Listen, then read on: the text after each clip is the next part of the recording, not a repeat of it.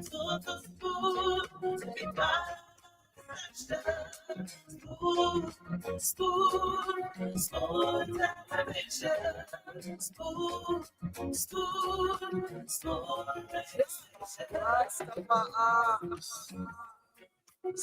gonna tell you what is happening in Liberia. Spoon gonna tell you what is happening in Morovia. Spoon gonna tell you what is happening in Africa. Just don't spoon you ain't know. If the children crying for starvation, just don't spoon. You want to get a news update, my brother, don't spoon. You want to know what is happening in Morocco, don't spoon. Politicians want to make their decision, just don't spoon. You want to know what's happening in the ministry, don't spoon. Yeah, don't spoon. Yeah, don't spoon. You from them, Reverend to spoon. Yeah, to spoon. If you eat a pan, you like my brother to spoon. You got a spoon TV, you got a spoon radio to spoon. Yeah, to spoon. You want to get a news update to spoon. What? Yeah, Rastafari. Okay, so this is my favorite part in the entire, the entire theme song. Yeah, John James, Friday the 7th, man, all that part there, kind of stuff. But the Kiribaba, yeah, that part can really put me in Zigo. I don't know about you, but if we were to open the phone lines now and we ask people, what's your favorite part of the Spoon Talk theme song? This song is a household song, just like the way I used to listen to Malawala Balawala during those days, the way I got used to that song. That's how the Spoon Talk theme song is. Even kids, it will surprise you to know. If we were to open the phone lines now and say, look, let the children call for at least 5 minutes and let them sing a portion of the song. In fact, you know what? Today is my birthday. I'm happy. I'm overly joyful and all of that. So I'll open the phone lines for the first 10 kids that will call. I'll say, baby people, my guy Alex, small children, be doing, will know your voice. Give the children the opportunity. The first 10 kids to call, they will sing a portion of the song and they will tell us their favorite portion, and you win $10 automatically. It's my birthday giveaway. Let me do that because I feel wonderful. It's an amazing feeling to be alive and well.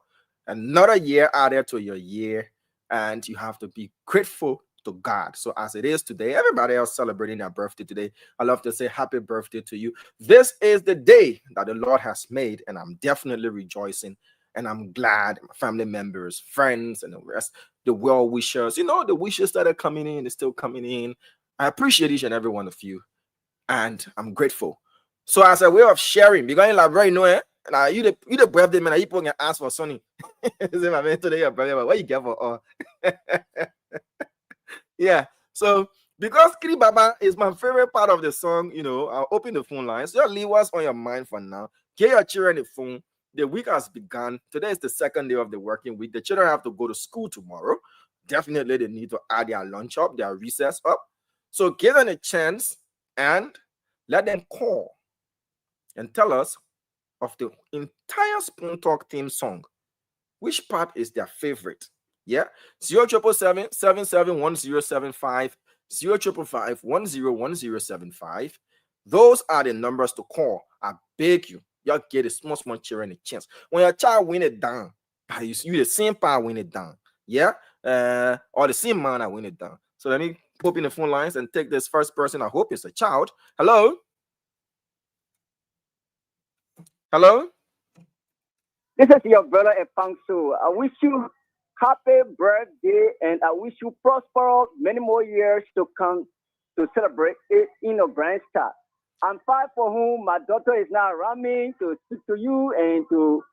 So you want to represent your daughter? Me. Thank you, Alfonso. Thank you, but yes, I appreciate the well wish from the well wishes from you. Amen. Amen. Go home now and go get your daughter the phone. Let she win $10. I just came on the road to get or something, but you know, I kept getting the show. Go back. You need your heart to go do different things. Go back. Let the small child call and win. I would love to give your daughter $10. All right. So let's take this next person. Yes, 077771075 07751011075. For those of you calling my personal number, please, I beg you, don't do that at this moment in time. Call the station numbers and let it be a fair thing. All right, let's take this next person. Hello. Hello. Oh, you practicing? Your name and where you calling us from? My name is Louise D. Smith. You chat? You chat? Yeah. You how many years old? I 17. Small getting jump on you the chat and chair and bracket. But anyway, we'll take you because you stay a minor according to the law. If you really 17. What's your favorite part of the song? To gather information. To gather information. Oh, you can call it in the song too, huh? Anyway, get your name and your number. My partner number I can on it. Okay, your partner make sure you get phone. Anyway, get your partner number and name. 086. See what? 086. 43. 83. 26. And where your partner? Chie? Yeah. And what's the first name? Benedict. How you spell that one? BENEDRT. Okay. You win $10, but now the people that are below 7 more call. Yeah, you just manage to get the line, but below 7. Thank you. Yeah, you 17. You can also for your UNGA. Below 7. In fact, my birthday, my rules. The rules have changed. If you're above 7, don't call. If you're above 7, don't call. Let's take this person here. Hello. Let's take this person on the line. Hello. Hello. Your name and where you calling us from? Calling from Western. You how many years old? You 7? Yeah. Oh, you moved one from even a 7 and you no longer 17, you 7. Okay, sing the song and tell us your favorite part. What's your favorite part of this? Oh, I lost that kid there. Wish you can call back. And people, if you're giving a chair on the phone, you put minutes on the phone too now. Hello? Hello? Hello? Your name and where you calling us from? My name is Samuel. Samuel, you how many years old? I'm coming from Jeddah. You how many years old? I'm 7 years. You 7? Your pa, your mother must say 7, eh? Happy birthday. Thank you. So what's your favorite part of the song? I was saying what song? No, you're singing one song. You're singing this. You know the Spoon Talk song? Yeah. Sing it at me, yeah. Happy birthday to you. Happy birthday.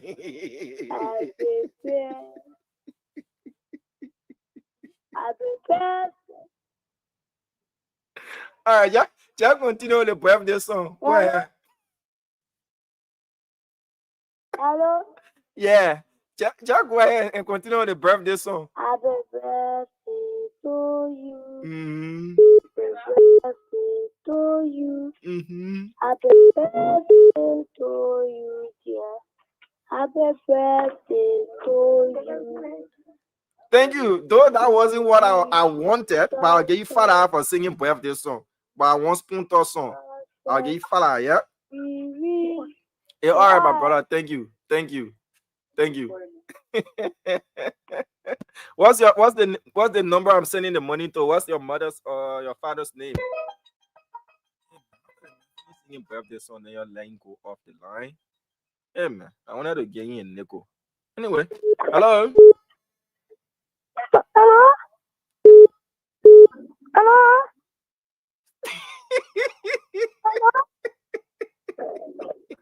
Hello? My man, please move on the line. Somebody call here. People call. I beg you. Hello? Get my phone. I'm about to. Like your pau? Hello? Yeah, your name and where you calling from? Angie Mobile. Angie Mobile, where you calling from? I'm going for talking there. After Webley? Talking Eh. Which part of soul cleaning? And you say after soul cleaning, when you power the soul, you usually clean it. Which part? I'm about for talk. I let it talking there.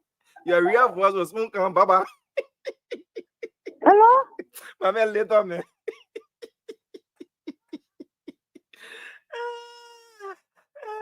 Now, who you want to come? Let's take another person. I get a children the chance to call. I get a children the chance to call. Hello? Hello, Uncle Tomo. Yeah, Nima, where you calling from?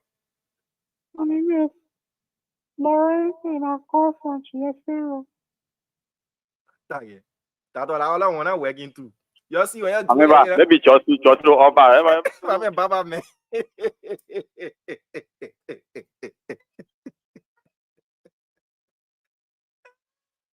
Y'all get the children the chance to call.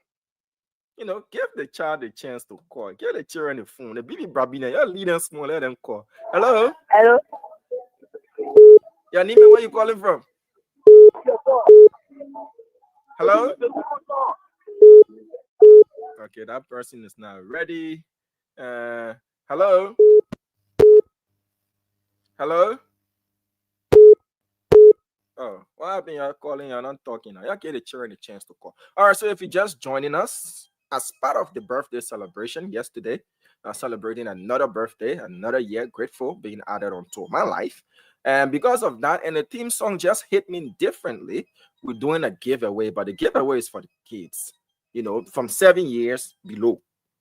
Let them call, let them sing the Spoon Talk theme song. Not for them to sing a birthday song to me. If they do that as a bonus, I appreciate it.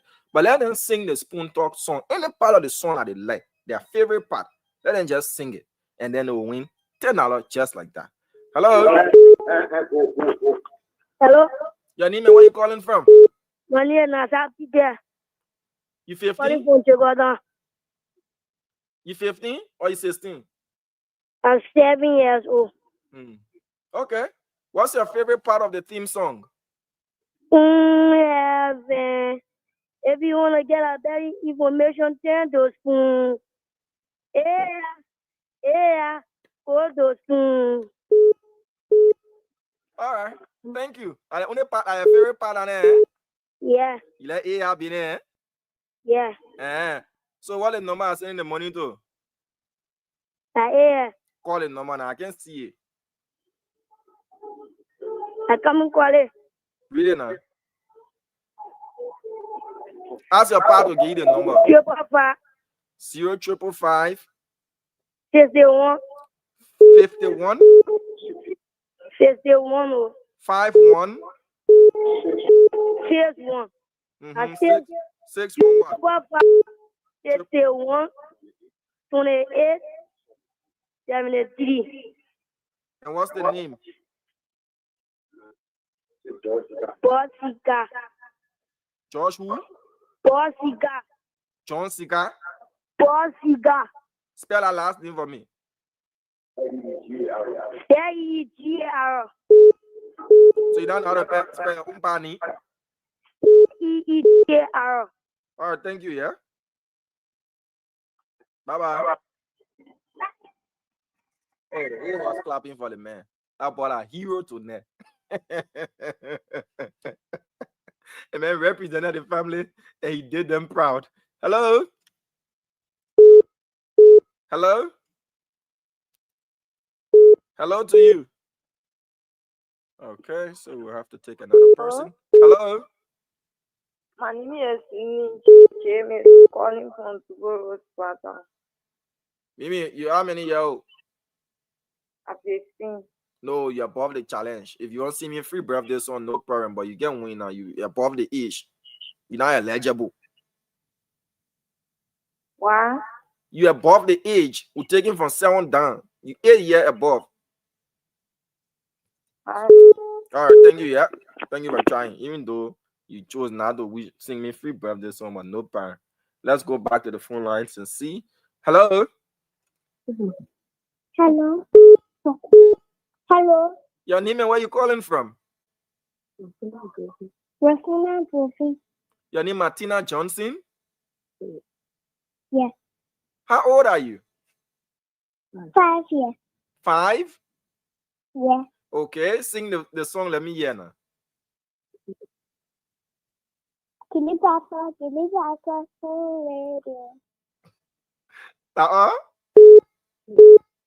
Yes. Sing it for me one more time. Just one more time.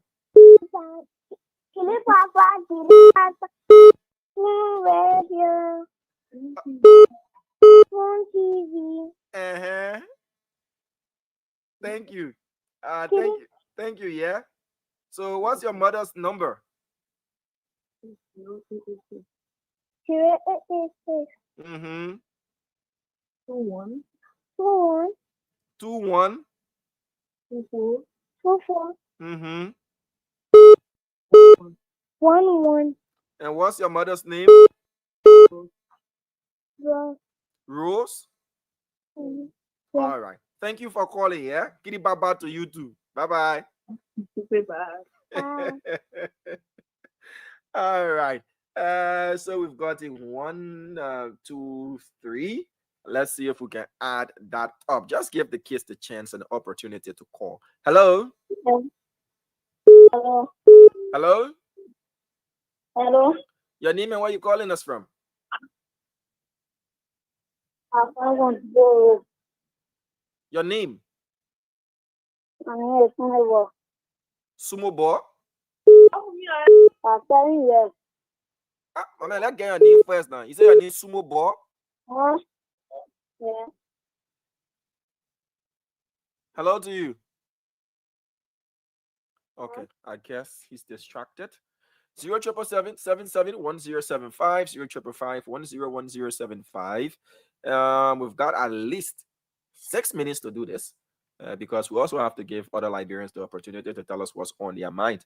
This is what is on my mind, and it's a way of spreading the birthday across. Hello. Your name and where you calling us from?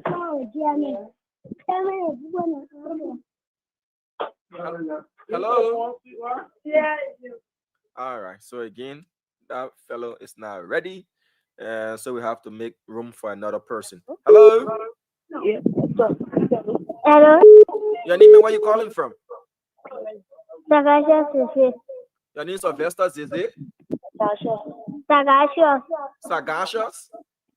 Yes. How old are you? 7 years. My man will tell you your own age again. That's all. You know the song? Yes. Sing it, let me hear. Sing the part that you learn. Let me hear. Oh, like, yeah, you can do rehearsal and all.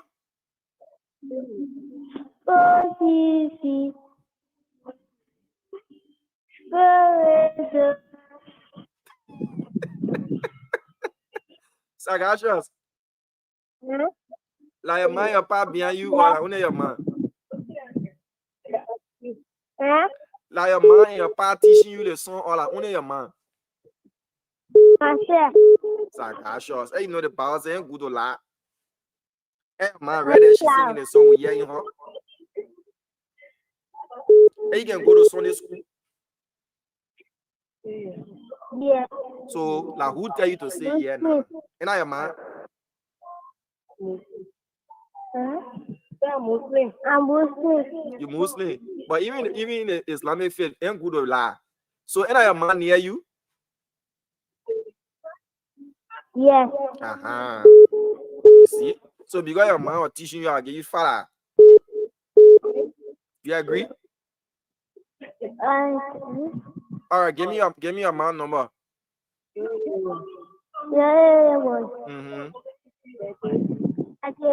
30, 32, 32, 14. 14. What's the name? Sophia D.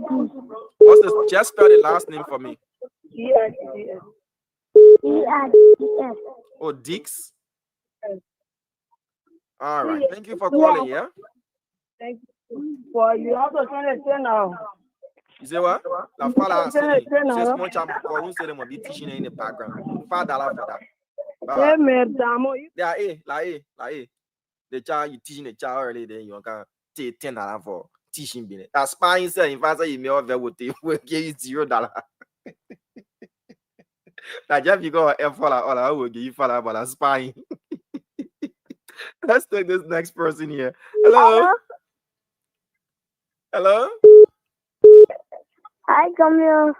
All right, I said come on too. Hi, about it. I said you asking me all the DB questions. So, Huh? how old are you? What is it? I said, how old are you? My name is Chris. And Chris, what's your favorite part of the Spoon Talk song? Sing the song, let me hear.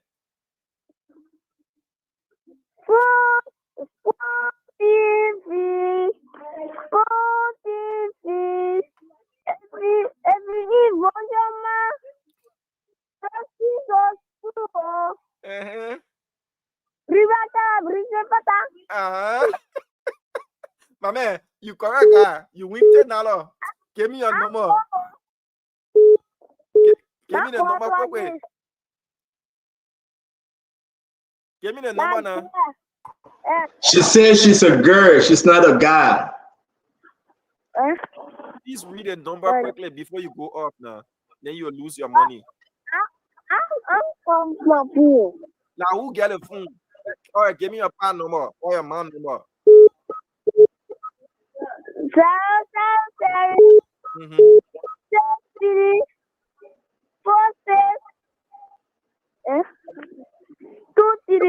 Please read it again. 0 what? 238. Take your time and read the number, yeah? Read it now. 277. Mm-hmm. 34. Mm-hmm. 13. 38. 16, 38. Yeah. What's the name? George Marwa. Okay, George. All right. Thank you, yeah? Yeah. Kidi Baba to you too. Boomberger. Man, happy birthday, Dama. Thank you, Dada. Thank you, Dada. Wow. Wow, Dama, happy birthday, man. Woo. I didn't know you just turned 38. Wow. 2 more, 40. The person I saying my president get it took all the other 2 years. Billy, happy birthday, man. Woo. Thank you, Chief. Wow. That's great. We're grateful to God for your birthday, man. What a wonderful day. Man, I love what you're doing, man. You like the kids called in to wish you happy birthday. Everybody kind of happy to see you. You know, you stay kicking, you stay moving. It's better to be above the ground than under the ground when you're celebrating your birthday. Thank you, sir. Yeah, so again, I send my birthday greetings, and we'll leave the rest in secret because I don't want the other guys to get mad as to what what we did for the birthday since last night. You know. Like a show. No, I'm not saying anything. What we did for the birthday since last night was great. So I mean, if you want to talk about it, I'm not going to say anything. You know. The phone call from you was very important. It's always so even when you call me, and King just in town too, you know. The phone call is always welcome. But have a happy birthday, man. It's good to see you. We wish you well. You know, seriously, I pray that God extend your years. May the Lord bless you. May the Lord keep you. May the Lord shine his face upon you and your entire family. Because of you, plus others, the Spoon Talk is still kicking. We give all praises and glory to God. We do appreciate you. And we say happy birthday. Enjoy it, be blessed, and be safe. Yes, sir. Thank you. We leave the rest. Well, I don't know. I'm a master Ishin, but you know, I try to discipline myself, not Damo. I'm not going to tell the people why you're receiving the envelope. I just try to discipline myself, Damo. Huh? No, I'm trying hard. I'm trying to discipline myself. I got witnesses. I got text messages, but I'm gonna leave that alone. You know. You got a That's document. okay. I have the document. Like Single Douglas said, the only part you learn about the show where I say I get the doc, I have the document. When I say I have the document, it's scared, you know. But you know, I train myself not to talk, not to show document on the show anymore. You know, only to talk about it, speak on it, but not to show it. I mean, except you push me. But Damo, man, take your cards. We're gonna sit back and enjoy you. Take this time, folks are calling you, they're wishing you well. It's a good thing. Thank you, sir. And I just want to say thank you to everybody that's wishing me a happy birthday on the live feed. It's much appreciated. And we giving back to you a way of celebrating a birthday with the kids, you know. So I did budget 10 kids, and so far we have. But that's what people say. You should put your mobile wallet information. This is Eugenia Grant. She doesn't want me to call her name, but I will call her name. She said, "Oh, did I? Yeah, Eugenia moved for that, man. They can give me a hard time." She said, "But Diamond can share his cash app or mobile money. Diamond do not get a network involved. Share what you want to share out there. Take what they are offering you. People want to call you. People do appreciate you. If you want to do that, like Eugenia is saying." Go ahead, mobile money, wallet information, or cash app. That's what she's saying. As a matter of fact, let me call. She always gave me a hard time. She always gave me a hard time, you know. Let me call her right now. Eugenia, like I said, you always gave me a hard time. Go ahead, Dama is listening. Don't talk nothing funny here. Oh, but I give you money.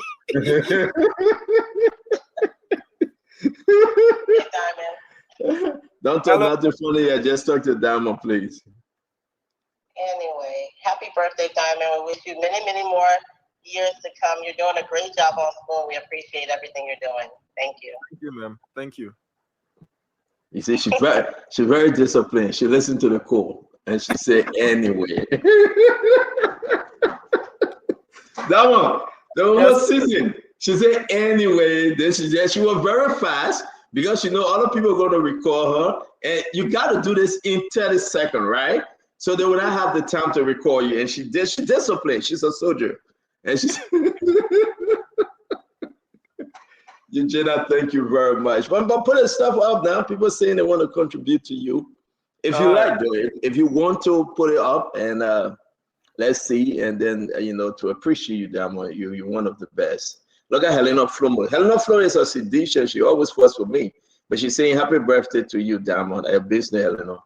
You know, Tipos Pickett Dempster, my man Pickett Dempster is in the house. Samuel Hollywood is here. Why you do that, though? When President Boga going to speak, they said 3 p.m. to 9 p.m. Eastern Time, New York, USA Eastern Time, 3 p.m. to 9 p.m. So we'll keep our eyes open for that. We want to carry his UN speech live. All right? Yeah, we'll carry live, and you know. So I want to say, Mr. Freeman, Mo Freeman, it's all you. Setam Hamad, it's all you. Today we're celebrating Diamond's birthday. It's the last thing going on in the country. The torture information, we got to discuss it. Some of the guys that they arrested Diamond for the fire arson incident at the Capitol building, the AMI, the hospital over there said they were torture. Now, who tortured them? That's the big question. And we'll be discussing this as well. And we'll also be discussing, you know, now that it's day number 2, George Weah is back in the country. What are some of the stuff happening? We'll talk about Musa Ability trip to the United States. Musa Ability is coming for only 4 days. He will be here on Friday, I do believe, and he's going to leave, and you know, just after the program, and he will be going back. Musa Ability surrogate, his name is Manipako Dumont, will be on the show. We're going to be having Emmanuel George here. Winfred Rosso is coming on. We're going to be having the entire crew: Paul Kennedy, Phoebe Herrings, Dr. Buble, Uncle Sam Jackson, and all the good, the bad, the man himself, Elra McGray, Akaris Gray, Acid Doe, and you know, Jefferson Chesson. I hear that Jefferson coming back, man. I'm trying to, I don't know about Jefferson, man. A lot of people saying stuff about Jefferson, but I will give him this chance to ask him some questions. Dependable nephew, how you doing? And you know, it's good to see you, dependable nephew. Wicked Chilled is here. Today is Diamond. Today is Diamond's birthday. Diamond put the same wave and the mobile money. I mean, you got cash up? No. But the cash app can go to you. I guess so. You sure you want me to put it up? They get sending for you. They say the app I see none scared to see 100. So I think we put that. They get sending for you, man. I put in cash out there. They get sending for you. I won't be part of it though. But yeah, for folks who want to cash app Diamond, you can put this cash app number up. It's the station number is 609. Just added 929 4938. 609 929 4938. That's the cash app number as well. You got a mobile money, you get a cash app number. If you want to bless Diamond as he bless kids, Diamond is taking call and giving back to the kids. Yeah, 929 4938. 4938. Yep. That's the way it is. We want to say to all of you, let me see, 609-929-4938. That's correct. We want to say, so Diamond, you're going to call, and the children, you said, when the kids, right? When the children? Yeah, only kids see you. You said $10 for a person, right? Yes, sir. So let me add $100 there, Diamond, and so you can take 10 on your birthday as you give back to them. I'm going to add $100. I'm going to throw in $100 from my own little mark, my own. You know, I don't have it, but I'm going to look around. Maybe I get some piggy bank, yeah. All right. Where you laughing, man? I get some piggy bank. I have something like 10 cents, 10 cents. Yeah, I'll send it to you. I'll go cash it and send it to you. Thank you. So you want us to do it now, or we should do it because by the time let's do it now. And when the guys then come on, then we can go into politics. We still get time. It's not 9 o'clock yet, so let's do it now. All right. So we go back to our game, as I want to call it, our birthday bash. So you just call, and the catch is tell us and sing your favorite part, of the Spoon Talk theme song.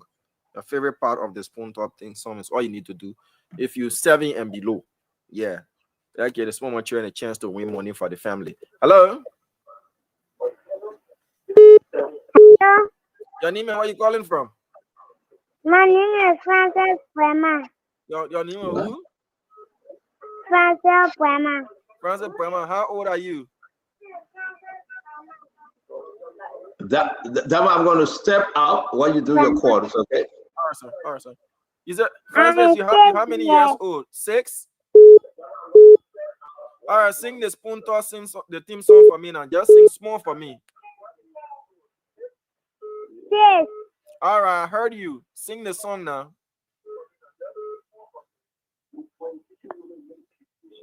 One qualification, want to make decision. Center school, yeah. Center school. The way you drag the A for me. So I will give you 5 because your father is behind singing the song for you, Francis. So I'll give you $5 for calling. Okay. Give me your father's number. So I'll give you $5 for calling. Okay. Give me your father's number. 0886. 18. 30 what? 05. 183605. What's the name? 36. Yeah, what's the name? Yes. What's your father's name? Francis Brema. Okay, Francis. Thank you, yeah? Brema. All right, I got it. Thank you. Good night. All right, so Francis there. 077771075 055101075.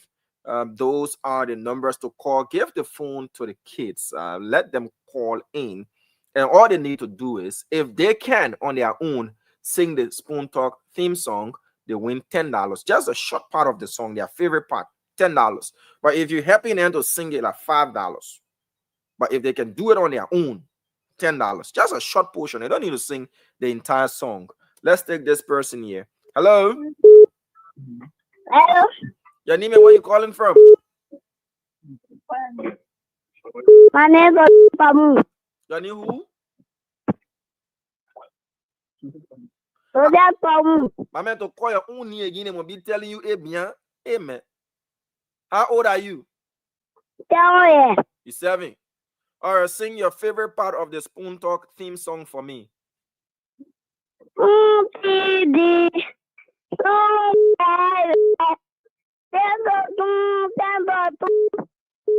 Eh?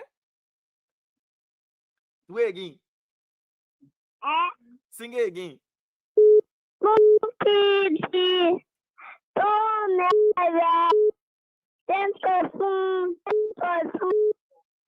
On a real remix.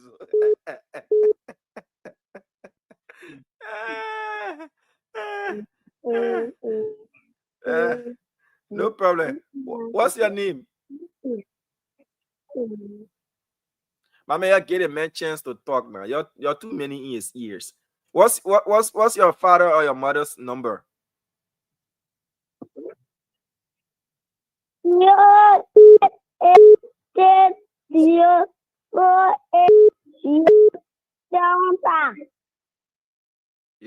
Read that number again because it's sounding plenty. 088804807. Okay, let me read it. Let me read what I heard. Yeah, if I'm correct, say correct. 0886 048075. Correct? Yeah. And what's the name? Sam who?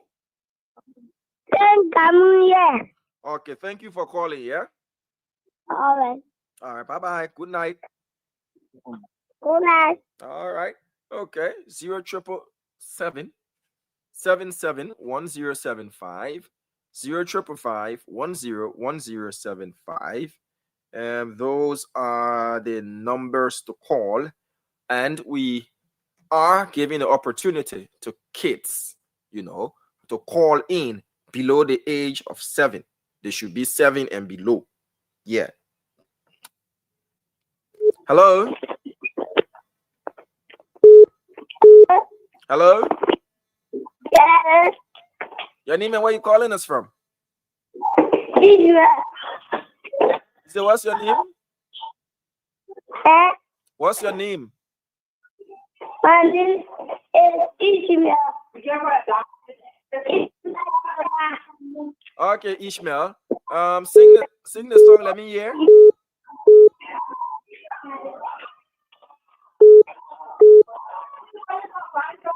Ishmael. I'm calling from Banjo. Okay, I know you're calling from Banjo. Just sing your favorite part of the song for me. Your favorite part of the Spoon Talk theme song. Hello? Hello? Yeah. So Ishmael is to sing his favorite part of the Spoon Talk song, if he knows the song. Okay, so Ishmael is now ready. So we'll see if we can move to Jacob. Hello. Yeah. Your name and where you calling us from? Josie Ofi. How old are you? 7 years. What's your name? Emil Emil? Masari. Okay. Sing your favorite part of the Spoon Talk song. With a spoon. Spoon radio. Spoon TV. Isn't it? Yeah. Okay, I'll take that. All right. So see. give me your parents' number. Either one of them mobile money number. The one you want me to send the money to. 0777 077 what? 7 Yeah. 38 Mm-hmm.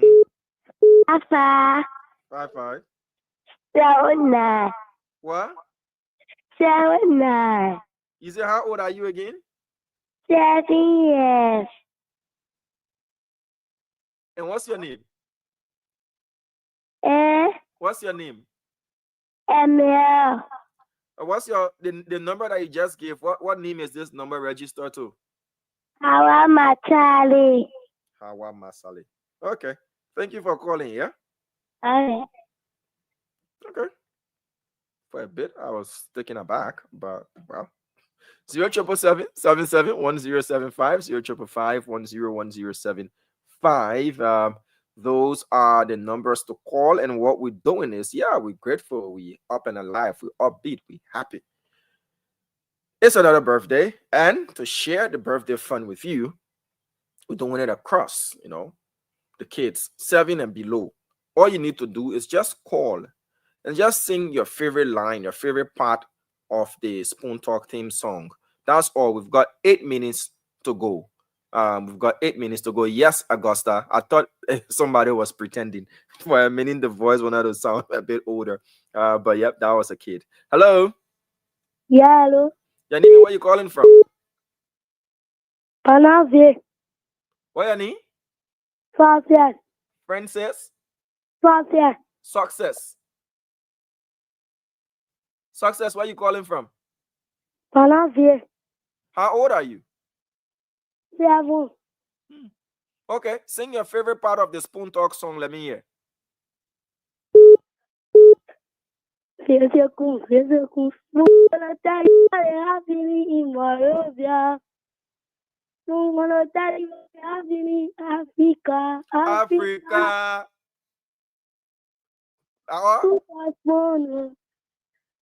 My man, start it. Oh, I'm feeling you. Start it. Oh,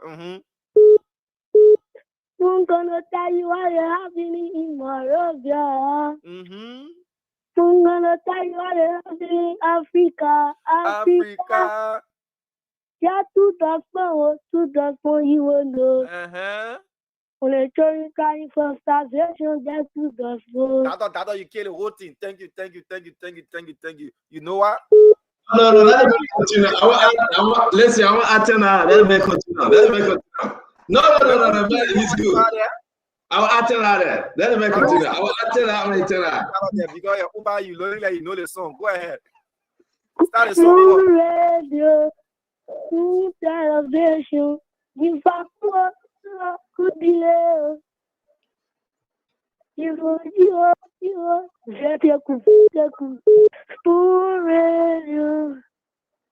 television, 2004, forget the information.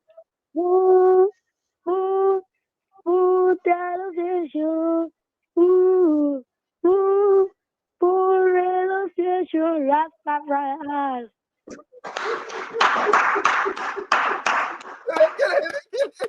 Listen, no, you know what?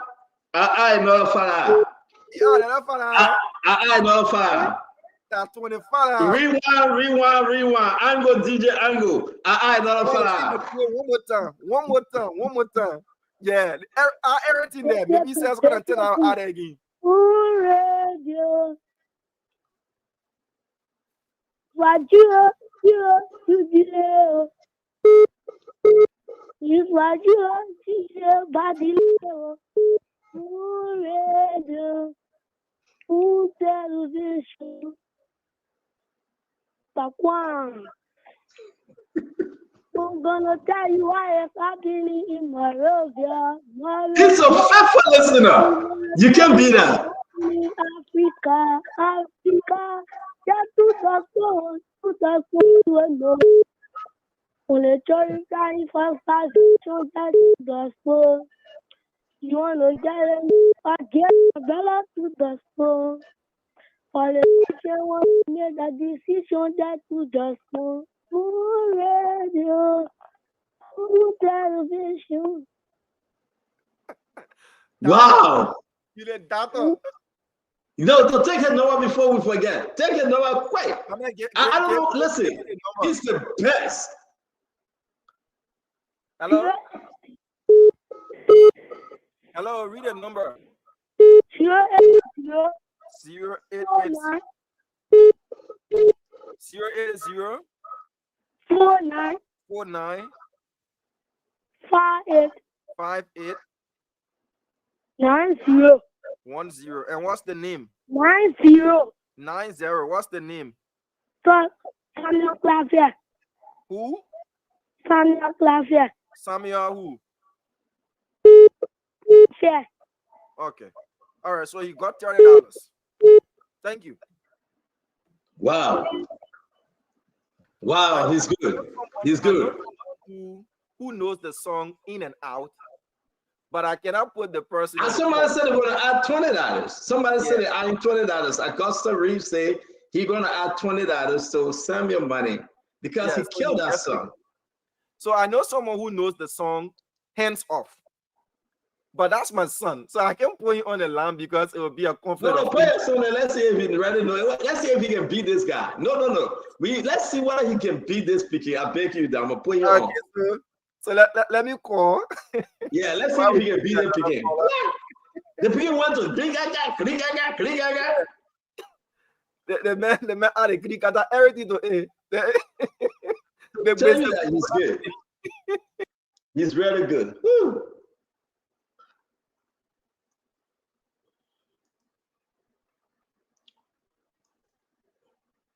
We got 2 more minutes to do, guys. So CRC? Yes, You sound really excited. Are you? Huh? I said you sound excited. Sing the Spoon Talk song so we can hear. You should. Hello. All right, so CRC, you shy to sing the song, right? I'll sing it. Okay, go ahead.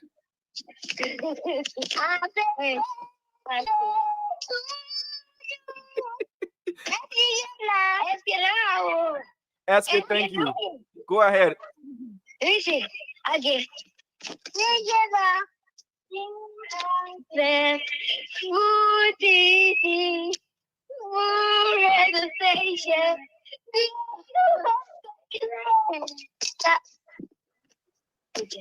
Yeah, my son is 7. So Jeremiah wants to know if my son is 7 or below. He's 7. Okay. Go ahead now. Okay. Yeah, sing the song. Okay. Okay.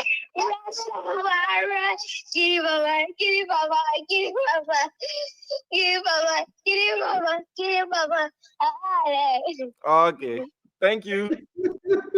That's the Greek papa who can carry that. The man said he's shy, but I'll play a video of him singing the song on yesterday. You caught the man on the web, man. You should. But I want to say, listen, man, this to just listen to the kids saying that they're singing this thing, man. They are paying attention. The father, the mothers, they're all trying to, get involved with Spoon Talk. We want to say thank you very, very much. Diamond, happy birthday to you.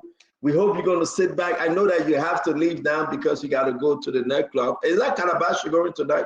Sorry, I'm not going to disclose where you're going. I didn't give you the right information. I don't drink. I don't smoke. No, you don't have to drink. You're going to listen to some good music, damn. I heard that you were there. I heard that you were there the other day and you met Vandela Patrick there with something. But let me let it one go. Couch potato. So you find me home almost all of the time. So you're going home? Yeah, when I leave from here, I'll definitely be going home. Oh, you're going home. Okay. So everybody know that you're going home. Of course. Everybody know. Yeah.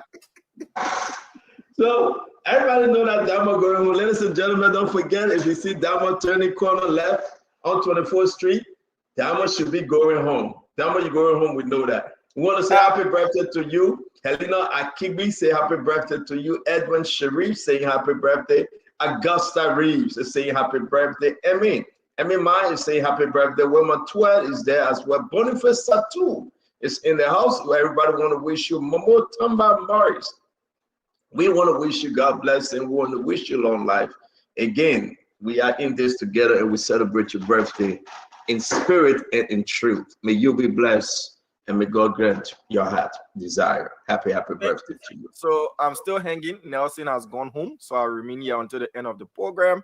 And the kids singing the song, it goes to show that our audience is not just the adults.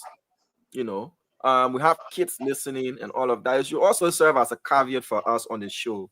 You know, what we Sure. say, how we say things, because these kids singing a song, it tells you that households are listening, irrespective of their age. And that's something that I've just digested even more. And you're quite correct.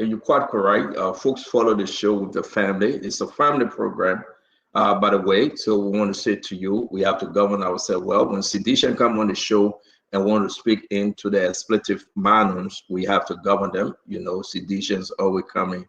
You know, like Akaris Gray, Jefferson Chessie, Kev Hassan, and Ashido. Those are the hard-headed Sidishan we have coming on the show. What about Uncle Sam Jackson that goes on Facebook and just say anything you want to say?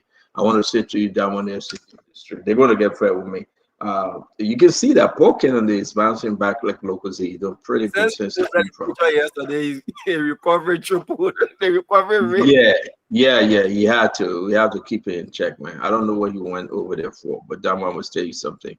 I fed the bread of pain. Seriously, I fed the bread of pain, and I believe that a man of his status, you know, man that we need to trust and believe in, is kind of concerning that he can go travel to another country with his suitcase and all his luggage and come back sick.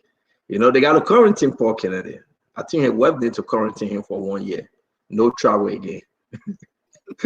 They need to quarantine. Well, across the street to we got a local travel. I'm on my way to Minnesota, so I'll be, you know, in town traveling locally. Yeah, I mean, yeah, you gotta go see the baby though. Your nephew or your niece, you gotta go visit that family. That's a good thing. Look at that. Yeah, but I hope that anyway. I will get picture. After going to Minnesota, you will give me picture. Chip, again, you're not getting picture again ever again in your entire lifetime. No, but I don't ask for it. I get it. I don't ask for it. You see me rolling on a one bus. I lean out with my hands straight and I take it, but to get picture, to get anything that resembles picture again about me, you're not gonna have it. No, I'm serious. I'm a dark shadow now for you. Paul, you think I sit here, right? All the information that come to me, you think because I'm in Liberia? That should tell you something, Paul. I sit here because people willing to trust me and trust the network and send information. Yeah, but I said, where here you went to Coloma, you come by, you took picture in your hospital. Somebody from the hospital or Liberian are working and took your picture and sent it to me. So people know. First of all, that's not true. No Liberian in the hospital here. in the Advantage Hospital here in Shady Grove. No Liberian working at the Advantage Hospital. You are right. Liberian work there. But what do you mean no Liberian? There are none of them there in the ER that could have seen me that night. So no Liberian working in the ER? I don't know of any. That's correct the thing. I'm telling you the word there. Wow. Yeah. But under their medical ethics, that's why I'm not calling nobody in that HIPAA. I'm not calling any name. Yeah, that's why I'm not calling any name, Paul.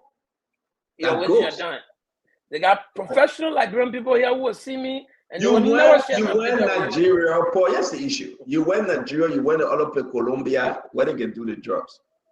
Our sister, Bobby Zinaway, went Liberia, she came back, she all right. Nobody.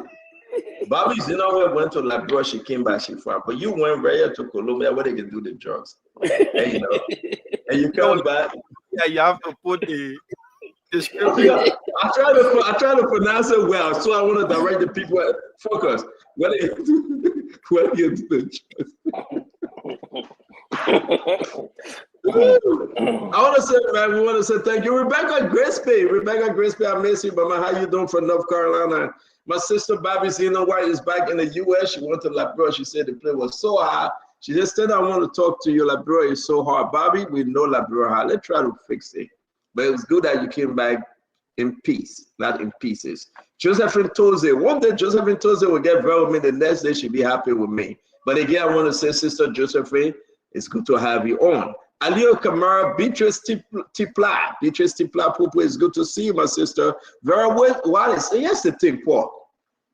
The people that like you today, then when you say something, the next day they don't like you no more. Tell me what's going on. All my old man that are calling. Everybody has That hate and And, love friendship. and when I'm not on the show, they will call me and say, Sonny, what happened on the show? But if I say something about Barker and they so love Barker, and a good thing they love me. If I say something about we are, those are so love. So who am I? They just keep me around. What's going on, Damo? All of them are just gone. One day they will never leave. They stay, they're coming back. They will never leave. So my thing is that, listen, this is what makes Spoon Talk to be great. You know, look at my sister Pierre Campbell. Pierre, why are you doing? Vera Wallace is here all day. I want to say, Dennis, it's good to see you. The Honorable, who says? Heron Bidel. Who make you Honorable Heron Bidel? Nigama Moses is here as well. Willard Mason is here. I want to welcome Baron Taylor is here. Don't forget, it's Diamond birthday. The Cash App is going through. The mobile money in Library is going through. Diamond have identified himself with the kids on the 7. They sang the Spoon song and they were happy. It been a while. Charlene and L.I.B. McNabb.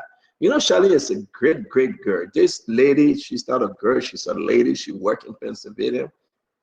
I'm not going to tell where she works, but she's a good person. She's a good person.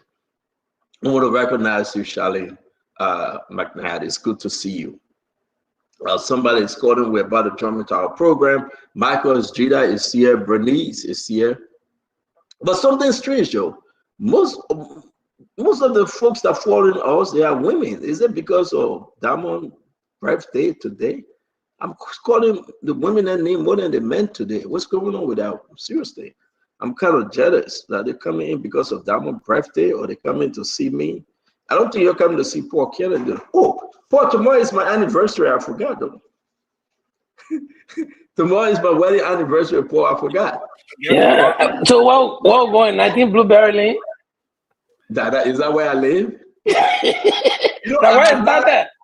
No, you know what? I have not been to that place for almost 3, 4, 5 years. Wow. Just from there? 5 minutes from me. I have not been there. Wow. So you don't like to go back from how you started, my man? That's not good of you. No, I didn't start for nothing Blueberry Lane, brother. I know. You started from that thing community. Start making it look like that's nothing Blueberry Lane, though. I know. But it was in Willingboro. Don't argue with me. No, we started from Burlington Township. You remember? Yeah. From in the apartment, in a wooden crossing apartment. Yeah, near the Go ahead, talk. Wait, Damo, get him that channel talk. Go ahead. And your wife standing there. Go ahead, talk. You remember the place? You remember when you and Fina came to New Jersey? When you picked Fina up? Look at that. Oh, you said look at that again. So go ahead, talk. Look at that. I'm not gonna say anything on this. Damon, can you start the show? Damon, can you start this show? Yeah. Can Damon start the show? You hear me say anything on the thing? Yeah, I have nothing to tell Stanton. I'm done with him. Consider me, I'm not even here until the show starts. I'm not gonna say a word. Hey, Bobby, come back. Welcome back to the U.S. Give me my sympathy, my condolences to the rest of the family. I will call Fatima to extend my condolences to you all. I mean, thank you for taking the trip to go to bury our aunt. No, I'm talking seriously, y'all. I'm talking about cousin and I'm talking to you. Yeah, you know what I do, right? You know what I do? I send my bum, right? For the man leave nothing Blueberry Lane, he won't create a problem. I said tomorrow is my anniversary. The man won't go back. So you won't go back, let's go back. You ain't nobody going back. You ain't nobody going back. I saw Fina Bono that was in Wooden Crossing, she and Paul Kennedy. The very first time I saw her. Something is wrong with this guy from the back of his mind. We need to refer this guy to some kind of mental facility for mental stuff. Let me get off this show. Can you mute this guy? Yeah, can you take that man off the show? Can you move that man from there? I'm not gonna be there. I'm not gonna be there talking anything to him. Right now, I got family issues. I need to call my cousins to extend my condolences to them. I'm not gonna do it on this show. Stanton, look, listen, Damon, never ever listen to Stanton when he talk about where we grew up. I'm not gonna fight with him on that. It is not. It is not my problem to come down here on the show with him to tell you why he isn't. Oh, well, I used to have a conversation. But No. The man said tomorrow is anniversary. I said, okay, where we going? We're going back to the community we grew up. He should have just said yes or no, right? I mean, I want to come to say hello to Sister Gaman. I want to come to see her. I want to be a part of the celebration if I'm invited. I can drive. I can take the drive from Maryland all the way there to come see. You did it before. You did it before. It's not your first time. So you can do it again. You can do it again. You know that the man still talking. The man still talking. You did it before, man. You can do it again. First time reading messages. Yeah. Did they what? Damo? All right. Well, man, lead it to man. The man Damo, what did they? Lead it to the man found the CEO and his wife, you know. No, but I'm not seeing that man. The man, I don't see haters. Oh, the man don't hate up with. Oh yeah, but I mean, the people hating and loving. It's the same reason why people hating and loving on the show. But the man don't write down and confess his own broke his own leg and say, listen, people on the show they hate me and they love me. Some people when I say one thing they hate me, I'm joining the people who hate you. So guys, we're trying to drag the time to get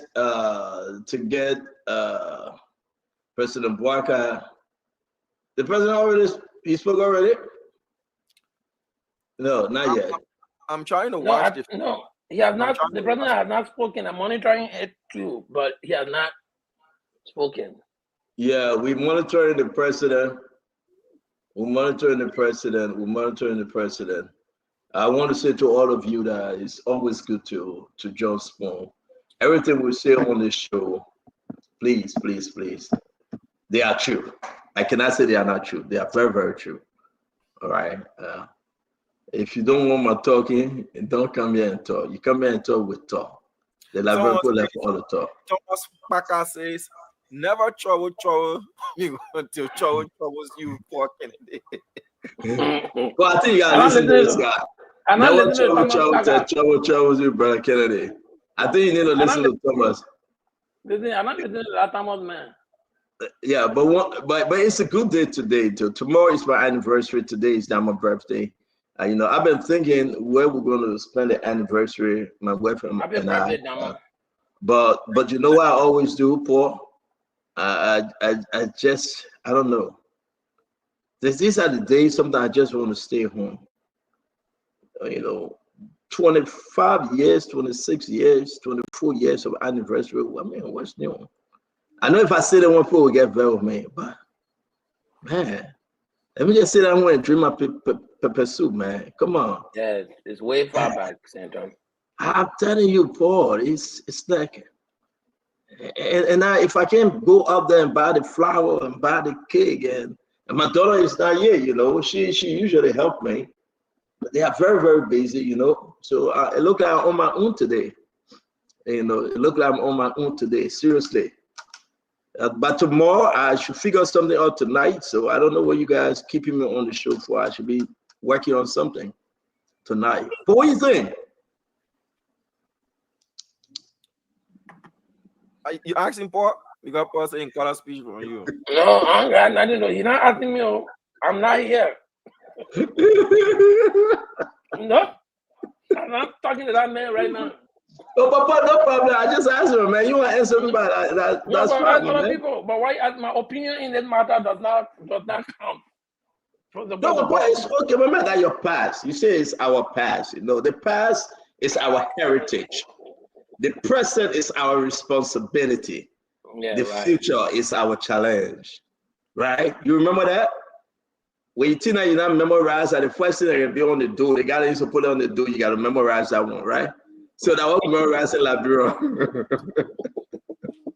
I want to say to all of you, we're about to start the show. We get the man Fubi Henrys this year. Darius Doe is joining us. Today is our brother Damas Langer birthday. I want to say that welcome Winfrey Rosso. Winfrey Rosso, it's good to see you, my friend. Emmanuel George from CNC will be joining us, ANC. And Manipako Dumont from CMC will be joining us. Then we're going to have Akaris Mose Gray, Kefiko Hassan, and Isaac Doe will be joining us. And I want to say to all of you, man, I received a very disturbing information from my brother Isaac Doe today. Please reach out to him and pray for him. And, you know, he was celebrating the return of George Manawia, and he sprained his ankle. He went into the hospital today, and they say he got a very, I don't know whether he will need surgery. Reach out to Isaac Doe. I don't know, you in America, Joe, we are in Liberia. You celebrating like you're still gonna live here. You know, and there's a guy that had a blood pressure problem. No, it's about the George Weah effect. No, let's have this conversation. Russell, it's about the George Weah effect. So we are all the way in Liberia. You were in Minnesota. Isaac started to celebrate like a little boy, and he twisted his ankle. His right, they put it in cast. And Isaac was in so much pain. I said, brother, I mean, he went for MRI, you know, and they say, yes, man, you messed yourself up. Now, with Joey send money for him to go to the hospital, or CDC going to take care of that bill? For me, you understand what I'm saying? Joey sitting at home eating, and Isaac don't hurt himself. I mean, sedition. Paul, what's going on here? Paul, we're talking to you, my man. You muted. What? Look, listen. I don't know whether the man tore any ligament or anything in that ankle. I mean, he needs to go back and see. But I told you yesterday, Joe Weah has a magnetizing effect on people. When you sit next to money, you don't want to get far from him. Maybe that's the effect that Absado that has encapsulated Absado, and he keep bouncing around with that. Yeah, but for me, the same thing that made you dance, Stanton. You know that dance you're doing when you met Omane? I didn't dance, though. Damon, can you find a video and bring it here, please? I didn't dance. There wouldn't be a video from that meeting, because what do you mean? It was after. If you're talking about it was before. It was before. Okay. Before he met Money. Found a friend like me. It was before. Before he met Money, when you heard the news, he got the news that Money was coming to me. That brought them, they are crazy man. No, that's not true. That's not true. The man trying to score one on you. Yeah. You will not make it. You will not make it. Something though. Let me tell you something. To be frank with you, George Manawia showed us the greatest respect. He never met me in his entire life. The first day he met us, he gave us nothing but respect. He showed Liberians that returned to the country at that time the greatest respect. He spent almost 5 hours with us, and some people condemned him for it. We ate, and thereafter he was inviting us to Jamaica Resort, even to his home. But because we were leaving, some of us were leaving, the next day we couldn't make it. He invited us to go play basketball and all. And that's what our leaders should do. I'm not saying don't run the country, but we were like celebrity, right? Coming back after beating this guy, after saying the worst of the worst about him. He sat, he ate, he lectured, he listened.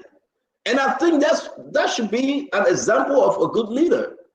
If you want to put it like that, that should be an example of a leader that keeps no malice.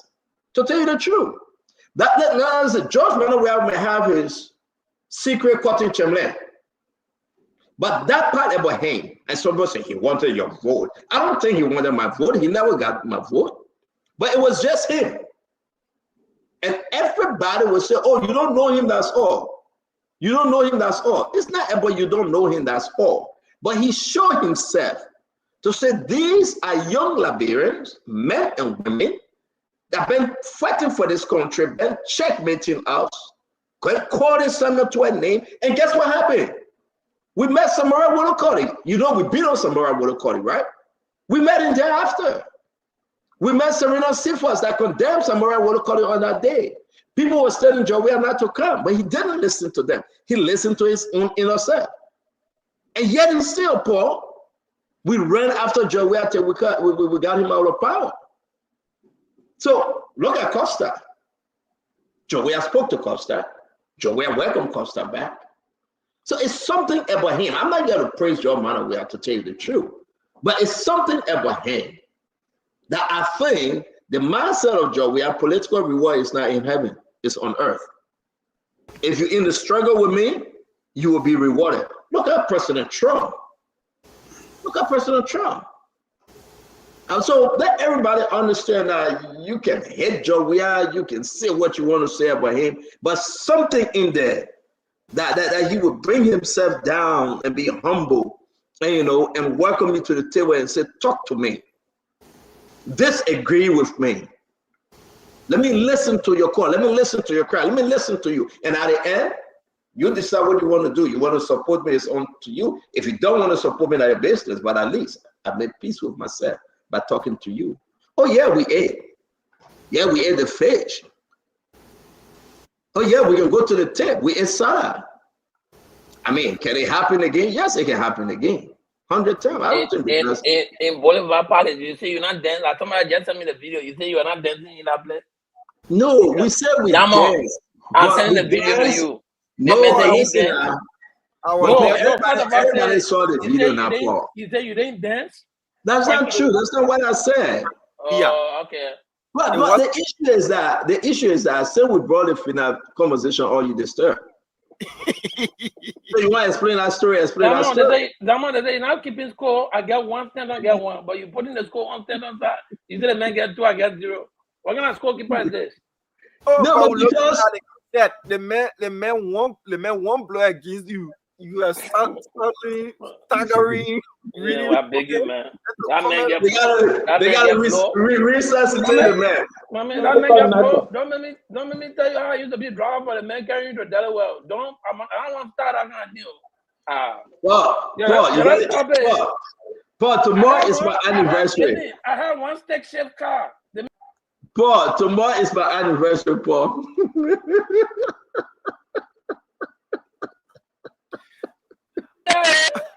Yeah, Paul, let's get back on topic. Didn't the man blocking me? Is that more get back on topic? No, because I don't want to use the drug step share. I'm on a man and want to ride. I mean, use the drug now run. Don't make me tell it that you're anniversary tomorrow. But it's not important now. Look at it.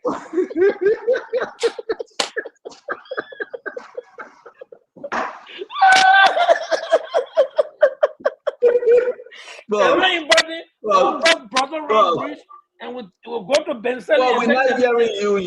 Your microphone gave a problem. It's not important now. Let bygone be bygone. The Bible says forgive and forget 70 times 7.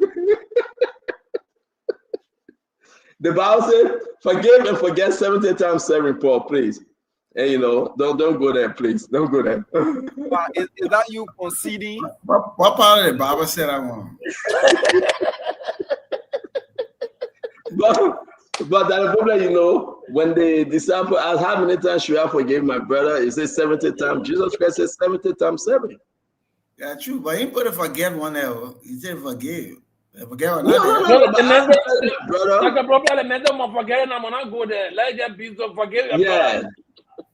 Yeah, I'm telling my brother. I think they said the UNGA is on and the president should be coming up shortly. Dama, are you monitoring? I'm watching it. I'm keeping my eye on it. Is someone from Lebanon or so that is? Yeah, I think I have the list after that president. Paul, let's get back to the show. The people want us to discuss the show. Let's leave your trouble you're trying to create for others here. We are very, very professional, decent people.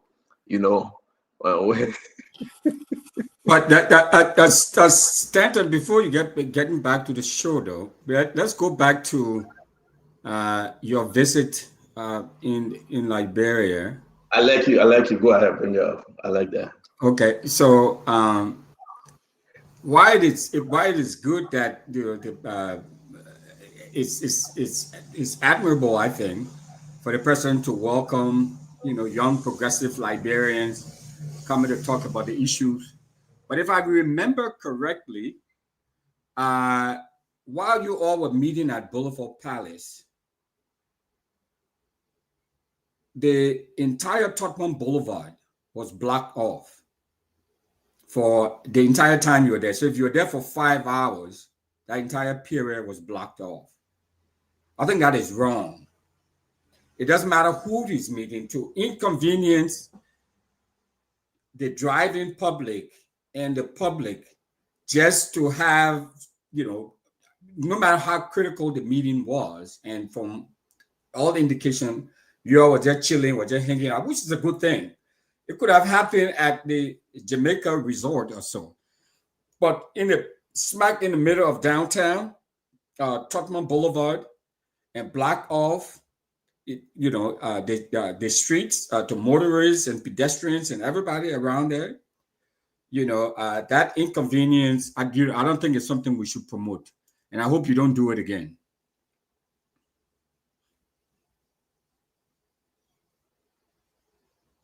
You say you hope I don't do it again? I hope you don't encourage President Weah, former President Weah, or whoever, so that you can go down on Tottenham Boulevard. Let me ask you a question. Block off the entire boulevard.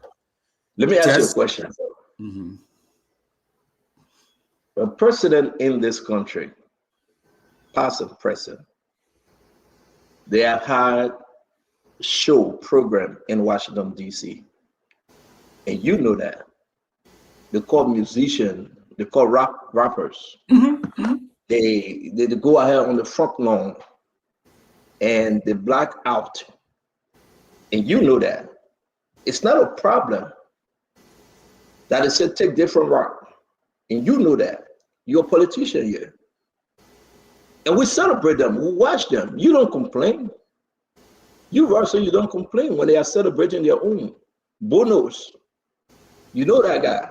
When they are celebrating their own, all the different musicians, the rappers, just see them going to the White House. They're having a big concert. You don't complain.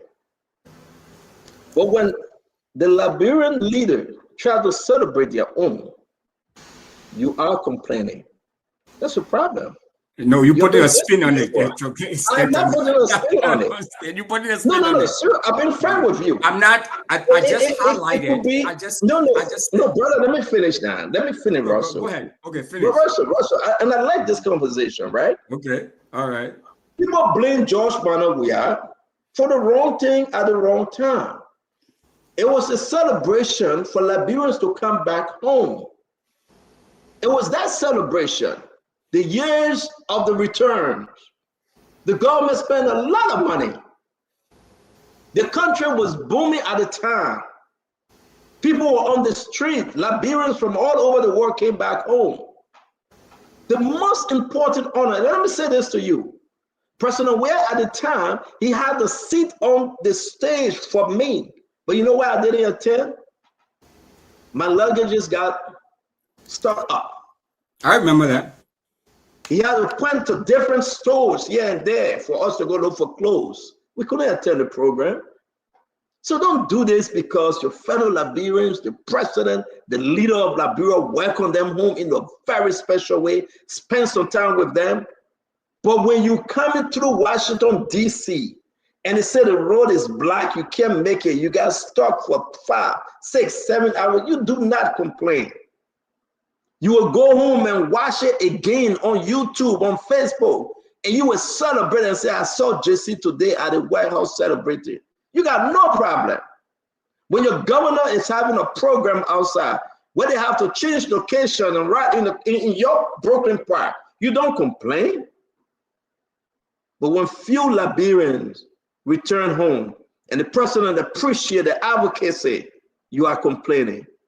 My brother, let's take away the partisan hat. You may hear George Weah, but I do believe he welcomed Liberia home and he was grateful that he has some few good Liberians out there that came with pride and dignity and he associated himself with them. I mean, you know, Joe Weah is not my friend, but I must tell you the truth. I think Joseph Boaga doing the same thing. I would appreciate him also. So hate is a very strong word. I don't hate. No, I say you hate him. I didn't say that. No. I just want to lay. No, did I say you hate George Weah? No. You said but you used the word hate. But I just want us to correct that. But yes, a meeting like that was important. It's meaningful. it should have happened and it took place. Well-meaning Liberians, progressive, coming home. That's not what I'm talking about. So don't put a spin on it. Of course, I mean, if the president is meeting, it doesn't matter who is meeting. Whether he's meeting Bono, he's meeting Henry Costa, or he's meeting Stanton Witherspoon. That's not what I'm saying. Where the meeting took place is what I'm talking about. You could have gone to the Jamaica resort. You have gone anywhere. I was there when Tomlin George, went to the event. Representative Spoon and all of that. I'm not talking about that. That's something that needs to be celebrated, and it needs to be done more. I mean, I hope President Bwaka would could do this. That's not the issue. I'm talking about we can't do this sort of so when you wanted this, let me ask you a question. In Washington D.C., you have a lot of others. Let me ask you a question. Let me ask you a question, okay. Right? You cannot compare Liberia to the United States. You cannot. But that's what you just did. I'm not comparing it. Wait, let me finish now. Let me finish, brother. I will say to you, what President Weah did was very, very humbling. Was good. I'm sure. Was very, not because of Stanton Witherspoon. Mm-hmm. And that's the problem we are faced with today. We need to go back and welcome our own. We need to do so. It happened all over the world, my friend. But I guess you wouldn't have said that if President Weah was welcoming his football colleagues and the black the country. You wouldn't have said what you said today if President Weah was welcoming Prince Harry and Prince William and the Black Boulevard Party. You wouldn't have said that if President Weah was welcoming Marco Rubio, the Secretary of State, and the Black Boulevard parties when he That's not true. For dinner. You wouldn't have said that. That's not true. You only saying that. You only saying that because maybe it's because of Stanton he sat with. You only saying that because he sat with your cousin, Dr. Richardson, and her husband. You only saying that because he sat with Kev Hassan. So who are we? We are nobody for him to sit with for 2-3 hours. You only saying that because he sat with your cousin Peabody and your friend Ben Semby and that of Truman and George. Maybe that's why you only saying that. Because he sat with the commoners. He sat with the low life. He sat with people and Paul, you sitting there. Let me complete their taking this stuff out of context and that's not me. All the spin on it. No, that's not me. That's what I'm saying to you. No, that's not the issue. That's not the issue. Anyway, Russell, you know I love you. Let's get rid of him. I love you. You know I love you, Russell, okay. And I appreciate you on this show. I mean, they say talk, bring toy. You bring it with talking. But I think I do appreciate George Manoia for the time he gave us, sat with us, and talk with us. I want to welcome every one of you. We are monitoring seriously. The president should be addressing the UNGA. We want to say we'll bring it live and we'll talk about it. But in the meantime, our first conversation today is the torture. The medical report is in the chat room. We read it and something serious is happening. Is it true? If the AMI, the hospital, the guys want to say they were tortured, I think we should talk about it. This will be part of the human rights report. We are receiving other document that Andrew Lawson was tortured. That was conducted by the United States government. Other document likewise pointing to Andrew Lawson, the one that left the country, that he was tortured also. So Paul Kennedy, did you read the medical report? This is our conversation. I'm going to put it up one at a time, and I want you guys to, it's not up yet, Darius?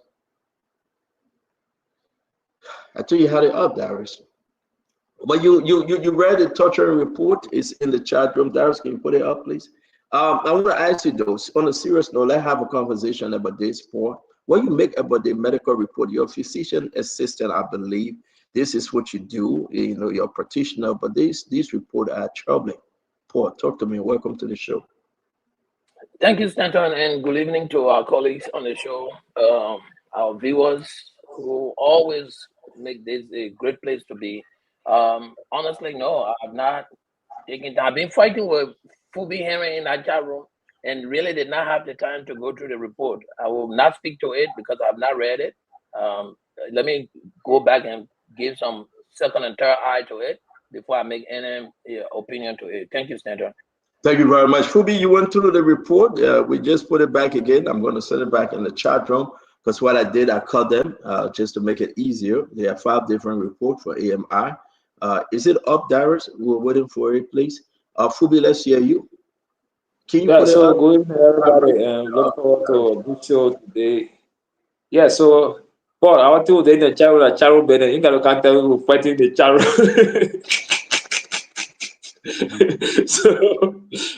so yeah, I read the reports, and that two things highlighted. One, I will start with the other. The first one is the lie that was told about the guys being sodomized. And that was something that was highlighted and paraded around. Oh, they sodomized the guys, but all of them denied being sodomized when they got to the doctor. So that's something that we also need. Where their lawyers got that report from, that they had to make it a national discussion. And it's always good to be fair to the point. We all don't support people being tortured or being forced to confess on things that they did or didn't do. We have accepted a legal process. That's something that we should go about. But you don't also add lies to it, because once you start adding lies, then people start to question the other narrative that you give, whether they're actually true. And so that's something that for me, I think it was wrong on their part to even highlight and say that the guys were sodomized. Then also, yes, the report also said they were highly consistent with the story of being tortured. And for me, I would say if they were tortured in the jailhouse or tortured by the NSA or the police, they shouldn't have gone through such. If you arrest people for a crime and you ask them whether they did and they say they didn't, don't force the evidence out of them. Try and gather evidence in other ways, and you can send them to process them through the court, send that the courthouse will have accepted, and deal with the issue through that means. And at the end of the day, whatever the ruling will be something that we'll all have to live by, because we'll not have choice. And we're not in the olden days where we're doing something that I will always recommend. But let's deal with the issue and focus on the legal process that we have accepted, even though our legal process is not something that is credible. I have condemned it a lot of times, but we got only one courthouse to go to. We got one temple of justice. We have one judiciary. So we can't run away from that. We have to deal with it as long as we are Liberians and we honor Liberian jurisdiction. So, but it's good that at least the report revealed at least some truth and also dispelled the issue of being sodomized. That was key for me. Thank you. Thank you very much, Fubi. Thank you very much for joining in today. Let me bring in my brother, Winfred Russell. You're muted, brother. Thank Russell. you. Huh? You good now? You good? Okay. No. Thank you. Yes. Unfortunately, I did read the report or the portions that were given. I'm saying unfortunate because it was terrible. It was terrible.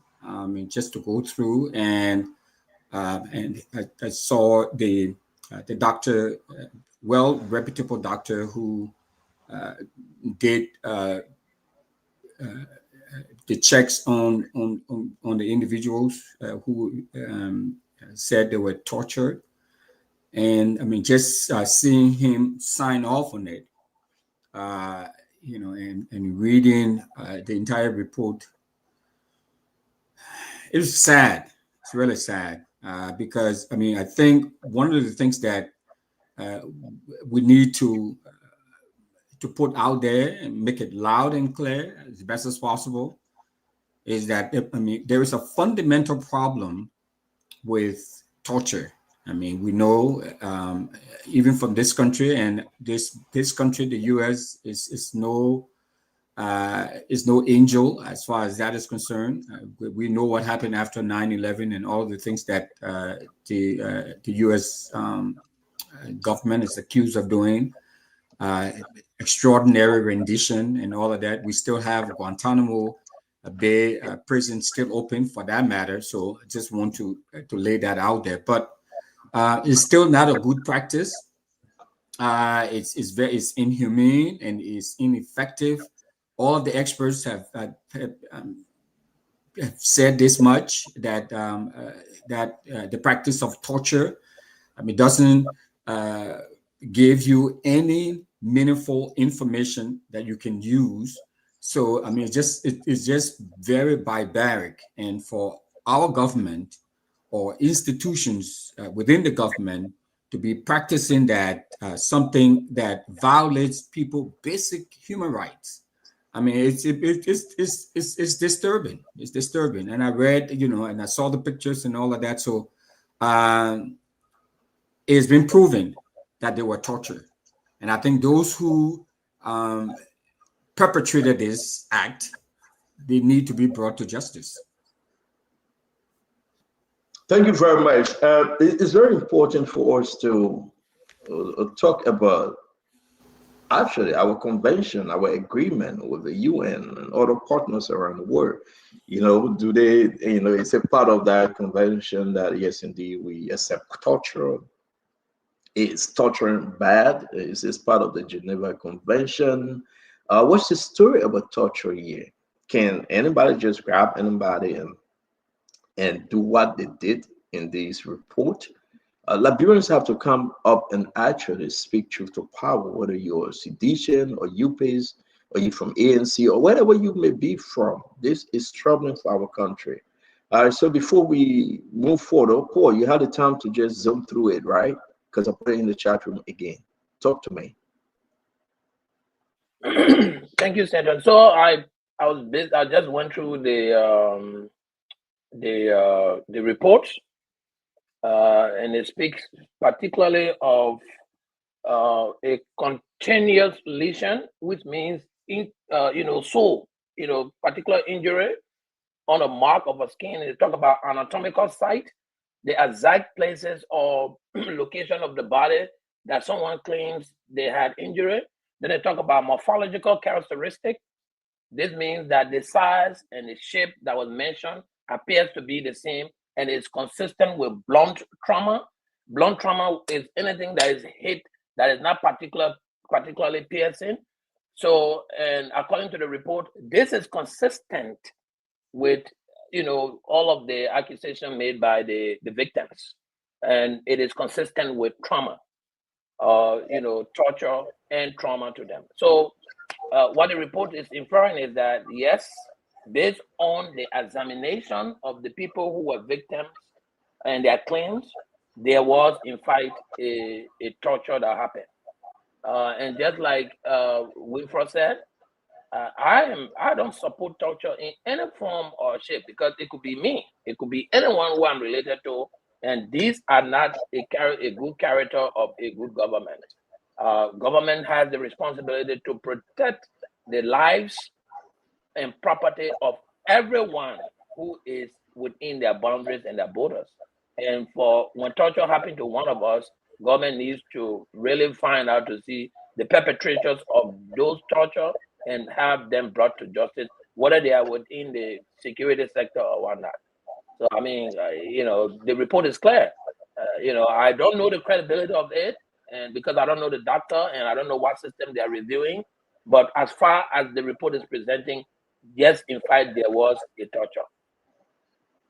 But thank you, Paul. That's the AMI report. That's the data report. So anything further to talk about credibility, when this is a report that is taken into the courtroom, so the data signed on the report, so it is credible because it came from AMI. So the data signature is on it, the data name, its credential is on it, and these are the report going to be in court tomorrow, and the judge have to give his ruling, I think, by tomorrow. So it is credible. This is not made up. But again, I want us to zoom in on them. Darius, if you guys can zoom in on the report itself and not the picture, I want the folks to see for us to read it, because what we see here, man, we cannot read it. Just talk to us. I want to zoom in on the medical opinion from the doctor, please. Let me come to you. Welcome to the show, Akaris, Vandetta, Patrick, Kev Hassan. Akaris, great. Let's talk about this. We'll try to fix it nicely for our audience. Talk to me. Welcome to the show. Oh, thank you very much. Let me say good evening to all. I want to say happy birthday to Damo. I wish you many more years to come and hope you enjoy your day. And again, you are a great guy. Enjoy your moment. The issue of torture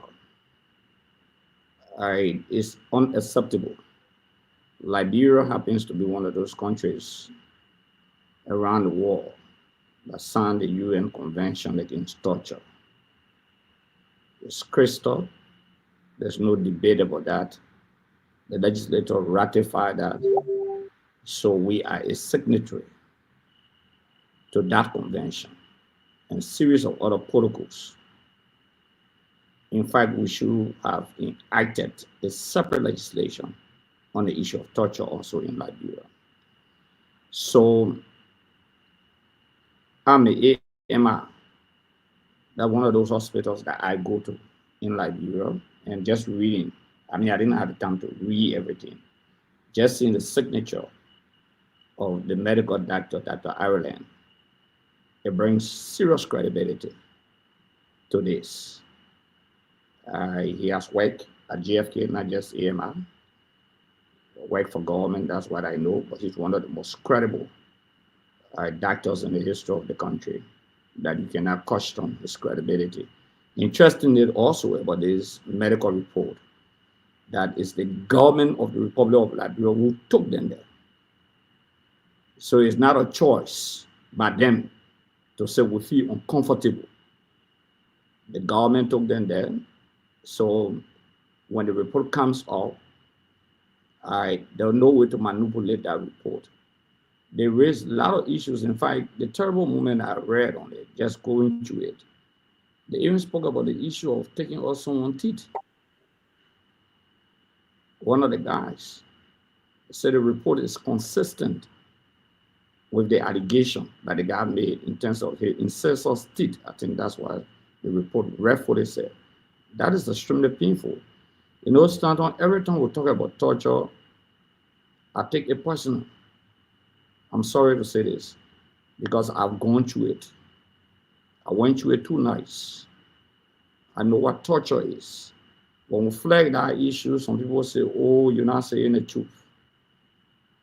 But the same people, the same character of people in the security apparatus are the same people there today. The same people that were there when some of us got arrested, Wangada, Fandada, Patrick's, Akaros, the rest of the people. Many of the guys that are in the security apparatus today were there. Nothing less than 90% of them, including the associates that they have on consultancy. They were there. So this is their game. This is a pure game. This is a pure methodology being used by them. So for me, it correlates exactly my own experience. You know, that's why I'm sorry. Even some of the security guys I saw yesterday when they spoke to me, I refused to speak to them. I've been very blunt with you because I know what I went through. I know the interaction that I have with some of them when I was placed behind bars. This is personal for me. I'm telling you a true life story. This is extremely personal for me because I went through it. You will never have that feelings. You think it's a joke until you go through it. I was not just mentally tortured, I was not just psychologically, I was physically tortured, including my private parts. I'm telling you today on the show. Every time I think about that December of 23rd and 24th in my lifetime, it makes me to just sit back. So even yesterday when I saw 1 or 2 of them trying to speak to me, who dealt with me, who interacted with me, who I know what they did to me, and some of them in the police, trust me, I refuse to talk to them. God will have to sit on my heart and tell to them. This is very terrible for the country, and it has nothing to do with political institution. Not just the security apparatus, but it's a serious international and grave international violation.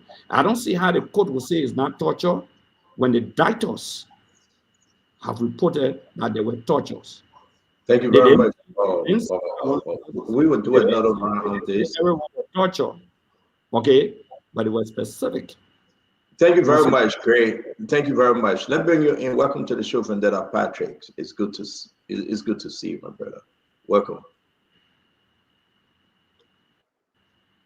Vendetta Patricks. All right, Kev Hassan, welcome to the show. It's good to see you. Let's hear you. Thank you, Stanton. Listen to let me say hi to everybody. Listen to Akash sing Vandala. It's one of the things I put on my notes.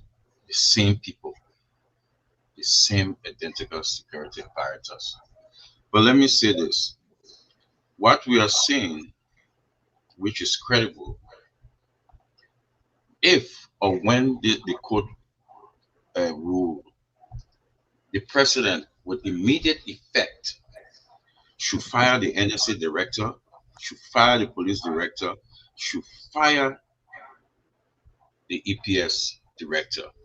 If the president doesn't fire them, then the mansion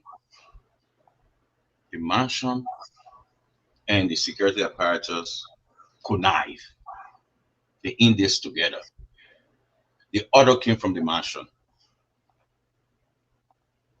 And I repeat, if the president refused after the court, because like Grace said, it's hard for me to see where the court will go against this. If the court go against and rule something else versus the opinion of the court, we are in trouble. We are in trouble. But the NSA director, and I repeat, the police director, the EPS, they should fire them. If I'll go further, even the justice minister,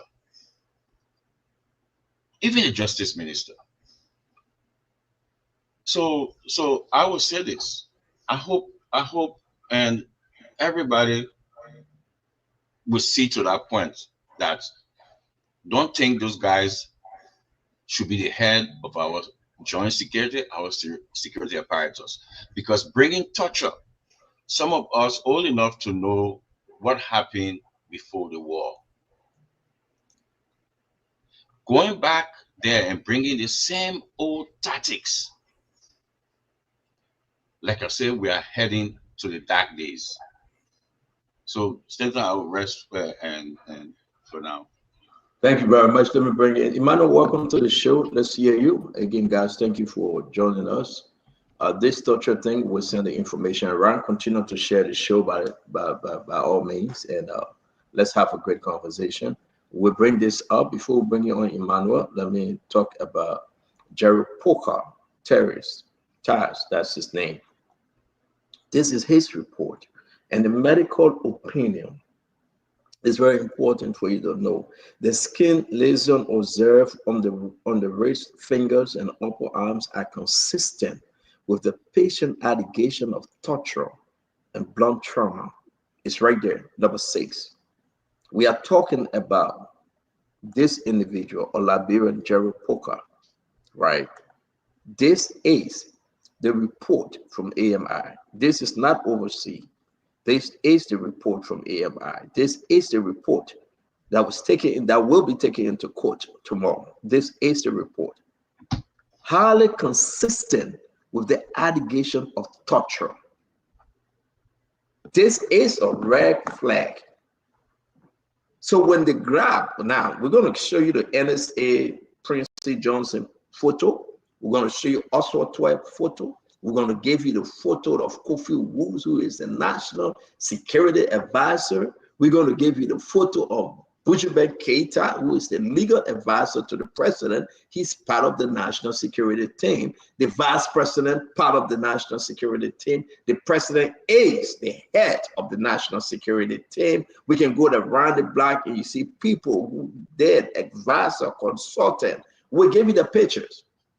Who authorized torture? Gregory Coleman is there as well. Who authorized torture? Who in the country authorized torture? Say it was fine, it was good, and it's even beautiful to torture our fellow Liberians. These medical reports will be examined and again gave us the judge. Who's that judge? They'll be in front of the mob. Can you give us his picture? We got to show his picture likewise. So this is big. This Liberian, this young man, Winfred Russell, Jerry Porker, this young man is right now incarcerated. He's right there, and it is confirmed as per the medical opinion of this hospital. The hospital that the government said, y'all go check yourself in, and they will tell us whether you guys were tortured.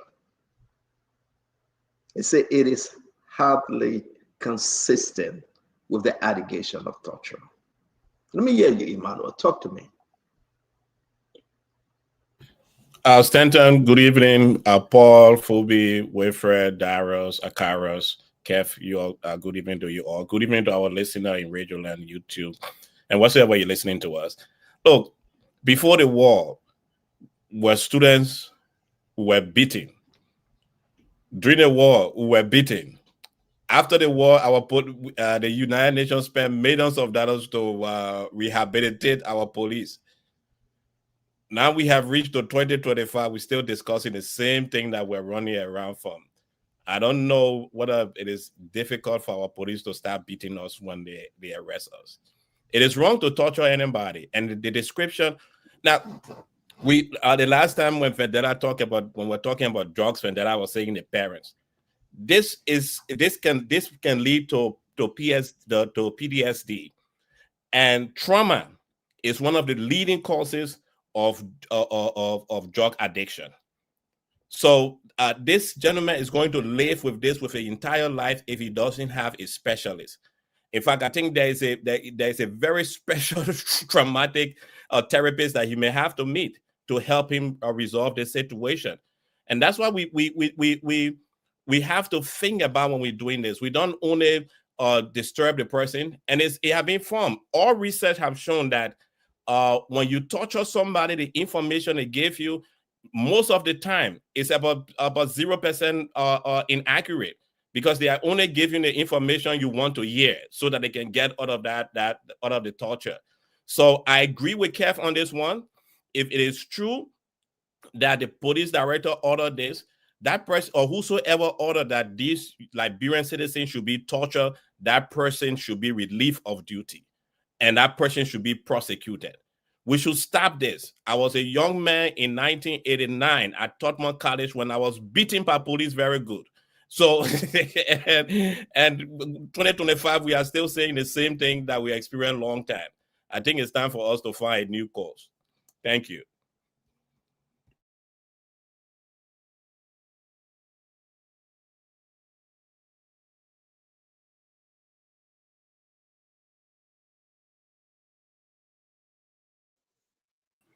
Stanton, you are You're muted. muted.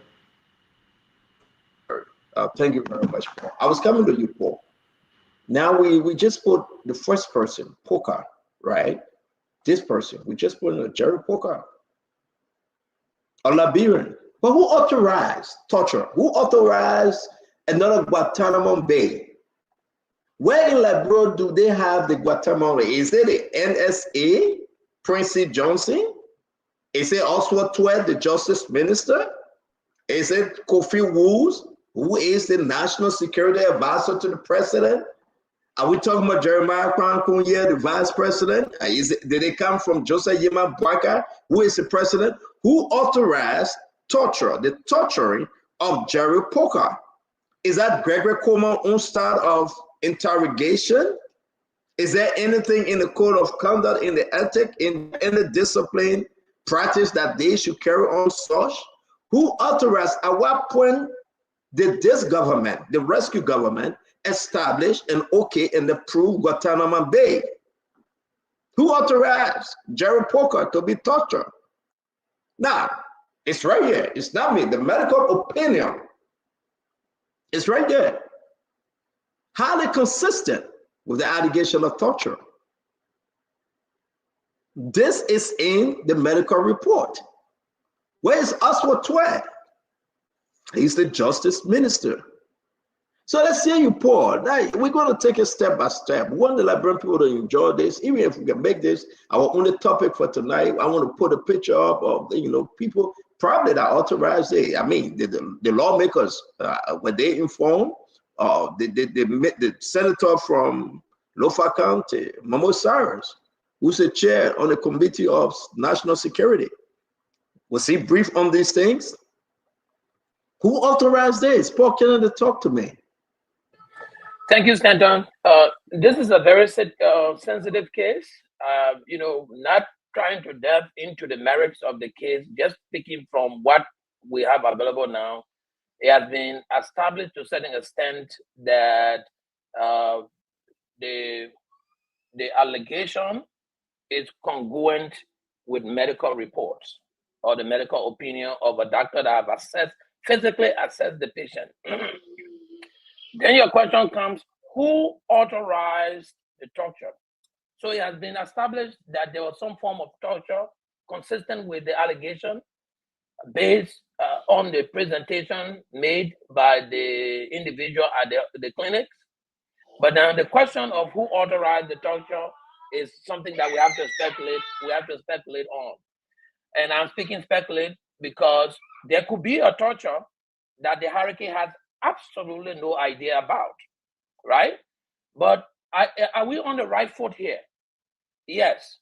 The incarcerated individuals claim torture.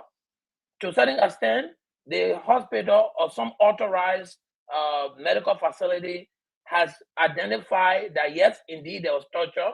It is incumbent now on the government to take the next step to find out who authorized the torture, who were the perpetrator of the torture. Did they act on their own behalf? Were they instructed by higher ups to do the torture? There needs to be investigation to find that out. To just sit here and say, well, who authorized the torture? It was from NSA or from the police. That is not something we can actually, anyone who does that here, I think will be speculating.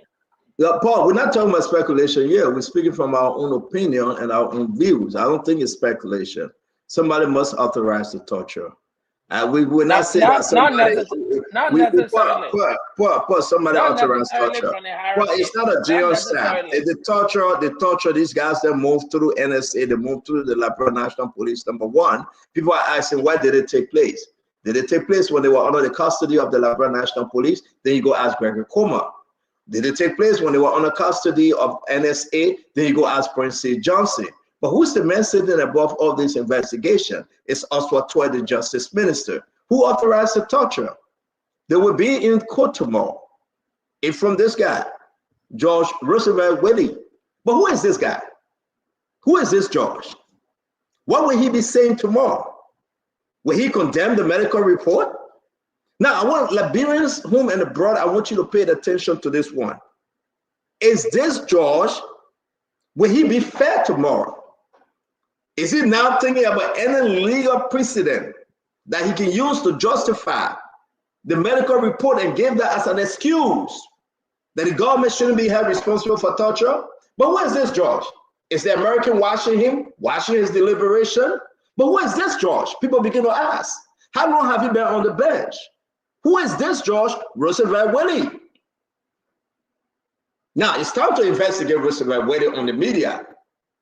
It's time for the media, the public opinion, to investigate Roosevelt Whitty. What will he be saying tomorrow? Will he postpone the case? Will he find reason to deny the report from the AMI? Will he call for another investigation again for second opinion? Is that what he's going to do tomorrow? Mark my words, something funny going to happen. Will George Roosevelt Whitty say, listen, the jury is saying that they need second opinion, you guys go to another court, another hospital? But who is this George? What is his MO? So let's put his picture up. Let's get him on Facebook. Let's say him in every email and in every chat room in America here. That allows people in Congress to ask questions, but who is he? He will be the man sitting on the case that Liberian were tortured as per the medical report. So we're talking about Roosevelt Whitty. We want to know who he is. And this is a very, very serious thing. Take it or leave it. This is very important to discuss. Another gentleman, John Yanti, was he torturer? Now people begin to ask questions. Was John Yanti torturer? How many of them were tortured? So let's take our time. Fubi, let me hear you on this second round. What's running through your head? Where were they tortured? Who authorized? Could I give 30 seconds on Roosevelt Willie? No, that was just in Could I give passing. 30 seconds on Roosevelt Willie? Go ahead, my friend. Go ahead, Paul. Go ahead. Sorry? Take your 30 seconds. Go ahead, Paul. Yeah, thank you. I know Roosevelt Willie for over 25 years. He's a impeccable. In fact, he served as the Assistant Secretary General of the Liberian National Red Cross when I served as the Emergency Relief Coordinator there, 1992 to 1998. You want to read his biography? Hold on 1 minute. You want to read his autobiography? You want to read his story? No, my man. I want to stick with this story. But wait. Let's do another round. I know that you're friend, brother. This is a very serious issue. Listen. With how the man work with Red Cross and how you were born, when you were born with toy, but when we bring it up, let's stick with this torture here. Come on, guys. This is a very, very serious issue. This is not a laughing matter. We know about Roosevelt Willie. Trust me. We know more about Roosevelt Willie since he sat on the bench. And it's about time to dig behind Roosevelt Willie with his decision. But let's hear from you, Fubi. Talk to me about the torture thing. Let's take a second round on it.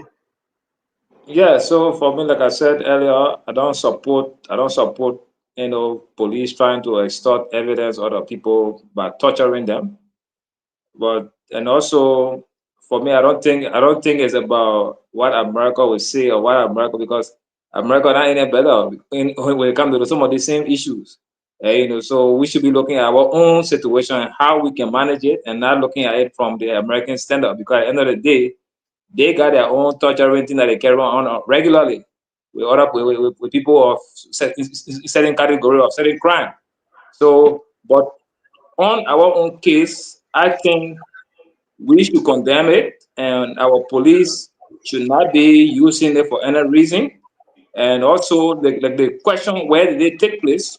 So we also got to be asking that, did it take place with the police or NSA, or did it take place in jail? So you can also touch people in a prison cell. So we can all look at the different places. So if it is established under the police custody, then the police is held liable. If it is established under NSA, we go NSA. If it is established as within the prison cell, then a different discussion. And so the government, they all need to ask those questions, because previously they claimed they were sodomized, and the medical report said no sodomy took place. So that was a lie told in court. And also we're gonna be looking at where all these issues now that we're talking about, where some of these things took place. And I condemn the torture. If the police actually did it to extort evidence out of them, I think it's wrong, and we shouldn't encourage it. When people say they didn't do it, take them through the legal process and deal with them that way. Thank you very much, Fubi. Wilfred, do you have anything to add? We are getting some information that is disturbing, based on the medical opinion from these guys. I don't know, Wilfred, what do you have to add? Not much to add, other than I would just caution us that we don't know. I mean, I think you ask a fundamental question, Stanton, and that question is, who authorized the torture? I mean, I think that is critical.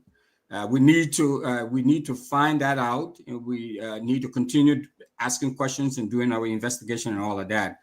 But I would like to caution us, or some of us, to not jump to conclusion and start pointing fingers at the police. We don't know where they came from or who authorized it. So to keep saying the police. I think that is wrong. Equally, as we all have condemned this and know that this is horrible, this is inhumane, and we're not going to support this. But I think we need to be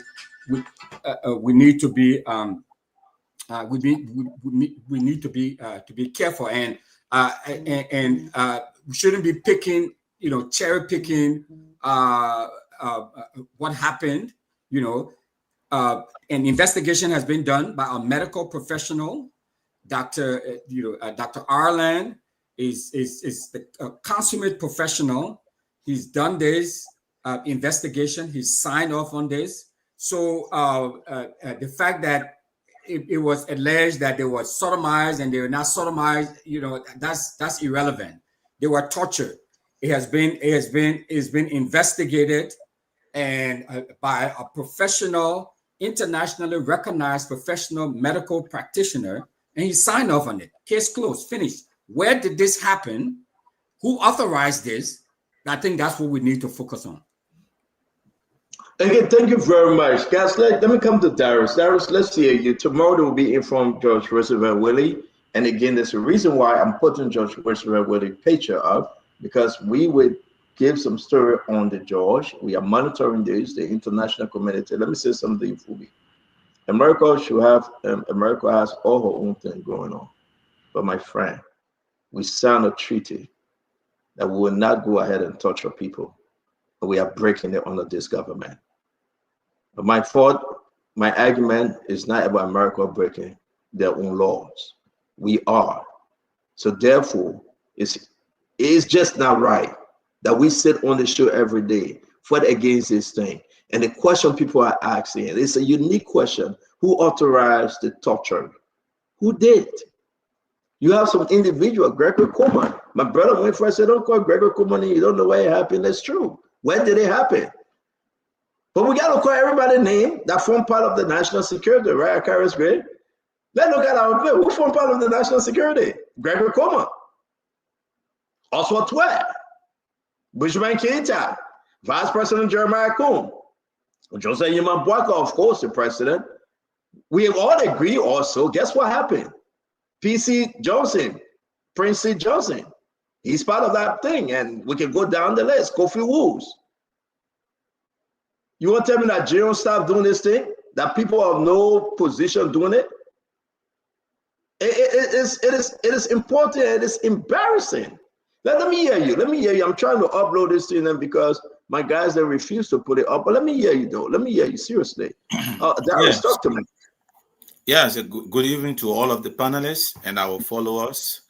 I actually had the time to read through each of the defendants' medical report, and it is troubling, very, very troubling and disheartening. It has been 9 months. I'm sitting on the show thinking about the pain our brothers went through and they are currently going through, only to extract information from them to make them to lie on themselves and implicate other lawmakers who are opposition lawmakers.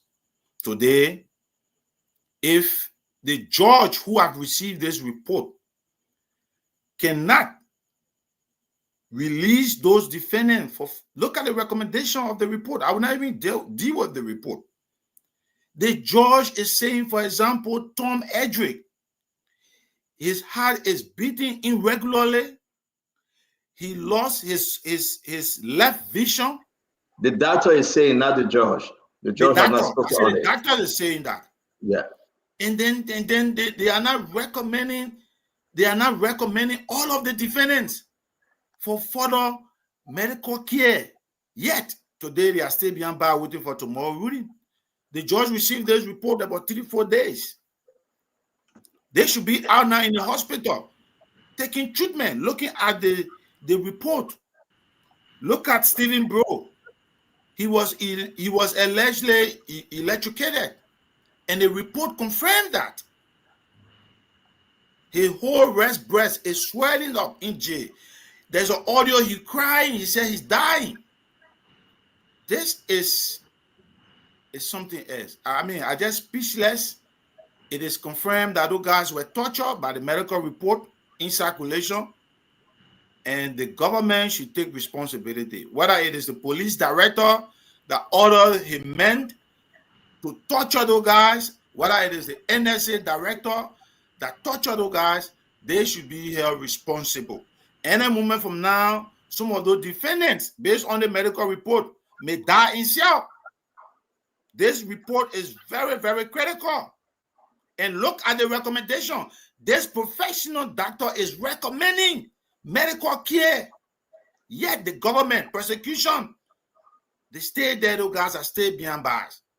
What will happen tomorrow if we lost any one of them? For 9 months, you cannot get anything out of those people. They're not Thank just you very doing much, Cyrus. Thank you. Honorable Gray, let me bring you on while we still, talk about this issue of torture. Great. Talk to us, my friend. Standard is good that you ask the question who is responsible and on the governance process of Liberia. After explaining, you know who is responsible.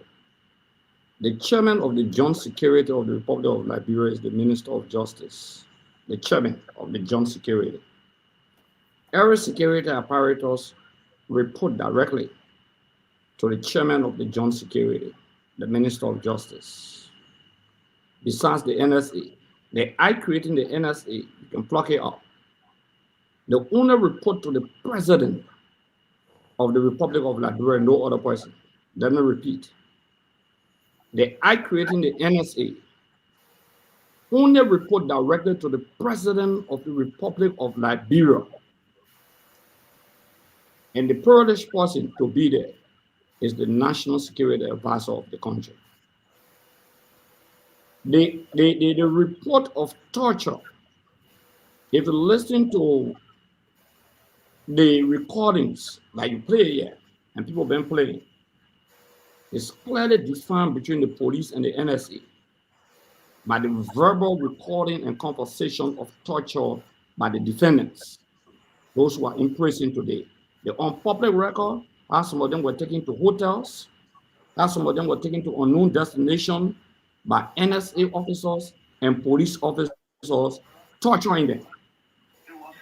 Declare they didn't name other institutions. They said the police, and they said somebody get their stuff on. So hold on 1 minute, man. Darius, you got to mute yourself, please. Can you mute yourself? Thank you. Go ahead, Darius.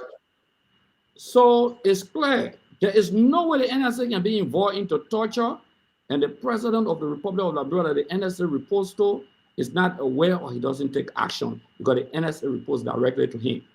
There is no way standard you can exonerate the Minister of Justice because the other security apparatus, including the police, in fact, the police director take instruction from him or lack them, even the president of the Republic of Liberia. What is of interest is that when Liberia is being accused, they will not be accusing the police director under the international convention, they will be accusing the Republic of Liberia. The symbol of the country and representation of the country is the presidency. So if we sit here and say we should not, and I can say this, that do I believe that police director Gregory Kuhlman doesn't understand torture when he worked with the SOD? He was trained by the SOD under Charles Taylor. Yes, he was assigned to an SOD vehicle. The United States government stopped him from going to America because of allegations of human rights abuses when Ellen Johnson said he was sending him for training. There's a public record. President Sadi had to make a case, for him to leave this country. Mark Ambler, he wanted the deputy police, he wanted the deputy NSA. Yes, he was dismissed by President Salif for deception or shooting and lying that people shot from the CDC headquarters. He was police director of the country. You bring him back to the. Thank you very much. Let me interrupt you. You want two of the police? Stand on, please. Just less than a minute. Yeah, we got to go now because we want to bring up the president address to the UNGA. The UN shows that he was involved.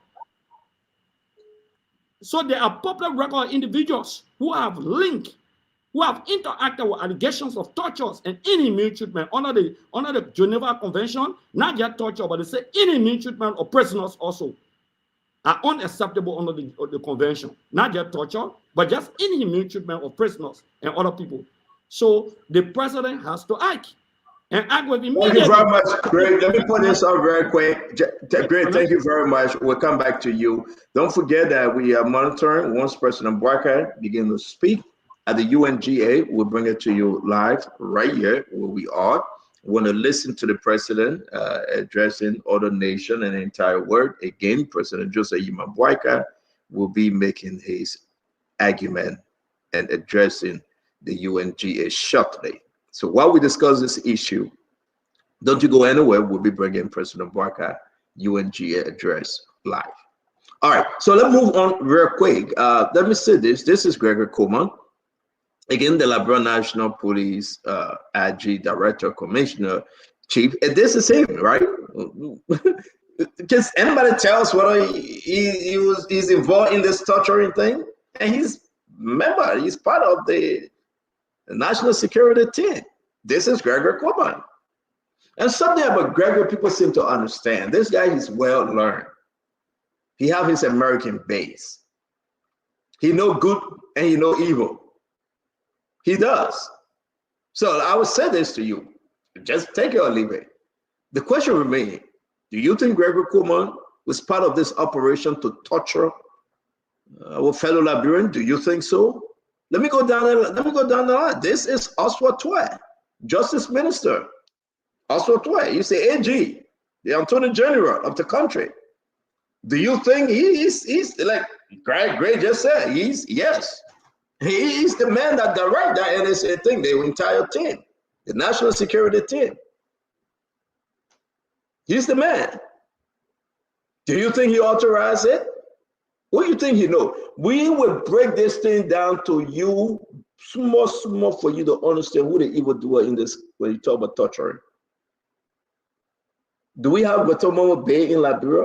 Have they established a place or location that they can carry people and put their head in the serpent bucket and the snake coming to eat them and the rat bucket and they tie the rope and they torture them, they waterboard them, they put plastic bag on their head and just waste the water in there and they are suffocating that some of them die? Is Oswald Tway part of this thing? What do you know? What does Oswald Tway know? We learned that Prince St. John's an American trained soldier. I wish him well. His house got burned down. But that's not a conversation for tonight. He's the national security advisor. He's the national security boss, not the advisor. He's the NSA director.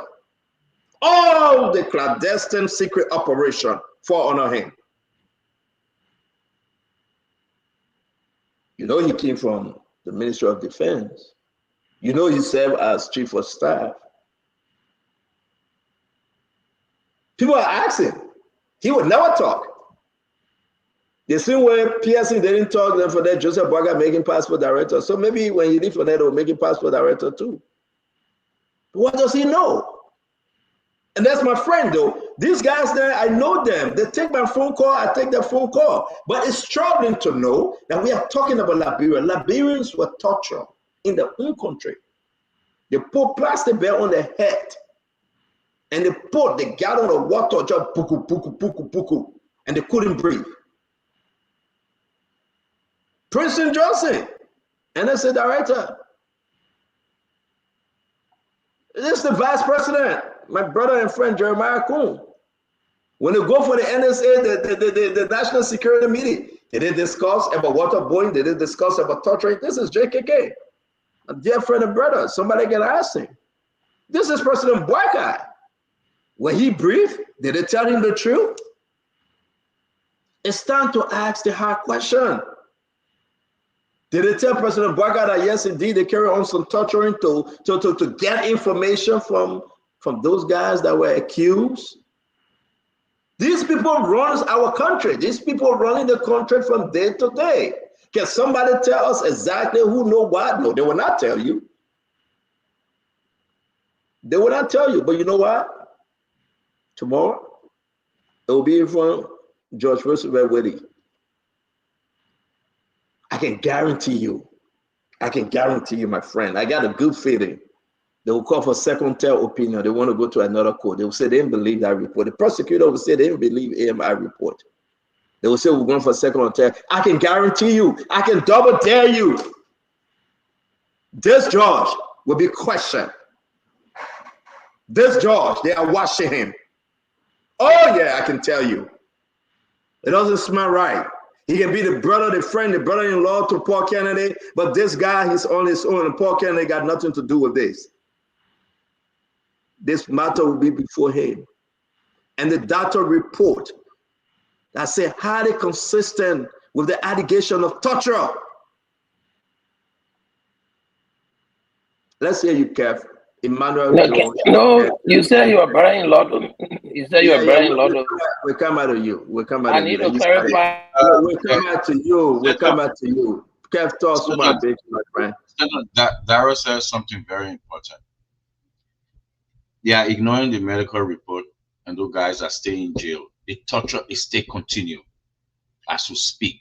The fact that they're not taking the guys and carrying them, ignoring the opinion, ignoring what the medical doctor is saying, they're keeping them there under the same torture. The torture is going on. You see, Stanton, you know, Paul, I know Gregory, that your friends, that your friend, you know, you guys are all friends, but let's talk about somebody's lives here. You know, the Secret Service, right? Kimberly, if that's her name, and it's Russell, you know that your party pressurized, even though that was your government, they pressurized her to resign because of that shooting. They pressurized her. The head of the agency responsible for everything that goes on. So I don't know where they'll come out, oh, he authorized that. Gregory took this case as his baby. Gregory explained to the entire world that he know everything. He got enough evidence on those guys. He went on all the news channel in Liberia, telling the world, press conference, that I got enough information on those guys. Because there is no credible information, they use the method of torture. Gregory should resign, or the president should fire him. If the president refused to fire Gregory and the NDC boss, then the order came from the mansion, because the president said it was a crime and I need somebody. So if the president don't fire them, the president is in the know of this crime. Thank you very much, Kev. Let me bring in Emmanuel. Thank you, Kev. Emmanuel, George, let's hear you while we wait for President Barkat address to the UNGA. Talk to us, Emmanuel. Yes, Senator, on December 18, 2024, the Liberian people woke up to find out that the House of the People was ablaze. It was shocking as the photos and the videos went around the world. Liberian people were excited when the police said that they had evidence in this case and that they have arrested the culprits and they were going to court. The Liberian people was equally excited when we heard that there were witnesses in this case. It's unfortunate that almost a year now, we are hearing that the witnesses were tortured. That is sabotage against the state. Because this case is linked to the arson case and the attack on our capital. One who believe that the investigators who are being very, very careful in how they handle whatsoever evidence they said they had. But to see most of the witnesses being tortured is discouraging and it's heart-wrenching. I hope someone will take responsibility for this. With the evidence that we have, I'm not too sure that any serious judge will allow this case to go forward, except there is another set of evidence that we are not seeing. That the key witnesses have been tortured. I don't think any serious judge, and I agree with Fulby on one point. This thing, it also takes place in the US. But if there is credible evidence, as we've seen, that go before a judge, that case will be thrown out of the court. Because the court will agree that the witness were tortured and the witness have given information on them to rest. And that's the situation we have here. Thank you. And I think that just to take it away from me before we bring in Chesson, it is important to know that as the world stand back to watch this issue, and the Gregory Kuma and his team actually failed. They couldn't bring in evidence strong enough, to run with, as the big international, fire service department that not even part of the report. You understand? Those folks wasn't even part of the report. The international fire service group that came on wasted some money on them and went back. It's a lot of issues with Gregory Coleman findings. The geospatial went flat, only phone numbers circulating around. The recording, you can't even understand. Somebody say, yeah, I will see you at 2 p.m. It's just, the evidence that Gregory spoke about, that yes, we have the smoking gun. Yes, we have weapon of mass destruction. Yes, we can put our finger on it. And Gregory fell flat. Gregory fell flat. It's not only Gregory. The money that was spent for this investigation, almost $1 million. They ate it. More money coming in. If you don't have it, you don't have it. And now we are talking about torturing illegal stuff in the country. Forget about the past story. But who authorized this? Paul Kennedy and my brother Winfred Russell said we shouldn't ask the question who authorized it. They said, my job to Winfred, are you sorry that Paul and brother Russell Weddy. That is not true also. That is not true. I didn't say you asked the question and I answered the question. Let me finish, Paul. You coming to me. Yeah, but Paul, let me finish. We'll come to you after Jefferson. Everybody listen to you. You said Roosevelt Weddy that your brother, he been a Christian saying he was born, he been a nun, he been a priest, he been a pope. You said it. I didn't say it. So we are discussing serious issue. You talk about your relationship with Roosevelt Weddy. The man have to make a decision tomorrow, or he will be sanctioned. He got to make a decision tomorrow. This thing cannot fly. And this is a serious issue, my friend. This is not a laughing matter. If you have a relationship with any guy, recuse yourself. Come back tomorrow, let's have some serious conversation. But for now, we got to discuss national issue. So Jefferson, let me bring you on. Who authorized the torturing? Who actually authorized this thing? Thank you, Stanton, and good evening to your panelists. Stanton, the first thing is that the president is the head of the national security. He controls the entire security of the country. He's briefed every morning on every security issue in the country. So he's fully aware of what's happening. If the instruction did not come from him, but he has been fully briefed that they are torturing those people to extract information from them.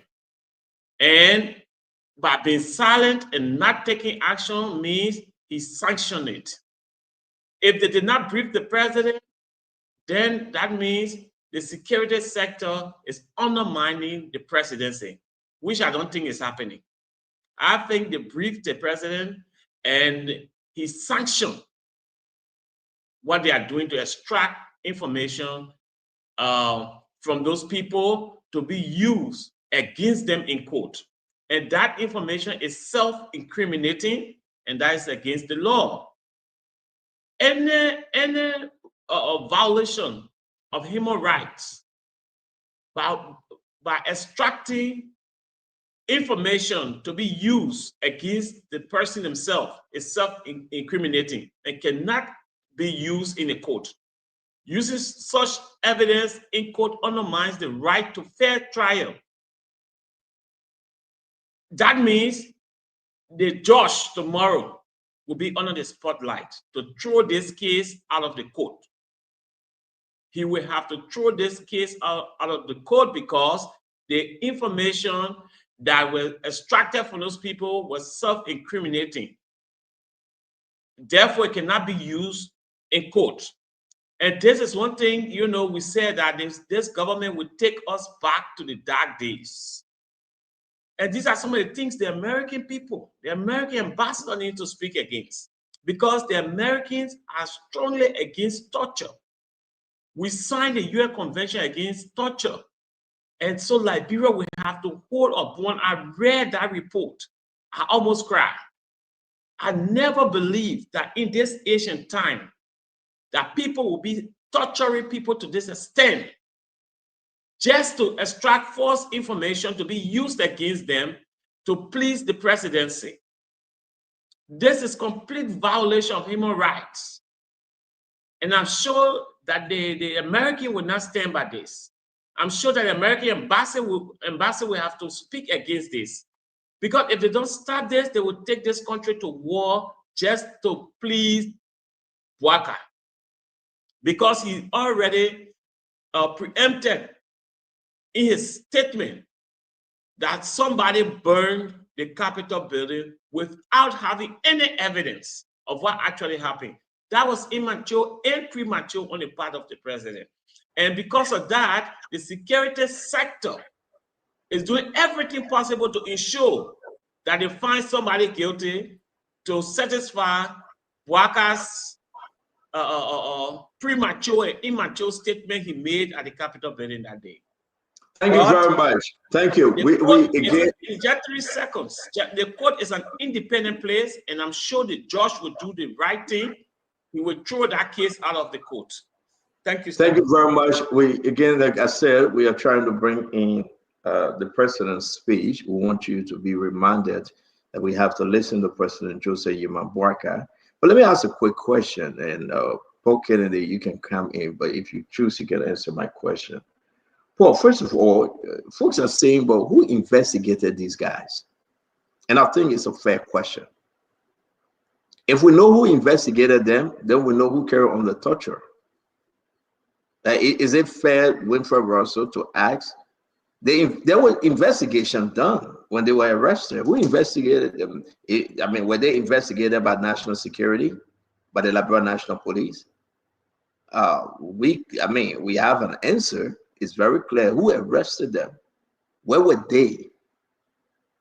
Under which entity? Paul Kennedy, talk to me.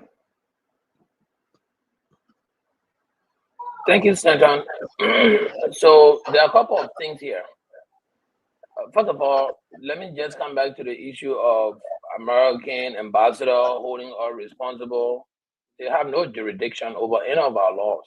First of all, America has signed but never ratified most of the international convention on the human rights. America itself has violated so many human rights to the extent that you can't even catalog them. So you have to leave America alone and talk about the issue in our country. Look, Stanton, the fact that we are discussing the medical report even before the court talks about it leaves the judge with a decision to say, listen, you take this medical report out. It has leaked. It is prejudicial, and it influences judgment. And because of that, I will not discuss it in this court. I will issue for the people to be carried to a third party, a second opinion that will be more credible and held confined until I make my ruling as a judge. If our judge will, that's what I will say tomorrow. Because we are sitting here discussing a medical report that the court has not even given an opinion on, and we are prejudicing it. And let me tell you, I don't know. We are not prejudicing it. We are not in court. But use the right word.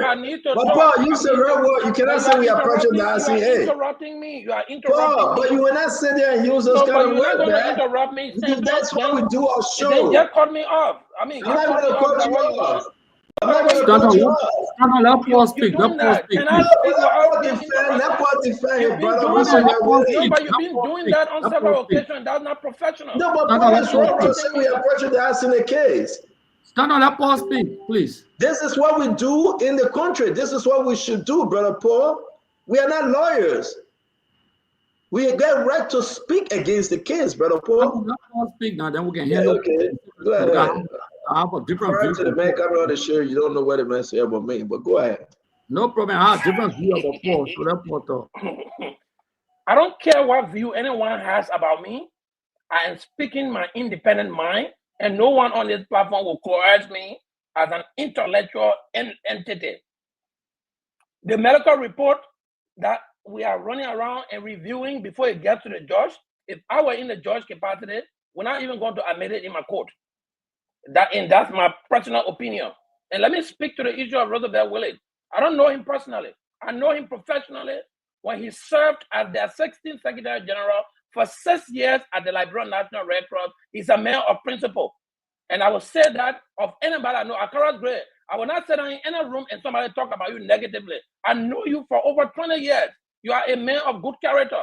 So I will say but that. But why you always coming with your feeling, my man? All your friends are talking quietly. No, you just yelling, coming with your feelings. No, but I will yell because you're getting you testing my nerve now. Oh, you got nerves now? Let me come back to my move. Paul, just talking because that Gregory man. Because that Gregory man. So that Gregory trying to cover. Kev Accent has come with on a floating baseless argument about a Gregory man. I know I'm married to Gregory. Gregory is my friend. Yeah, let me tell you that. And I will not reject him on any platform. Just like I defend him at any day.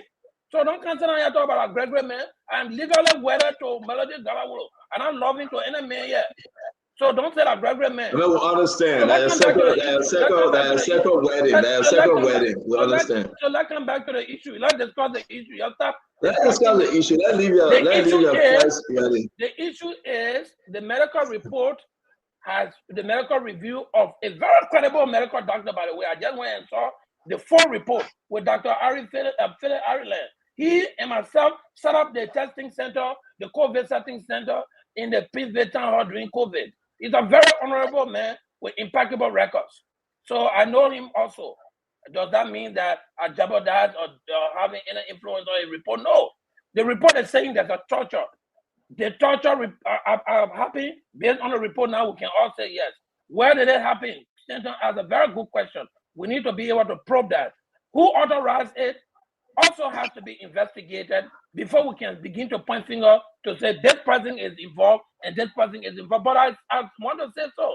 We should order that there be an investigation to know who authorized the torture of the Liberian people.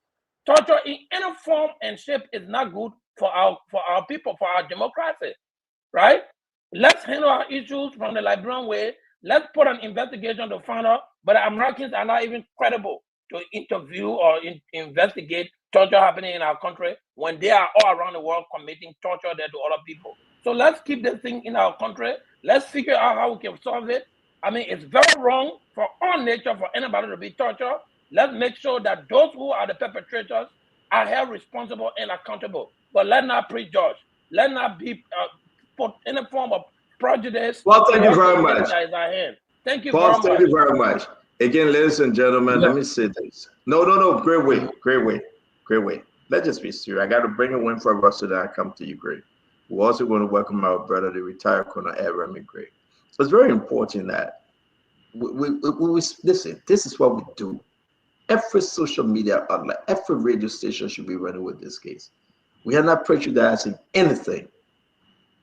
All the events that have been taking place, same Madam Sarita event on radio. When we see it, we talk it. When we hear, we talk it. For us to sit down today and say we are prejudicing and the judge would change his decision because this is our job to talk it. We will not be in the court. We are not representing the defendant. We are not representing the state. This is very, very important. Here in America, people talk about Guantanamo Bay over and over, days, weeks, and years. People were persecuted. So this is what we need to do, Paul. Don't say we are prejudging. Don't say we are prejudicing the case. So let's come back and reset. Whether you know this George Roosevelt waited for 16, 20 years. He's in hot water now. People are beginning to zoom in on the decision he will be making. People begin to zoom in. But who is this George? Who is this guy? How many cases have gone before him concerning NSA? We're going to dig in. We're going to put it up on Google. We are beginning to say now to other people, you may not respect them. We do respect them. Other players around the world. But why the George is wasting time? People begin to talk about sanction. People begin to talk about his performance. Is he legit? Is he ruling by the Constitution, by the law? Or is he in somebody's pocket? These are questions people are asking. But who is Judge Roosevelt Willie? Is he under duress? Is he under pressure from the Justice Department, from the executive? These are questions people are asking. But who is Judge Roosevelt Willie? So let's watch and see tomorrow. The medical report said people were tortured, Winfred. That's the medical report. That's not Stanton report. That's not Spoon Talk report. That's not JFK report. It was signed by a licensed doctor. They waterboard them. They torture them. Oh, Mokan said that. No, how they treated this other young man. Look here. Look how he was tortured. Look how he was tortured. This is an embarrassment on the international market, on the international world. This is an embarrassment.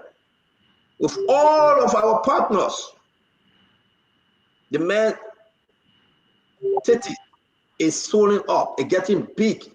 Pores coming from inside. Take white pores. The pores coming from the man titty, jelly man breastfeeding. Jelly man get baby and he breastfeeding. And not even clear white pores, it's a brown pores. How can somebody be living of man?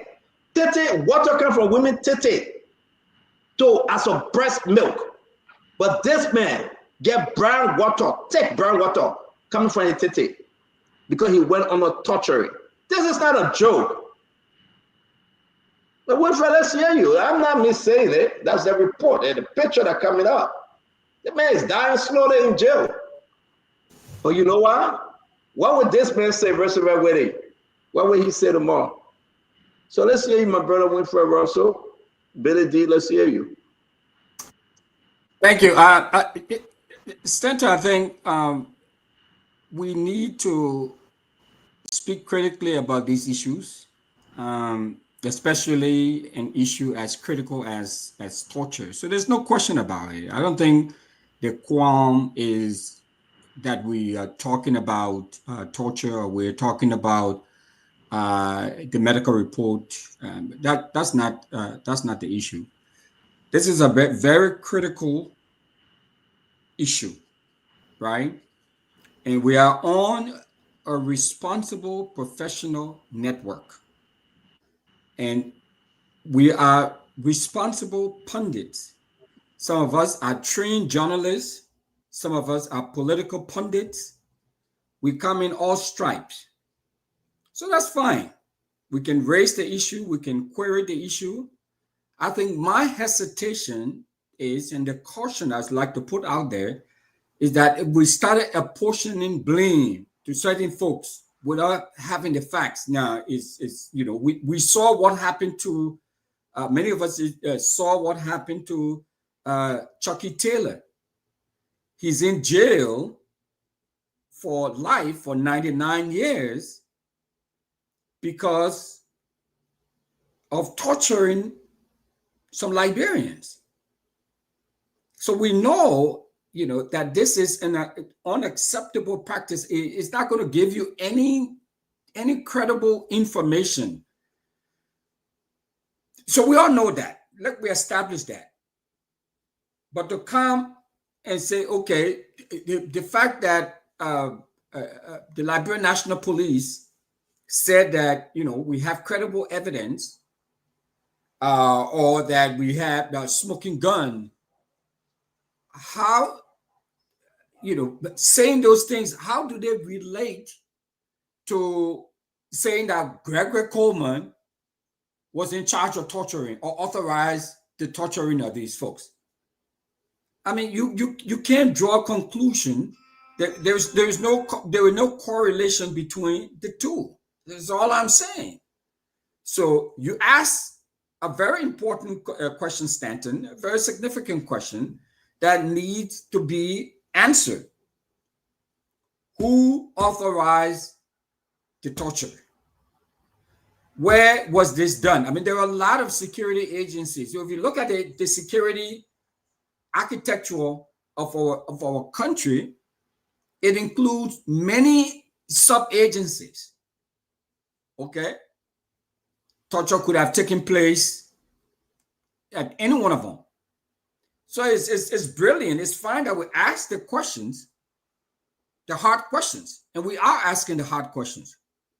But I think we have to be responsible enough and not start putting, coming Can I up. ask a question, Benedict? Can I ask a question, please? Go ahead. Real quick before we go to Akara's grave. Winfred Russell. Yes. Who arrested these guys? If you know, who arrested them? The police, I believe. Okay. Who carried on the investigation? If you have any clue. I don't know who carried on the investigation, but the police was part of the whole investigatory, So you say the police were part of it, right? When were they turned over to the NSA? When were they turned over back to the court? When were they turned over? When were they taken into prison? When? I do not know the actual date, Stanton. Do you know the actual date? Okay. So the reason why I asked this question because we know when the court turned them over to South Beach. We know that. It was all on Facebook. We were in the courtroom.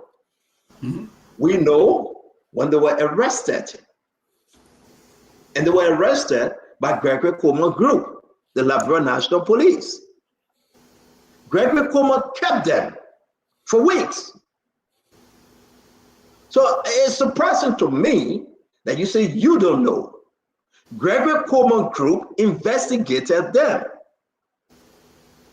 Now let's establish something. As per the report, the same timeline prior to them coming to the hospital, this thing happened. But were they tortured prior to going into South Beach? No. The question you cannot answer, no or yes. Were they tortured? I can answer. Prior to going into South Beach, they were tortured. There wasn't torture at South Beach where they are today. So between the Labrador National Police, Gregory Coleman, this is my own brother and friend, Gregory Coleman, and that of Prince C. Johnson, NSA. So we can talk about Kofi Woods, who's the National Security Advisor. We can talk about Oswald Twe, but the investigation, it was between Gregory Coleman and NSA. That's the process of elimination. So we are left with two individuals here. Which one of these group, which one of these guys carry on the torturing? That's the $64,000 question, Stanton. And until we know the answer to that question, I will hesitate to speculate. I will hesitate that nobody blaming any one of them. We are saying together Winfred Russell, somebody authorized. Oh, of course. Thank Someone you. must have. Thank you for agreeing with me. Thank you, my brother Akaro's great. January 13, Tom was taken to the court on a Monday, and he fell off. There was a tussle between court officers and police officers on who should have been in the custody of Tom, if you can recall vividly, that day, January 13, Monday, between the court. The court were arguing that Tom is now under their jurisdiction. The police said no. They took Tom to the hospital that day on Monday, January 13. Tom had complained before January 13 of torture. There was a recording that was leaked before January 13 in police custody. And at the same time, the police and the NSA were working in line. Gregory was dealing with the NSA was dealing with Gregory. Mark Ambler. Let me tell you who were the characters who were passing the instruction. Gregory Coleman, Mark Ambler, one Ernest Tappet. Do you know the code name Blazer in the NSA? They call him TZ. His code name is Blazer.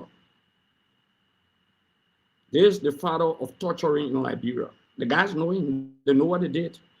Do you know Emmanuel Harris?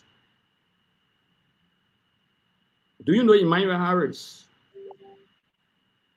These are people that Gregory Como is in the know. Mark Ambler is in the know. What the other guy name? Ernest. Tapper. Every one of them in the know. In fact, the boy complained, Tom, on a recording, that while he was in the custody, they were taking him from place to place. He complained and they're talking to a doctor, an internal doctor among them, by the NSA and the police, before even taking him Monday to court. There are vivid step-by-step report of torture before the court took charge of the subject matter. Let me respectfully differ with my distinguished friend Paul. I want to respectfully differ with you. There is no evidence that the report is tampered with. The first step, no evidence that this report is tampered with. What the judge will be looking at, whether the report is being tampered with, is the judge in the presence of human rights activists and the human rights community provided this report to them and the two sides, the defendant and the complainant. The judge himself, Paul, provided that report. So this report is for public. He gave it to the two sides, including the human rights people. For the fact that, Paul, you decided to even discuss this subject matter, because Stanton was referencing you, and you started discussing this subject matter as a medical practitioner for your portfolio. I respect you a lot. I know you're one of the best in Liberia, whether you like it or not. But you started then in the middle of the game, and you say, if I were the judge, if you were the judge, if you know that we should not be discussing it, why you started discussing it? From the onset, because you started telling all about your medical terminology, what it means, what the other one means, then at the middle of the game. If I were the judge, he would deny this report. So let's move on. No, wait now. At the middle of the game, then Paul, you come and change. It raises concern, Paul, you my man, but I didn't expect you in the middle of the game after discussing the subject matter for over 4 minutes. The man gave you all of the opportunity. Then come back in the middle of the game to say, in fact, if I are the judge, then if you knew that, for me, certain things that should not be discussed, I will not discuss it. I will plead the fifth on it. But they plead the fifth. Finish discussing it kind of in the middle of the game. Thank you, Greg. If I were the judge. But in conclusion, there is no way that you can exonerate the leadership of the NSA or exonerate the leadership of Liberian National Police. They don't only have to be fired, they have to be prosecuted. Because internationally, they can be charged for human rights abuses. Where did this happen? But you know, Greg, you just talked about that. The issue is that let's go into the substance here. Somebody put plastic bag, the big green, blue plastic bag on this guy's head, and they took the water hose and they poured the water on there. These guys were being suffocated. They were dying. They were gasping for air. And they were having distended belly because they had the water going down the throat. Kapu. And yet and still, under the leadership of Gregory Coleman, under the leadership of Prince Johnson, they must answer. What would the lawmakers do? Would they call for an investigation? What would Mama Cyrus do?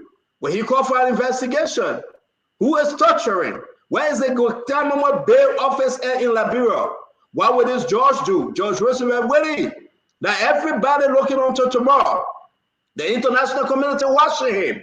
Don't tell me that they are not watching, they are not concerned. It could be your brother coming home from massive torturing. Now look at his right breast. He got brown liquid flowing all of his breast. They injected his breast. And nothing coming from there. He's suffering. Look at his report. Let's read the report. Number 4, general chest appearance consistent with reported electrocution injury to right breast. Oh, they put an electrical wire all in his right breast and he couldn't make it no more. Finding is consistent as allegation of torture. Where we coming from? Why can't we speak truth to power for God to have mercy upon us and save our soul? How did we get here under the rescue government when we have hooligans working in the government and trying to torture? Gregory is my friend. I respect him. A seasoned, trained, law-abiding police officer. But did he break the law? That's the question. Princey Johnson is my friend. I talked to him. But did he break his law? He need to tell the people who authorized them. Patrick Doe, Deputy NSA Director, did he break the law? Who put these guys on operation? How far did it go? Let's talk about the National Security Advisor to the President, Kofi Woos. The man that fought Charles Taylor on human rights through the Catholic diocese. The man that have named for himself in Rome. What's happening with him today? Is he aiding and abetting these behavior? Is he breaking the law and lying to the president that all is well? Oh, don't forget now, there's the guy that turned over here in Gregory Coma, the Liberian Guinea National to the junta. Don't forget. Must I remind you? Tell me something I don't know. This is an embarrassment. I'm not calling names because I hate them. Let's do it for our children. Let's do it for our country. I'm going to bring in the retired Colonel Ed Remy Gray, my friend, my brother, talk to me. And I can interrupt you anytime once the president gets to the podium to address the UNGA. No worries, brother. Thank you, and good day, everyone. The issue of torture in extracting information is archaically old, very outdated, because there are modern amenities to extract information effortlessly from someone. The fact that we're still engaging in this barbaric act today demonstrate how much we need to overhaul our system. Everywhere is archaic, still, very stone aged, 14th century style. The fact that the doctor, the expert has come out, and thank God today, the doctor can give an opinion without anybody going after that doctor. The system has changed. Kudos to those who are exercising democracy and respecting the opinion of professionals. But the issue at NSA is not old. I think initially, I remember the guys were saying they were tortured while in the custody of NSA.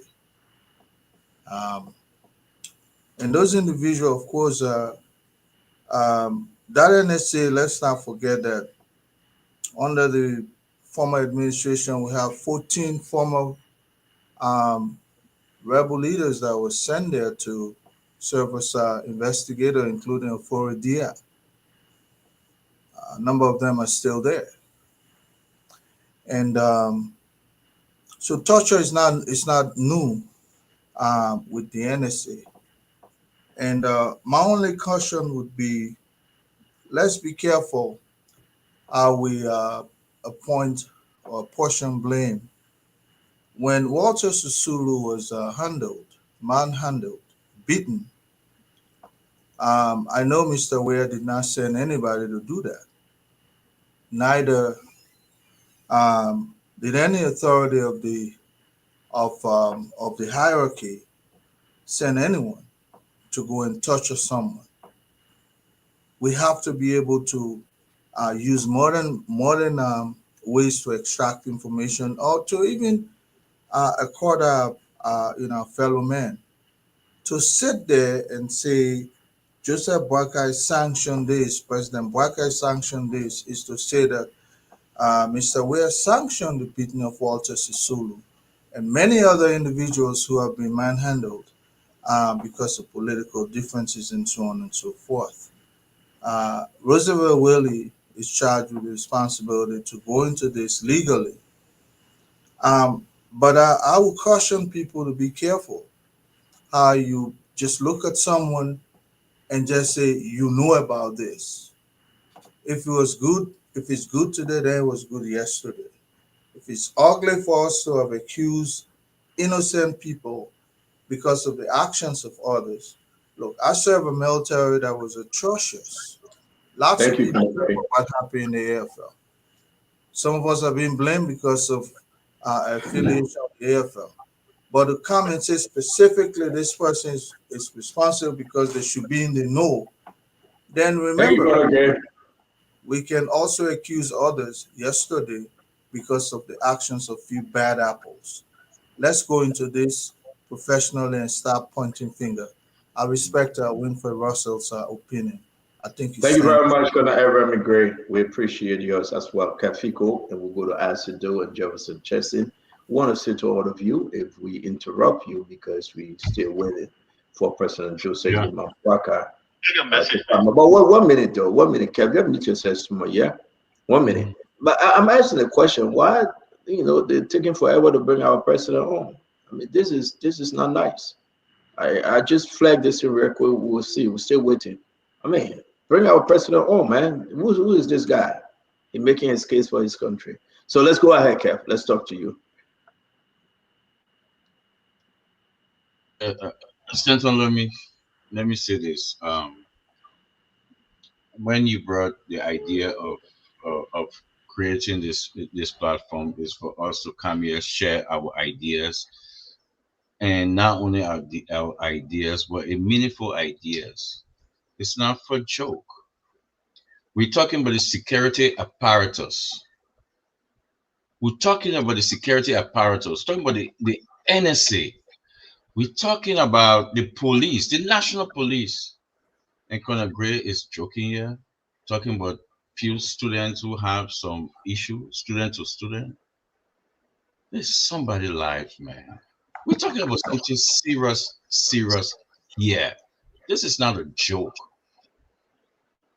I don't think we should come on this platform to joke and start talking about this other talk person. We are out of it. But Stentor, let me say this. I'm calling on our friends, the international community. Will they sit aside? Will they sit and allow us to go down this path again to the dark days? The days are getting darker every single day under this government. The days are getting darker every single day under this government. If anybody were in Liberia, the day they announced Jose Broca, that very day, the entire country, the sky was dark. It was so dark that day. I remember that very day I was driving through. And we have a history in our country. Anytime bad things about to happen, our sky will get dark. The days are getting darker every single day. I'm calling on our friends, the European Union, the Americans. Will they sit and allow us to go down this path again? Because it will reach a time people will not take it anymore. They will not take this anymore. This is serious. Thank you, Kefiko. Let's get room for Acid though. Acid, it's good to have you. I'm sorry, we heard that Joey hit the town yesterday after the show. You were celebrating and you hurt yourself on the right knee. I announced it though. And your right angle is in cash. Mama, be careful. Joey is in town. We understand, but again, I wish you well. And just go for the MRI tomorrow and see what next. Thank you. Welcome to the show, my brother Asido. Well, thank you. So, Stanton, you see how people are evil and wicked? You see how we get evil men in our society? People who mean no well for our country? We have a certain government that is in charge of a country, accused of torture. And somebody came on the show and asked us we should go down Brush Street and ask who tortured the man, who gave order to torture him, who he gave order. We have a government in charge of running the nation. Somebody's concern is for us to ask everybody in Liberia who gave order for torture before we come and talk about torture. And that individual isn't concerned about the torture itself, but that individual is concerned about who gave order for torture. How wicked can people be? How wicked can people be? We have people on this very show who said George Weah killed 3 Mason boys and took their kidney. That was accusation. Today we have facts from a medical report from a hospital operating under the laws of Liberia. You got somebody questioning that. The person questioning, listen, what did the guys narrate? Bro, for instance, said he was taken in the basement of the LNP headquarters. They wasted water on the ground, placed electrical wire in the water, and asked him to get on it. How can a man be so evil and come on the show and not see what another person goes through? They put water on the ground in the basement of the LNP. They put electrical wire in the water and asked the young man to get into that. The report said the man's breast is damaged permanently. Look in your hearts and in your faces on the show. You got children, you got family. That is another person's song. Yeah, but you're not talking to us now. No, not you, not on the show. Not us, okay. Right. That is another person's song. And you come on the show and not concerned about the evil being perpetrated against the people, and you want us to go down Broad Street to ask, oh, who gave order? No, you know what? We'll go around and market and ask who gave order. It ain't Gregor Kuma, that person we are, it ain't 5%. Any of them we ask. The only job we got to do from now to next year is to ask who gave order. That's wickedness and evil. It's wicked. The UN classified torture. The UN, people here should know, as a crime against humanity, prohibited under international law and other treaties that Liberia is signatory to. Now, people, this is not accusation. One of the most renowned hospitals in Liberia. Unless you want to tell us we have a fake hospital operating under the laws of our country that is lying on the government and they are still operating. Hey, listen, we expect to see people being damaged. This is a crime against humanity. Damaging the breast of another person for life, man. What's your conscience? What's your conscience? It's just to come and defend because you want to defend somebody, that's all. You were the same ones crying all around, George. We have to kill them, George. We have to kill people. But today you come to defend another human being like you. We never have a breast. We never have a breast for the rest of their life. You know what? Because somebody went, burned down the Capitol because they wanted to remove Fanatic Kofa as speaker, and they just put that on other innocent people's head. You should thank you, Asido. Thank you very much again. How many minutes they giving these people? How many minutes they giving them? They just skipping over Joseph Walker. Why? I mean, it should be 15 minutes. Only no, Trump it's 7:14. The public got to go rest. They can't keep you until 9 p.m. You were speaking. Everybody's sleeping. Everyone's sleeping. You're back, Kevin. Stand up, crap for the man. Everybody go home, Stan. Everybody go home. No, I will speak, man. Yeah, he will speak. Will be at his speak. I want to Bible study. God, please accept my excuse today from Bible study in Jesus' name. Amen. I'm going to Bible study. After a few people, Spencer, only the cleaners. If you're going to speak to the cleaners, you speak to my man, wait, can't buy. You probably way back. But Dr. Fubi, again, sorry to call you Dr. You're not a real doctor. But we just want to say, they're trying to close up on this, on a serious note, folks. But Spencer, I thought you wanted to hear from me. Hey, man, Justin Weber, we'll come to you, Jeff. We'll come to you. Fubi, let's on a serious note, right? And Russell make a valid point there. Good argument. I love to argue with Russell any day. But let's listen to the clip. What were this issue of torture which the defendant keep talking about? Wait. Is that a journalist? The guy holding the phone? Yes, Bakari Musa. Is that journalist?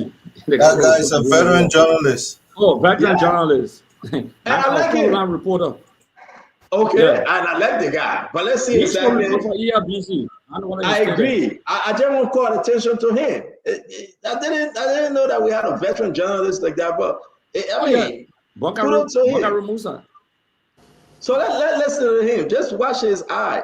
Is it because the man taller than him who are looking up? But then watch him. Let listen. Don't look.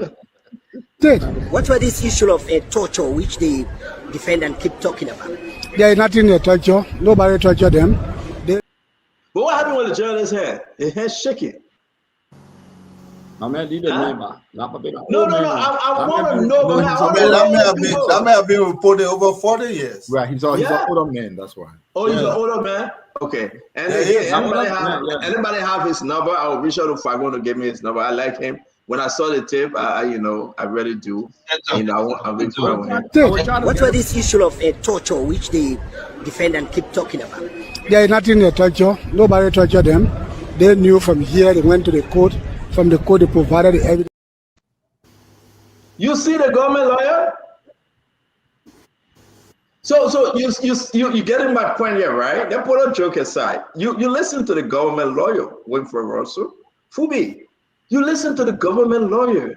Then the government said there was no report of evidence, no evidence of torture. No, Fubi. But we're getting this thing now from the hospital. So talk to me. I hope that government lawyer not related to Councillor Lafia Good, the one that can come on the show that is not coming in a few days, because this is how the prosecutor team work. And I hope we have Lafia Good here. Augustine Fire. Oh, is this Augustine Fire? The SG? You gotta leave Guba. Is this Fire? Augustine Fire, yes. Augustine Fire, yeah. He said, my old man, he must second talk, but I don't even know his face. Thank you for telling me. I don't even know him. Go ahead. Yeah. Yeah, but you know what? Wait for me, let me tell you the joke real quick. I said, there's a guy that used to give me a report, right? Winfrey Russell, one of our sources. I know the man from anywhere. The man will send me a report on different phone number. I didn't recognize the number. I beat on the man, Joseph Bagari suspended the man, killed the man, said, well, Stanton, why you use my own report against me? I said, he said, look, the puppy not suspend me. I said, remember, you identify yourself. So I said, I see why I got so fire. I really don't know him. But for me, let's hear you. He's saying that there is no report of, and that's the SG. The Solicitor General said there is no report of torture. Yeah, so the SG will not be following the guys to know whether they were torturing them or not. So it's good that I want the medical report to come as an independent source to be able to clearly determine whether it was torture or not. And just to go back on the point that Mr. Russell made earlier, that we should disregard the sodomy, allegation because the guy said because there's an allegation of torture being confirmed by the hospital. We can't disregard it because we also discussed the same sodomy issue here, and today, if that medical report had confirmed that the guys were sodomized, we'll be beating on the whole government for the same sodomy. So today, the medical report can say, and the guys themselves can confirm that they were not sodomized. So that's something worth noting. We can't brush it aside because that was the same reason why the court ordered to confirm torture and to confirm sodomy. And the one was cleared out as 0 and one was confirmed. And so we got to while we're condemning the torture, we also got to note the issue of the lie to about being sodomized. And we can rule that out. And but only we condemn it, we have to follow all the sources and get the government to take ownership of this. And our guys from CDC should not act like their government were innocent. And all of you guys did the same stuff. So there's no justification. So yeah, there's no justification. My brother Fubi, the sodomization report came from Andrew Lawson. That investigation was done by the USA. Andrew No, I'm Lawson. talking about that one. No. I'm talking about it. When people say people were sodomized, the report finds that Andrew Lawson was sodomized. What we say, Okay? don't talk about So No. we are not talking about, guys, let me be clear. I beg you guys. We are not saying that all of them were sodomized. The report, the gentleman that a foreign partner took from the country Liberia, now he's out of the country. His findings reveal that he was sodomized. So if you are not talking about that one, No, I'm not talking about Andrew Lawson. This particular order from the court. all of them. We said The that there particular- was there was No, the nobody. order from the court. The order what? from the court. The order from the court to the hospital. Record acts to confirm sodomy and torture.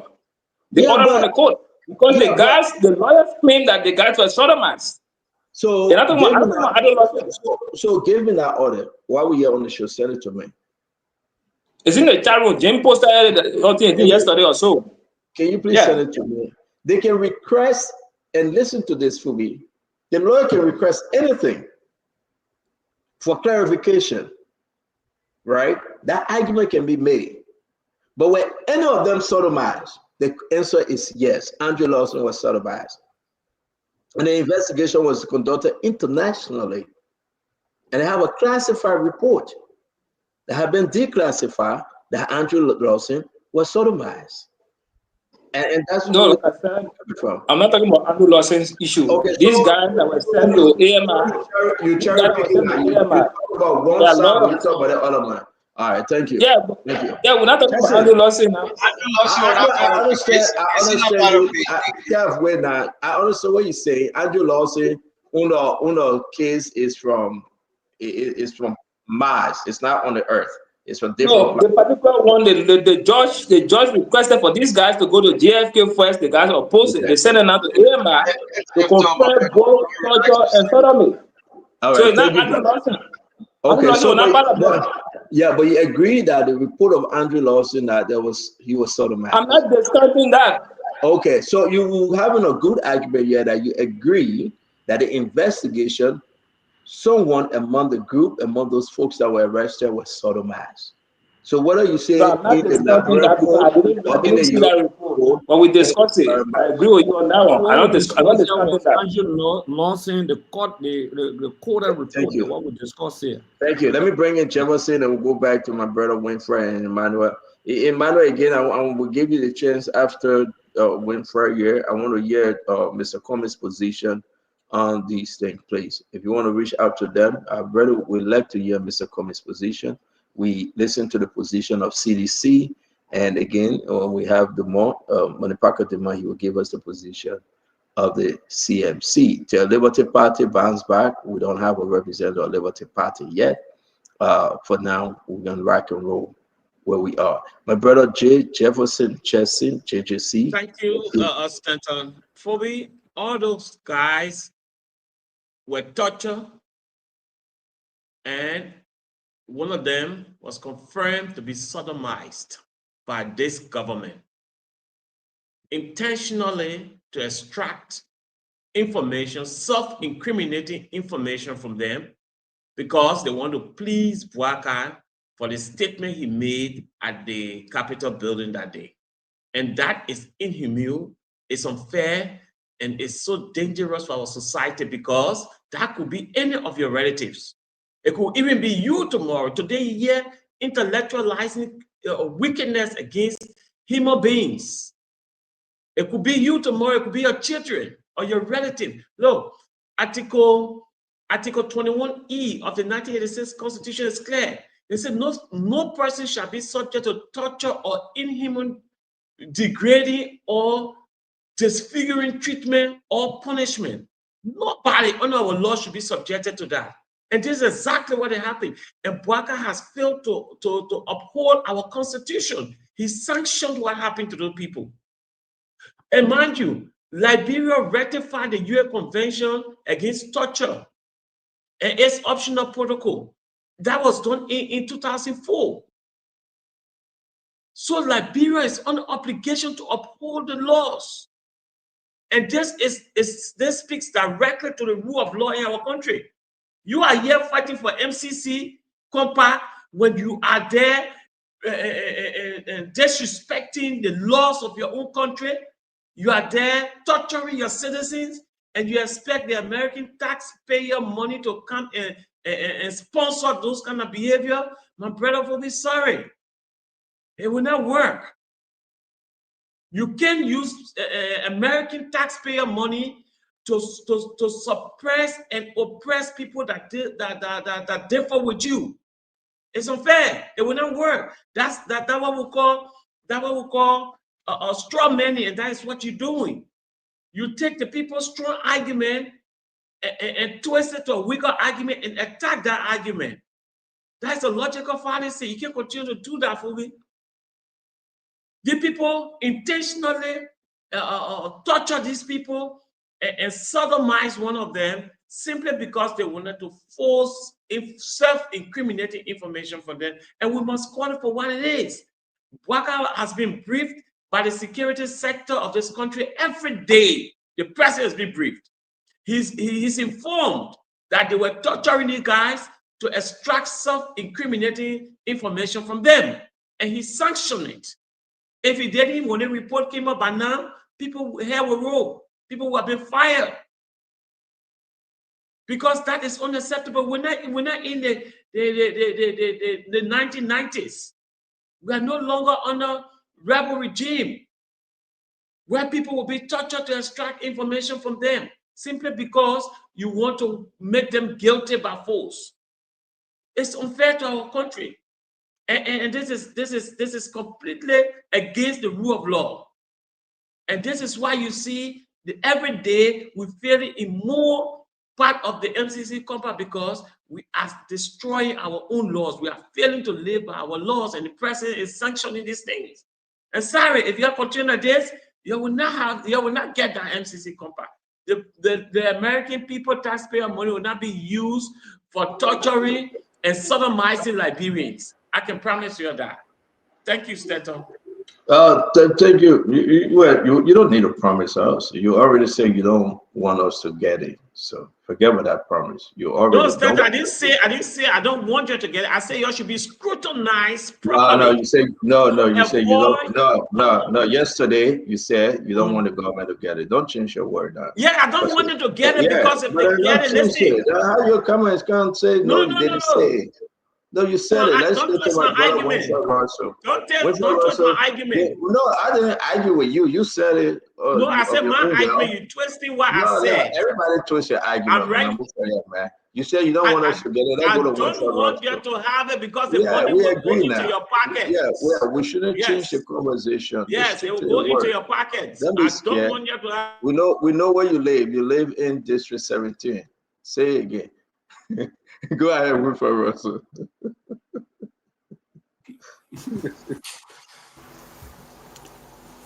Well, Stanton, I think we all have said what we have to say about this. Until we get more information, we've beat this on the head, over and over.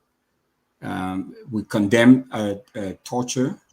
It's bad. It's bad for the government. It's bad for whoever authorized it, whoever carried it out. All of those folks need to be brought to book, and they all need to be held accountable. So that is pretty clear, and pretty straightforward, pretty clear about that. No one is condoning this heinous act. Heaped on Liberians. I mean, this is wrong. So we've established that already.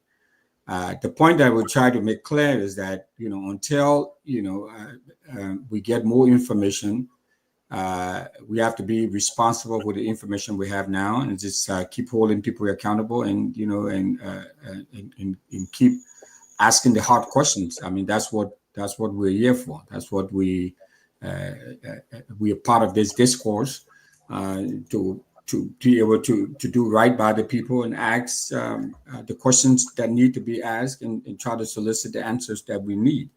but all the bombastic talk and all the kinds of stuff and and speculation, that's part of what I'm warning that we stay away from. That's all. But it's been established, it's been examined and verified by a professional medical practitioner and highly competent one at that. And it's so it's clear that there was torture done, torture occurred, and we need to find out who. No, not yet. We are watching it though. Is this him? This is live. Is this the president, Conor Gray? I think he has spoken already because what I'm looking at is on the podium right now. Oh, okay. Dama, is he on? 8:30. They say 8:40. I mean, but I'm seeing it. Maybe that's the one yesterday. Maybe. I couldn't get the alone, man. Listen. Jose Mamboka. Let Winfred Russell finish, guys. Let Winfred Russell finish. You tell me what? The court order for the medical exam. Okay. But Brother Russell, can you finish, please? No, I mean, that's it. I mean, I've said what I had to say. I mean, we wait until we get the next treasure trove of information, and we can dig deeper and keep, I mean, whoever authorized the torturing of Liberians, and in this case, these suspects who were tortured, they need to be held accountable. I mean, that's it's pretty clear. We know this was a pure violation of their human rights, and they were not. No credible information is likely to be gleaned from the practice of torture. I think so. I'm pretty clear about that. My only caution was that until we get more report, we should not be apportioning blame and saying this person, pointing finger at this person or the next person and all of that. But as far as thank you, Russell. I mean, I want to agree with you somehow, but this is what we do here, and this is what others do. You come to the show, you say your own. Nobody's above the public. Nobody's above Liberia. You say your own, somebody say their own. I think it's an embarrassment. Look across the board, Russell. Who make up the national security team? It's a fair question to ask who investigated them, who arrested them. Our country is moving on a bad track. There will come a time that it will just arrest you and send you over to Senegal and say, you know what, that way you belong. We don't need you in Liberia. At what point would the president address the nation on some of this issue to call for holistic healing, togetherness, that we are all one Liberian? People go to the president and say, don't say anything. It's sorrowful, folks. It is. We blame Madame Salif, we blame George Manawea, and the same thing behind Jose Yima Bwaka. Who's calling the shot? Those families are angry. They are not happy. So let's hear what Mr. Cummings suggests. What would Mr. Cummings do? What can President Cummings do in this? What would be his own advice to the nation with these medical report coming up? Will Mr. Cummings speak, or will Mr. Cummings be silent? Which position Mr. Cummings would take? Will we see something from ANC? Whatever CMC? I mean, you got a bunch of opposition that just sitting there not talking. Then they will come by and say, CDC is the biggest opposition. CDC is the biggest opposition because they're talking every evening. They're talking every morning. But what about you? Why are you not speaking? Why are you not putting a statement or pushing this government, challenging this government to do that which is right? So let's hear you today, Mr. Emmanuel George. Thank you, Stanton. We have been speaking about this issue for about 3 hours and 31 minutes. So we're speaking. But let me quote Mr. Cummings, his stance. It's completely unacceptable. The government of Mr. Alexander Benedict Cummings will not accept such habit by any member of the security apparatus. My Liberian people will now go through the picture too much. We've been hearing the one thing for so long. We not hear it. By the time we should be tired. One government can, the other government can, they torture our people, they beat our people, people die all around the place. We should be tired with this thing. And that's why tonight I am introducing you to a gentleman with great vision, great wisdom, and great understanding of what Liberia should be. A gentleman whose government you will never hear this story. I'm introducing you to Mr. Alexander B. Cummings. So wherever you are listening to Spoon Talk, my people, there is someone that can help the country. His name is Alexander B. Cummings. Wake up, people. Wake up, wake up. For us to make this country a better and a bigger country. Yes, so we can stop the thing in our country. It's very easy to stop. And one man can help us stop this thing. You don't hear this story around here before, but you know you've been hearing this story for a long time. We should stop this thing. And I introduce you to Mr. Alexander B. Cummings. He will support us in stopping this. Thank you. Yeah, he will stop this, but if I may push you a little bit, though, he may stop it. Like, I mean, what would he do? You think Mr. Cummings at this time, upon receiving the first intelligence briefing, dismissed immediately? Actually, under Mr. Cummings, do you think we're going to come this far by bringing in some incompetent directors and ministers that would do such a thing, bring back torture in the country? No. I can categorically say on this platform tonight, the big letter N and O, no, it will never happen. In fact, this is a national tragedy, and we seem to be sometimes playing with it and thinking it's easy. The underlying thing here is that a national monument, our Capitol building, was set ablaze. We all watched it on December 18, 2024. We all saw that. We all woke up to that. We all saw it walking in Monrovia. And we asked our police to investigate this situation. Our police told us they were on top of this situation. But right now, the case is muddled. So when Mr. Cummings speak to this, will he put out a statement? Oh, Mr. Cummings will definitely speak to this. And you and myself were talking in the background about something you said yesterday. So he will definitely, he has spoken to this, and he will continue to speak to this. This is unacceptable. And that is direct quote, completely unacceptable.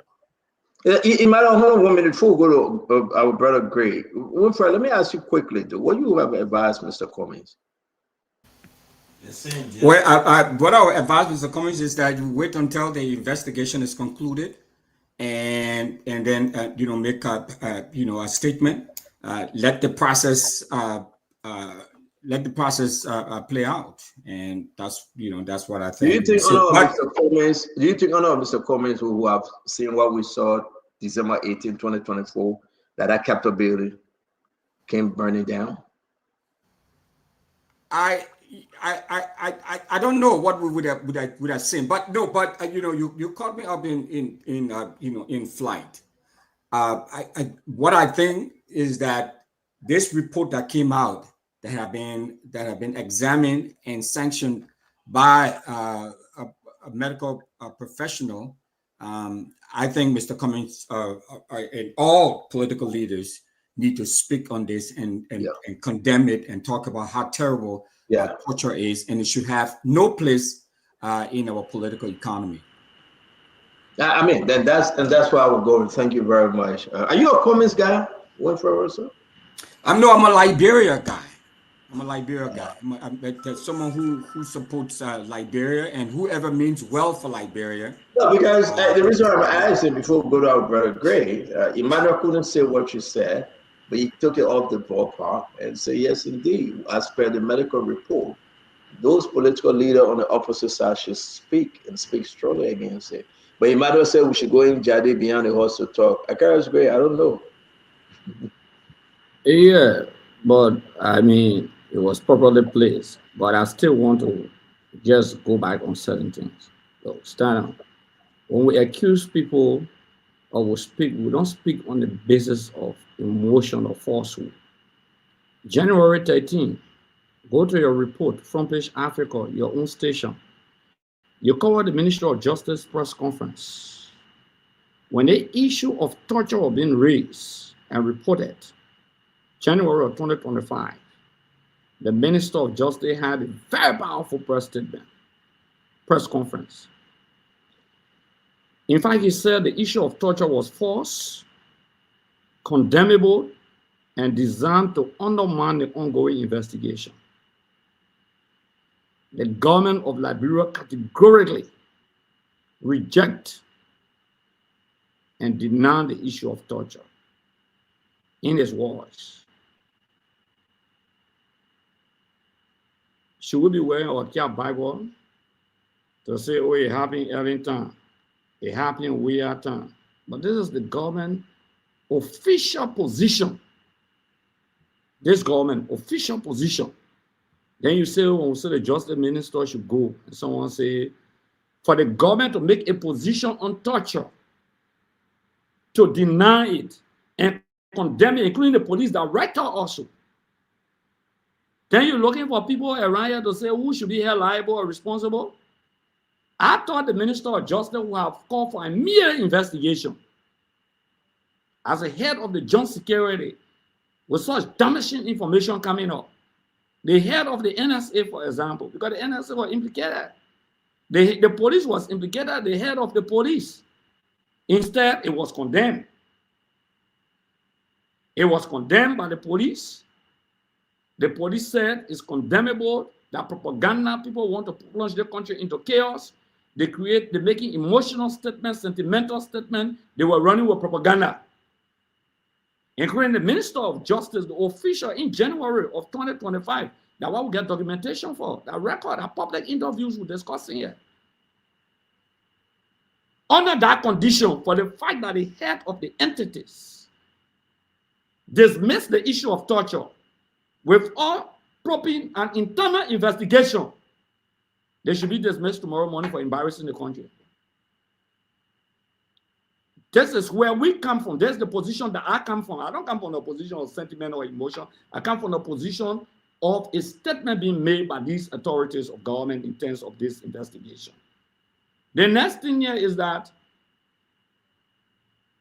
it defeats the government purpose, in quote, to extract pieces of evidence from people, to extract conversation from people on the basis of torture. I don't see how the government will win the case. Is that the dossier of evidence that the director of police will have in press conference every day, more than the fire service head? That how they got their evidence to force people to torture them, and when you talk, they say, oh, people are here, the answer said, they say, Joe, we have to take body and took kidney from them. CDCK auditors. Also, a London's widespread allegation. A lot of things were said. But should we go back there where you took the CDC government from power for? How can you defend this government? There's nowhere in the world, my respect to Mr. Russell, there's nowhere in the world that you can sugarcoat the issue of torture, especially when it's of prima facie. We call it fait accompli of an established fact, prima facie evidence. But nobody has questioned the medical doctor nor the hospital on the show. Nobody has questioned the medical report. And someone said, well, thank God at the hospital, you were not lost from the hospital. The other lady was taken to the hospital. The whole unity party in the opposition went there, treated by the doctor. The doctor, they didn't get missing. And somebody claiming that doctor could get, there's not a time of war. We'll stop that war forever in the country. where people are genocide, massacre, and all of those people are getting missing. No, there's not that period. Okay, even under the CDC government, people spoke their mind up. People protested. People called for the president to step down. People said they would stone the vigor of the president.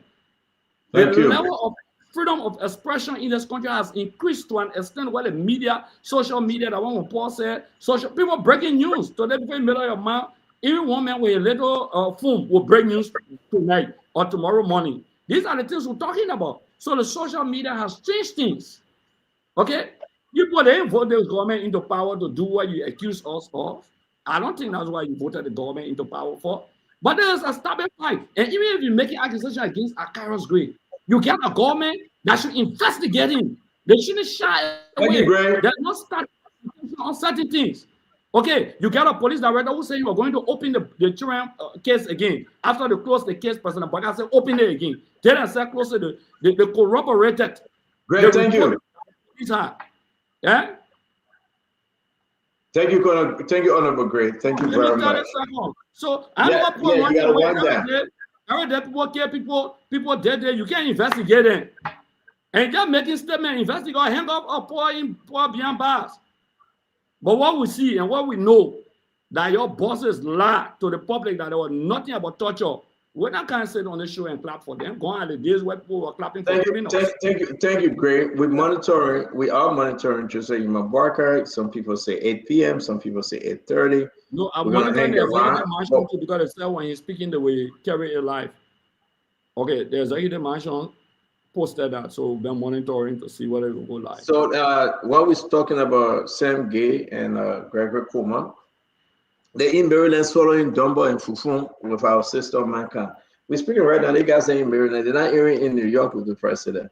You know, right now we are speaking, we're getting our, information. The guys that are chilling with my sister Manka. Look how close Gregory Kuma touching Manka. Greg, you gotta be in yourself.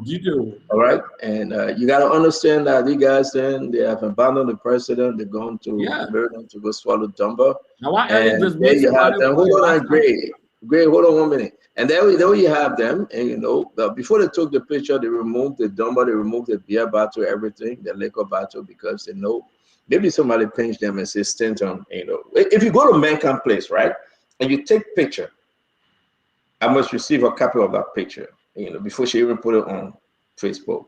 But again, it's up to you guys. That's our sister. She's doing her business. So send a shout out to my sister Mankan. But look at Sam Gay. Sam Gay used to live around the Pennsylvania, Maryland area. So that's his area right there. Gregory Kuma coming from Winfrey Russell town, Brooklyn Park, where he hang out with Winfrey Russell. And Gregory Kuma are my friend, and my brother. And something I don't know. Let me say this to them. Maybe I'm allowed to say it though. Maybe I'm not allowed. But as much as I blast at Gregory, he made sure he sent I think 300 gallons of fuel every month to Madame Titi. Madame Titi is related to Gregory. He gave her 300 gallons of fuel every month. I believe that's the amount. I don't keep no secret. And I asked Madame Titi why. Madame Titi said, they said, St. Greg took over. He took over. He regularly. And I blasted the guy. And I begged him and said, don't do it. Then the man will come in, the man will say, man, I have business. Then my sister will give her the 300 gallons of fuel. And I blasted at him. I said, Greg, don't do it. But he does it in a way. But it will not stop me from blasting at him while Winfrey Russell. We got to put Liberia first, right? People may not want to hear this, but I'm very, very serious. I can announce it. He does that all the time. 300 gallons of fuel. And he gave it to Madame Titi. Keep the generator running for 2 days. If you can rest on the sour from the boys, or let the brutal level of the do with the fuel. Boys. I know Madame Titi. When I tell the government revenue. I will great. Man, to do again for by great winner. They got to swallow the fufu. Hey, great way. They got to swallow the fufu. Actually, Gregory swallowed the Dumbo, and Sam Gay said he wanted fufu with grumpy soup, a lot of meat. And again, I just decided to share right now as we speak. They're leaving Mankan Place. They're on the way. Maybe they're going back to New York to chill with the president, because after today, the president will be leaving the UNGA. And the president should go to that program in Washington, D.C. So these guys are back and forth. I just sort of showing it to you guys. They are working. They're on the DSA, getting the DSA. So again, let's move on. I don't know. I sat over here, waiting for Russell. People send me information. Sometimes I serious. I just saw them on video. I said, no, I'm not showing the video. Somebody recorded them. You got to be careful when you come to the United States, right? Somebody recorded the guys there. Why at marketplace? I don't want to say it because they will get fed, but I'm not showing the video. These guys are my friends. You know, they are good people, but let's put country first. Colonel Elremy Gray. Well, what say you, Colonel Gray? Colonel Gray, what say you, my friend, my brother? Colonel Gray, they say you'll be leaving Spoon Talk. I mean, leave it to go where, Colonel Gray? If you go anywhere, you will not wake up from your sleep, though. You will stay here for life. But let's talk to you, Colonel Gray. With everybody was living, including Kev, you know, we came to you. And this has become part of our flesh and bone. Nothing going to take us away from here unless something else, which is death. But here's the deal. Even God was not successful at keeping heaven in harmony. One of the largest rebellions, if you read Jane Austen, Paradise Lost, the angel, it was an angel that led that rebellion in the Garden of Eden against God, and that was a split. So mankind in general, you cannot supervise our activities completely and be successful. You can have the most peaceful moment, somebody will always deviate Stanton.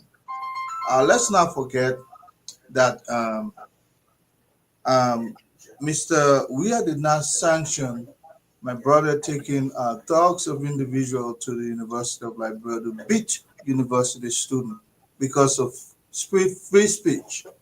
They spoke. He got angry, right? He led people. Is that not atrocity? Is that not part of the same crimes against humanity? How is that not torture? People expressing themselves, you led thugs from that were released from jail prematurely, follow them into the university and beat people that day. Mr. Ware would never sanction such a moment. But that's it. In a perfect democracy, you always find people that will bend the rules. And that's why you're there as a leader to be able to caution them to come back to the center where goodness exists. So if you ask me whether Ofori, the former warlords that were brought into the NSA by Mr. McGay or Senator McGay to torture people, those people are still there. But what happened? We have a government that is different today. People will bend the rules. That's why we launch investigation for people that count for what they've done against humanity. Look, I always say when you have a government like this, there will always be overzealous people that will take the law into their own hand because they know the law will not apply to them like it will apply to other folks. So my hope and prayer is that this issue, this torture against individuals that were brought in the presence of the police or the NSA for an investigation against the issue of burning down the Capitol building must be fully investigated. And I hope we'll get the truth behind it. Don't do it because Conor Gray says so, but do it because it's the right thing to do. So that in the future, people will always think about their actions that will come back after them. If you don't remember, if there's no recourse to our action, definitely society will be lawless. And my hope is that this issue, this torture against these people, will not just go, especially if we can prove it. I like Mr. Russell's position that let's investigate further. And we have a medical report, even though there was some attempt to put some lies there. Somebody said it was sodomized. That was not proven. But what was proven, we should be able to go back and investigate thorough so that these people can get justice. Even though they have been accused for a crime, for perpetrating a crime, but if they are found to be tortured, definitely anything they say was done under duress. And I don't expect anything further than to let them go because you violated their person already. And since you don't have any credible any substance that come out of that investigation is incredible because you force them to confess, and that's not fair. I think we should always try to be a civilized society, if you ask me, and that is why we should be find some modern ways to extract information from people as Stanton. But that was ugly if those people were truly tortured. But again, it's a partial report. I don't know if I can hold on to that and say it's the ultimate truth. But we look forward that these guys were sincere when they say they were tortured, and I believe them. They were tortured. Stanton. Yeah, but Colonel Gray, it's not a partial report. They gave you the full report. It's in the chat room. It's not a partial report. Well, it's an opinion from one person, so that makes it partial. It's a medical until we can have a counter report or a second opinion, then we can hold it credible. In my opinion, that's how we do investigations. Okay. In my opinion. Yeah, so I think that's my time. Thank you, Kev. Go ahead. Yeah. Before Dia and General Power, can agree you guys were fighting against each other. You are fighting and no, we're not do that. We're not do that. Oh, my man, tag me here. You see, I relax myself. No. The rules. Everyone here, I didn't talk. You see. Great. And the only reason why I didn't talk because you said the rules. I wanted to kind of correct it, man. No. Yeah, Akaris. Let me finish now. Hear me out. Quiet, right? Akaris, let me finish. Hear me out. I was coming to correct the man. You saw I went off. I was taking a phone call. No, but you're here when you start. Listen, my brother. Go back and watch the clip. We're not fighting. It's not too late to correct. We will not attack each other, Kev. We're not attack each other. Let me move on. Okay, let me move on. I agree with what you say. Akaris Gray, I agree with what you say. But let's move on and let's make the adjustment. Because the rules are waiting for this moment. Yeah, and we've been in the chat room. We've been in the chat room. We've been in the chat room saying this over and over. We cannot agree. Order. So, Kev, you want to speak? Let's go back to the cultural issue. So, what do you do with Conagray? Let me correct this. We discuss. Political leader will discuss. Let me correct this part. So you added that, just said that. You political leader. Let me correct this part. Great, let me correct this part. Let me correct the part because he made a false allegation. Those guys will enter into the NSA from the Unity Party for Dia and General Power. That Unity Party put them. I agree with you, though, Kev. But then let's agree that they are stayed there and we restart the contract. Why we can't kick them out, Conor Gray? Exactly. So let's agree, right? Let's agree that Joel brought all of them. Yes. But they are there currently. Why can't we kick them out? Why can't we remove them? Or the people are crying that they're kicking people out of job, Liberians out of job. And that's the reason. These are the same individual. So that's the reason why, Conor Gray, we kick people that cannot torture. Those people at the executive mansion, we kick them out. We kick people that cannot torture. Those people at NAFA, we kick them out. They get no torture in the blood. But the main people that can torture, we say because CDC crash, so we keep them in NSA. Is that the reason? And his logic there. So, go ahead, finish up. So after that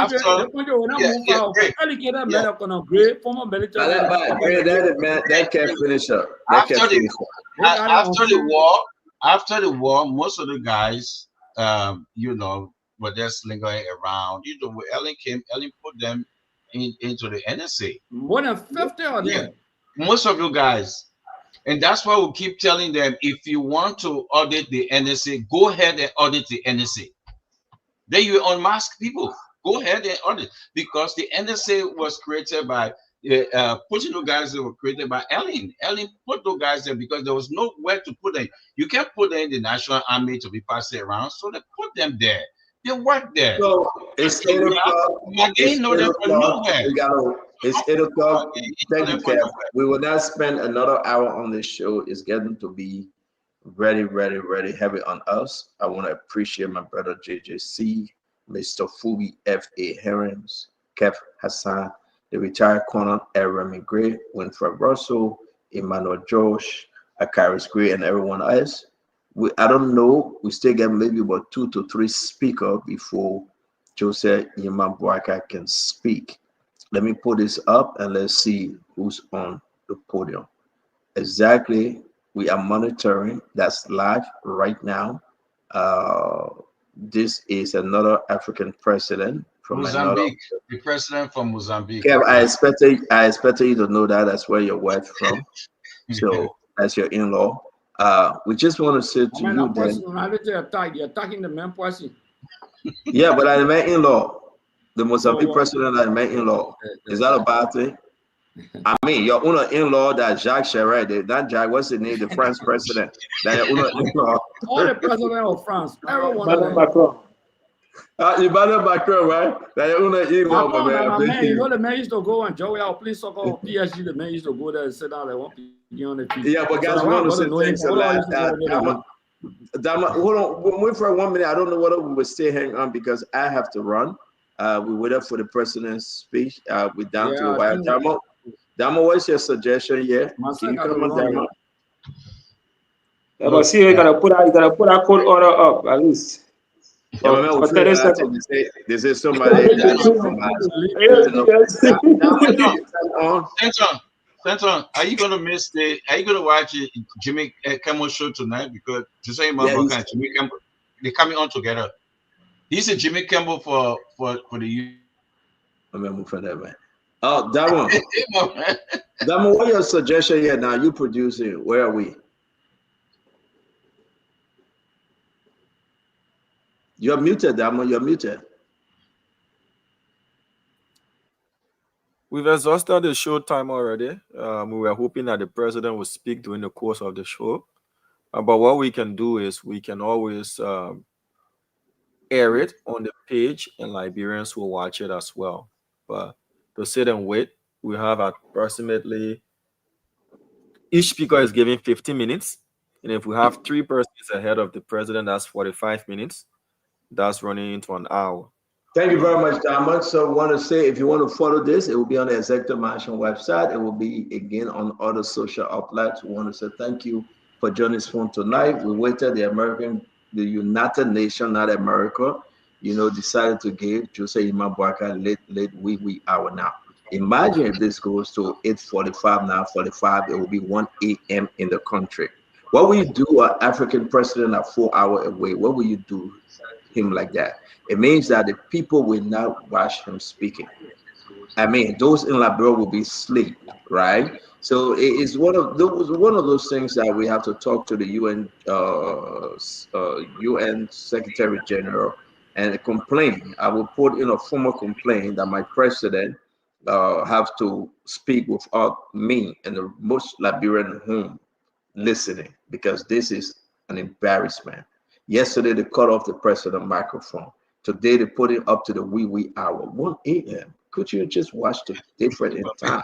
Who is he talking to 1 a.m.?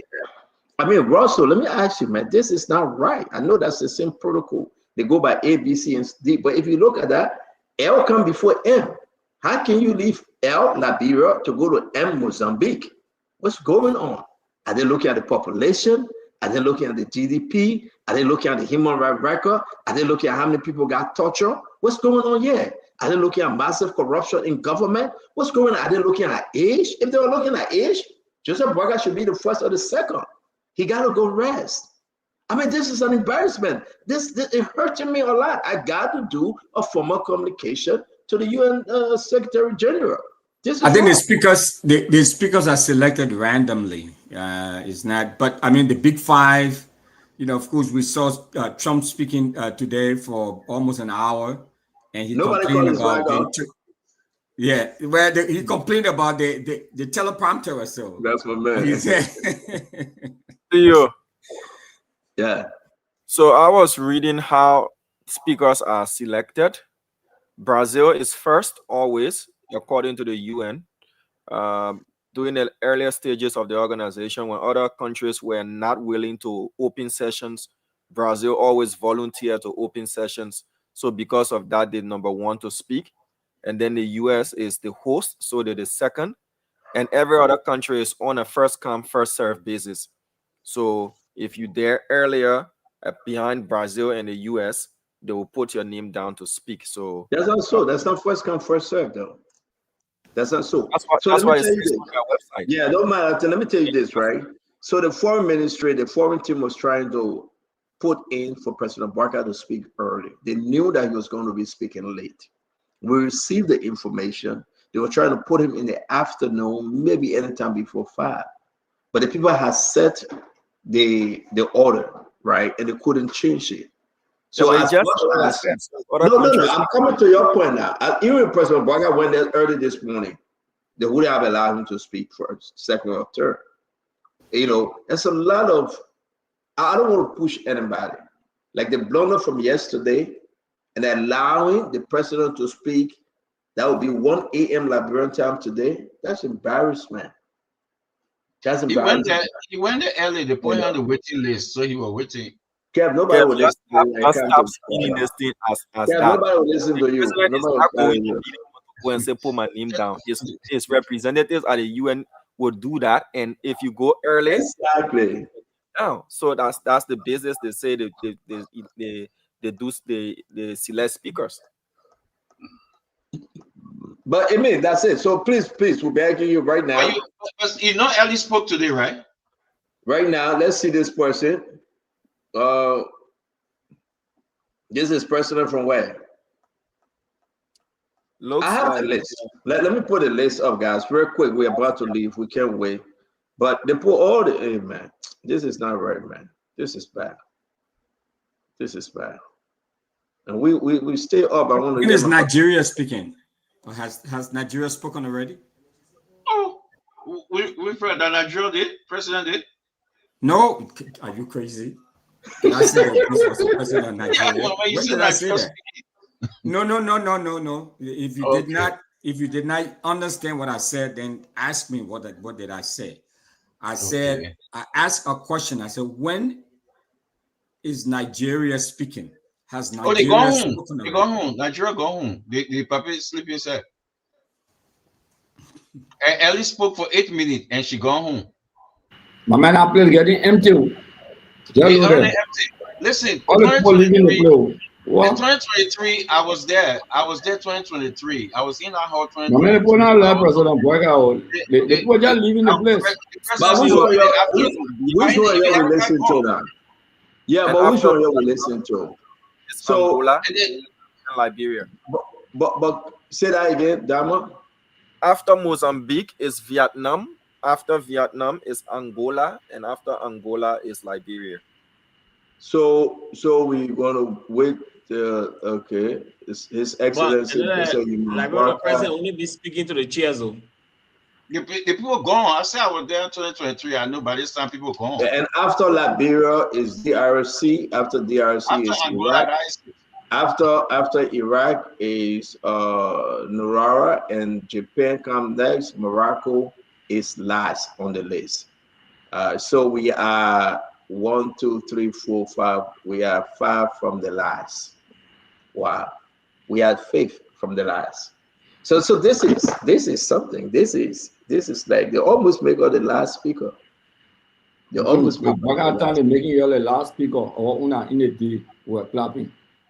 Oh yeah, in the afternoon I was there. I was in our hall 2023. So we want to say Angola is speaking. My man, you know how to do, Damo?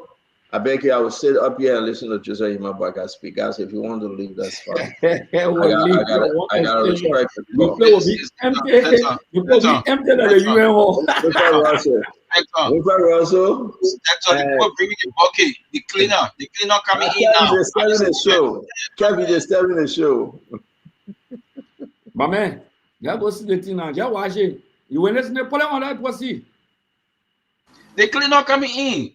No man, I'm telling you. Empty. Instead today, your president got buy logo. The last time he spoke, they call him Mag on you. Today they say he's not speaking. They say after he talk about 8.3 billion, the post say that's Syria mandate. After he talk about 8.3 billion, the post say that's Syria. Let's point to the let's point on Afghanistan list. Still like Even for me say he get the end with. Even for me say no, this is a mess. I gone. You go lie to the people down there. You talk about 8.3 billion. The people think zero. Yeah, man, did 20 for 20 after that extension. Oh, yeah, DB man. Yeah, one dog. That is this nation coming for Gregory Como. That they want Russell in level here. Don't take that over, Gregory Como. But why the why Ellie who not the president Ellie spoke before so Kev, 1 minute. American citizenship, so they were charging. Dama come back. 1 minute, guys. 1 minute, guys. Dama come back. Dama, I received information. Someone at the UN right now said, "Where is Dama?" Dama come back. Let me give you applause. They say, "Yes, indeed, Dama, you are right." Is the country, the foreign ministry, Dama? Where Dama? Dama, you run away. They say the foreign ministry should have negotiated if they wanted President Bouaka to speak early. But you are right to say first come, first serve, right? And if your president need to be on the list as one of the earliest speaker, the foreign ministry, the permanent mission, and that of Louis Brown right now representing Liberia, he should have let me finish. He should have negotiated for Joseph Bouaka to speak early. So that's a mistake from the foreign team. So Damo, Stand when would this group keep making this mistake and embarrassing? That's not a mistake. Can I make it clear? Can I make it clear? I saw 2023. I saw that list. The list already there. When you get there, you will see the list. I was in that room and I saw the list. So the ambassador there that we speak, the ambassador that we speak He's lying. So wait about carefully. I beg you, man. You just jump and say lie. Your own people that work in your government. You went there in the money. You went there in the money. Stop yelling. Stop. We don't want people to say things. We can only talk one at a time, my man. Emmanuel, you were saying something. While we trying to win the diamond, I just want to say you're right. It's a first come, first serve. But if your president needs to speak early, the ambassador at the UN should negotiate through the foreign team, for the early slot. But this foreign ministry and the foreign team didn't do it. So therefore, Jose Imam Bouaka will be speaking 1 a.m., 12:45 to 1 a.m. Liberian time. So I think, again, that's another blunder. We can be at it. I mean, right now it's 12:13. I don't know why we're making these kind of lazy mistakes. And we are a permanent member of the Security Council. There should be no reason our president should be speaking late in the night. Non-permanent member. We are a non-permanent member of the Security Council. We are sitting on a table. We are no longer fringes. Now I go back. Oh, no, look. There are 6 things they look negotiate. At. They are saying that you can negotiate. No, but this is not an isolated case. Phoebe, yes. They look at tradition. They look at the official protocol. They look at the ranking of the officer there. They look at the country preference. Then they look at logistics. So those are the 5 things they look at. Every one of us know that every year this particular meeting is going to take place. We should be negotiating. If we are negotiating at the end of this conference, the permanent mission is supposed to be making preparation for next year. So you don't get to the building the same day and you expect to talk these programs are made months in advance. And we are a non-permanent member of the Security Council. That puts you higher. That gives you better leverage. That gives you better advantage. And I think we should start making use of it. And this is not an isolated incident. We are getting embarrassed over and over on the international scene. And we should do something about it as a country. And Emmanuel, your president went almost 2 or 3 weeks ahead of other presidents and could not make any arrangement to speak on time or to speak early. So what were they doing there all the time? No, for You programs went that did Jesse is made more than 2 or 3 weeks ahead of time. I have a twist. I have another question for you. So this is the first day of the General Assembly, right? Yes. Yeah. Yes. Liberia being 13th out of over 148 plus United Nations members. Is that not also something for you to look at? Others will be speaking tomorrow. Others will be speaking. That's why Emmanuel said. No, but Dama. It's just a diplomatic blunder. That's all. Let me go, please. Thank you so much. You call on every immigrant, for goodness, sir. Dama, you can ask all that question here and there, man, but that was another blunder. We should have. No, but I just asked a question. You didn't address the question. Yeah, but I gave you now. I gave you an answer. I gave you a straightforward answer, Dama. That was a blunder. You choose how you want it. That was a blunder because they should have arranged a better time for President Barker. President Barker is tired. You see that hole, you know what that hole is getting cool and empty. And what you're hearing is that sound that can put you to sleep. They put a puppy wife right by him. A puppy wife was shaking smile and said, don't sleep, don't sleep. She will speak Gisi to him or Gola. Don't sleep, don't sleep. Because the puppy tired. Let me put a picture up. We got a picture from there. Let me put a picture up. You guys said they are not treating the person well. Not at all. The person is tired. So, I mean, we can dance around with the thing and you go put a man 1 a.m. Liberian time, President Barker in Liberia sleeping. 1 a.m. Nobody there telling to kind of address who? You talking to the people here, you talking to us? I mean, why we can do this thing right? There's no reason why to be going back and forth and finding reason. We'll stay here. I will stay here. I'm not leaving. I will stay here. We have spoke in prime time when we were there. We were there. Matter of fact, you could see him. You could see him among president. Them, you know, he worked the room. He around. You know, some of us took picture with different president. I think it's you know, because that show how important. Prime time. We were there. We met different presidents there. We took pictures, and it was fun. We left there early. We went to eat our dinner. And we relaxed. It's hungry. Kev, stop yelling now. Kev, stop yelling. Also announced that when Joey gave you a first 25,000, right? I knew you were going to say it. Yeah, you just yelling too much. That was the last UNGA. No, but wait, guys. I beg you, Colonel Gray. I beg you, may please, Your Honor, Colonel Gray. I'm trying to put a picture, or just give me 1 minute, Colonel. Please. Just give me 1 minute. Let me put this picture up. It's very important because let me put a picture up because we gotta go. There you go. It's right here. So this is President Barker, right? And this is what we always say. This is something to talk about, right? The public title. The public title. You see the hall that in the cameraman that you see behind? Yeah, that one person tall now. So you know what? All the camera people that are here waiting for President Barker to speak for them to go home. Because they cannot live without him. So look at the American delegation right here, and look beyond them. And, you know, listen, he's tired. He got to be there till 1 a.m. The old man tired. Look at Louis Brown. Louis Brown. You guys brought Louis, let's talk one at a time, man. They all don't go to bed. Louis Brown supposed to be the one to negotiate and talk about the Omega to speak before 7 p.m. Look at Louis Brown. President Barker not happy. He's mad. The president is not happy. I know what my father doing there said. He does not know anything that's happening anyway.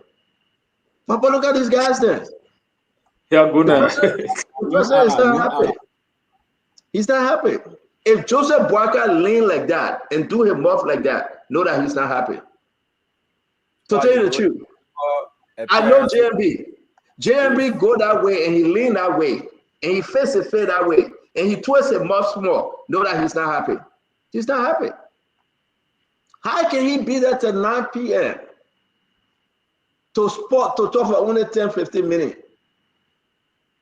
I mean, this is, you know, this is we're getting picture from that. This is embarrassing.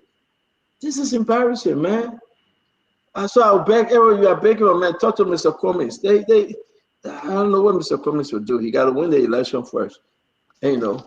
But I just want to say to all of you guys, I hate to stay here. Instead of the guy that's telling you to do the rest like they do. For the picture, you see one lady is sitting on the ground telling the puppy, say, So if you look at this picture, say anything you want to say, right? They people ready to go home. That one, we've been to these places, we know. That one, these people ready to go home. Look at the lady sitting right here. See how guessing now? I can't wait. Give the other 3 countries that are supposed to address the that one. The country that you talk about are supposed to address the other 3 countries that will come after, right? Only the people that you see saying that right now, you know where they are? They are not there because the people are ready to speak yet. They're going out for a walk. They're going to wash their faces. They're going to take some hot coffee. They will come back when the president is ready to speak. Because if they say that, they will fall asleep. Come on. You know what you're hearing beside the speaker? You hear and the men are speaking. The men are speaking English. So that thing, the interpreter in your ear trying to interpret, no. So Angola, after Angola, la GMB. Yeah, so we wait for Angola on that, right? Another point I would like to make is that. Go ahead.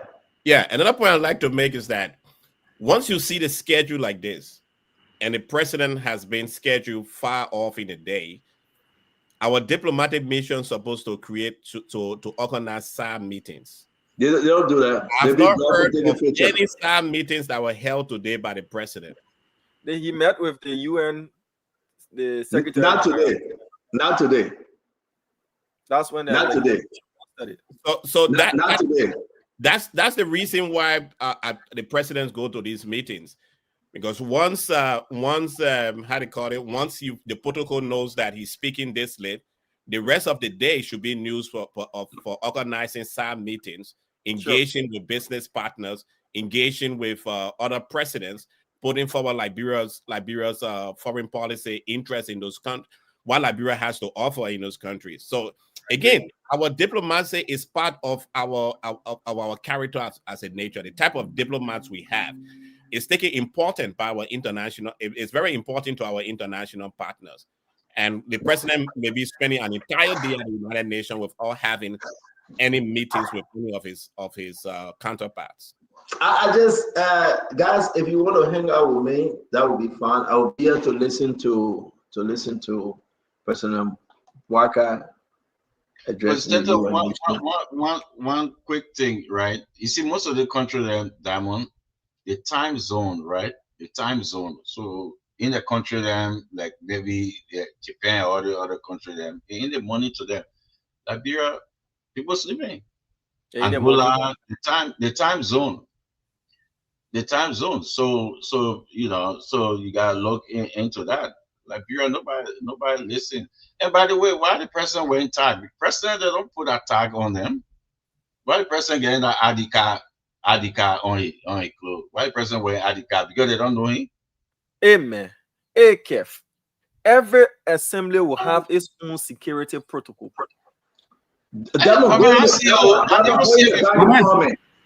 Why you go in the back and call me, Diamond? Emergency, go in the back real quick and call me. All right, go ahead, Kev. Yeah. ID card, they know him. Passing around with ID card. The president, the other guys who have that bag, that thing on the neck. My man. You know I mean to speak 2 a.m. in the morning. Who will be up? Yeah, because great.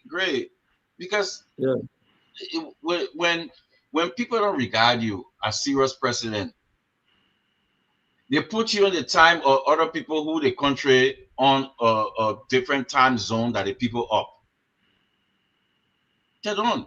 Joe Weah spoke prime time. Check all the time. Joe Weah for the last 6 years, prime time. Prime time. Prime time. Let me tell you, great. 2023 by now. Kev, who was the ambassador at that time? Who was the ambassador to the United Nations? To United Nations at that time. I think Kimia had left. Who was the ambassador at that time? I think I don't remember. Kimia had left at that time. I can't remember who the ambassador to UN. So, guys, we're getting some breaking news. I know we're waiting for the president to speak, but we're getting some breaking news. Let me just announce this. I don't know whether it's true. Again, we cannot confirm this, that there's a fire incident at one of the political leaders' home. If you guys, again, this is unconfirmed.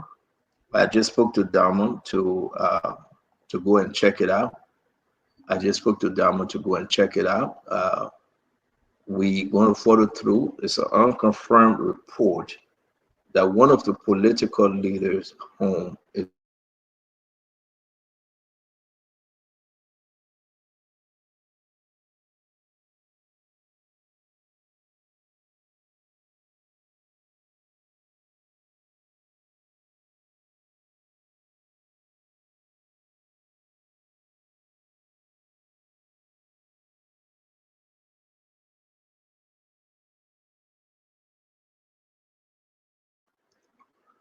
all right. So, Emmanuel, I know you guys are searching before we leave, and we just want to confirm. I don't know who is the political leader.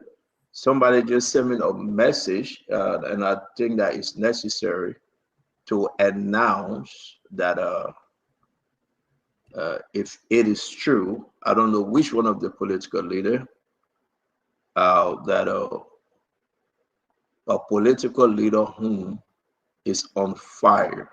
So you guys, please check out with your political leader and find out what's going on and give us that story. Well, Diamond is working with his team. I'm working with the guys as well to confirm. Again, this is unconfirmed report that is a fire incident and one of the homes of the opposition. I'm hearing opposition political leader is on fire. So I hope people can reach out. Again, we cannot confirm. We are waiting to confirm this. And yes, Dama.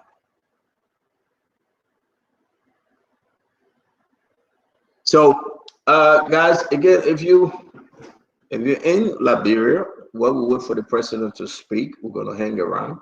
But again, I beg just okay. All right, Dama. We're gonna hang on while Diamond try to make his way, and just for us to confirm this report.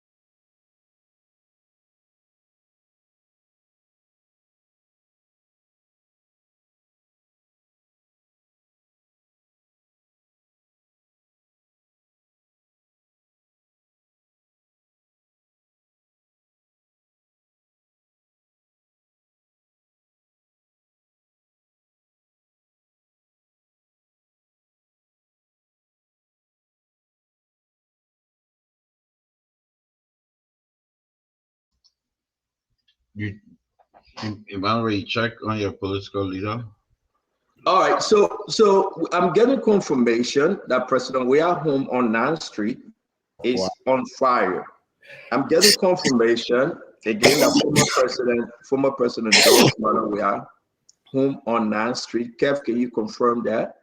Is on fire. I am getting information, maybe that part of the home or the entire home. Again, I want to announce that I'm getting confirmation that former President George Manawia, whether that's the entire home, but there's a fire incident at the former president resident. There's a fire incident at the former president resident. Now, this is breaking news, but thanks to Diamond, he's on his way there. Diamond is on his way there. He gonna confirm. He have called other reporters to be there. If you're up and you're watching and you're listening and you are a reporter, please go. We can bring you live. And guys, don't forget, we've been relay all over Liberia through Voice of Liberia and all the relay stations. But I can say to you, information is very sketchy at this time, Emmanuel.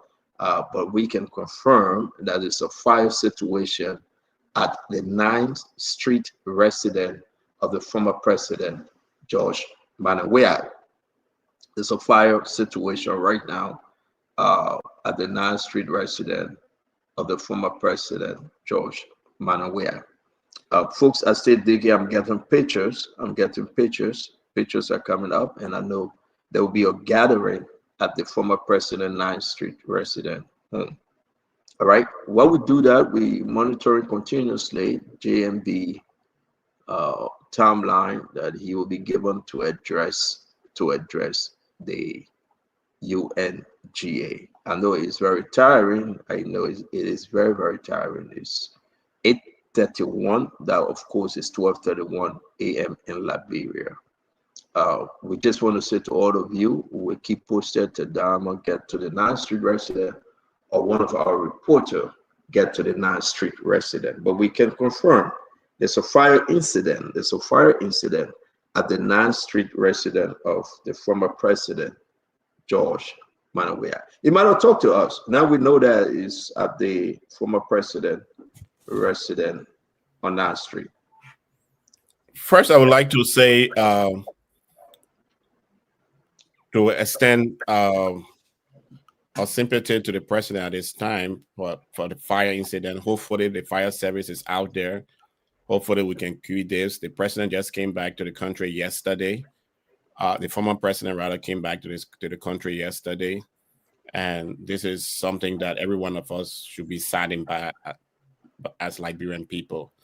So hopefully the situation will be under control, that no one will lose their life in this thing, and the damage will not be extensive.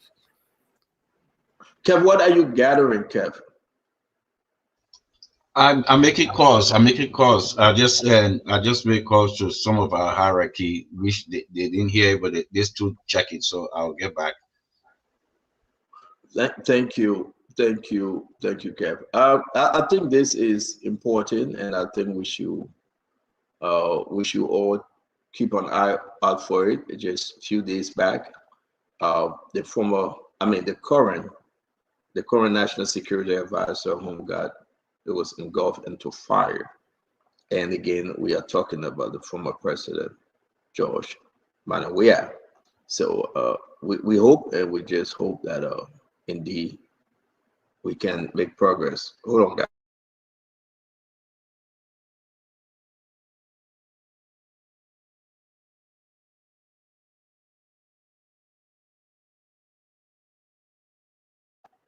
All right, so Dama is on his way.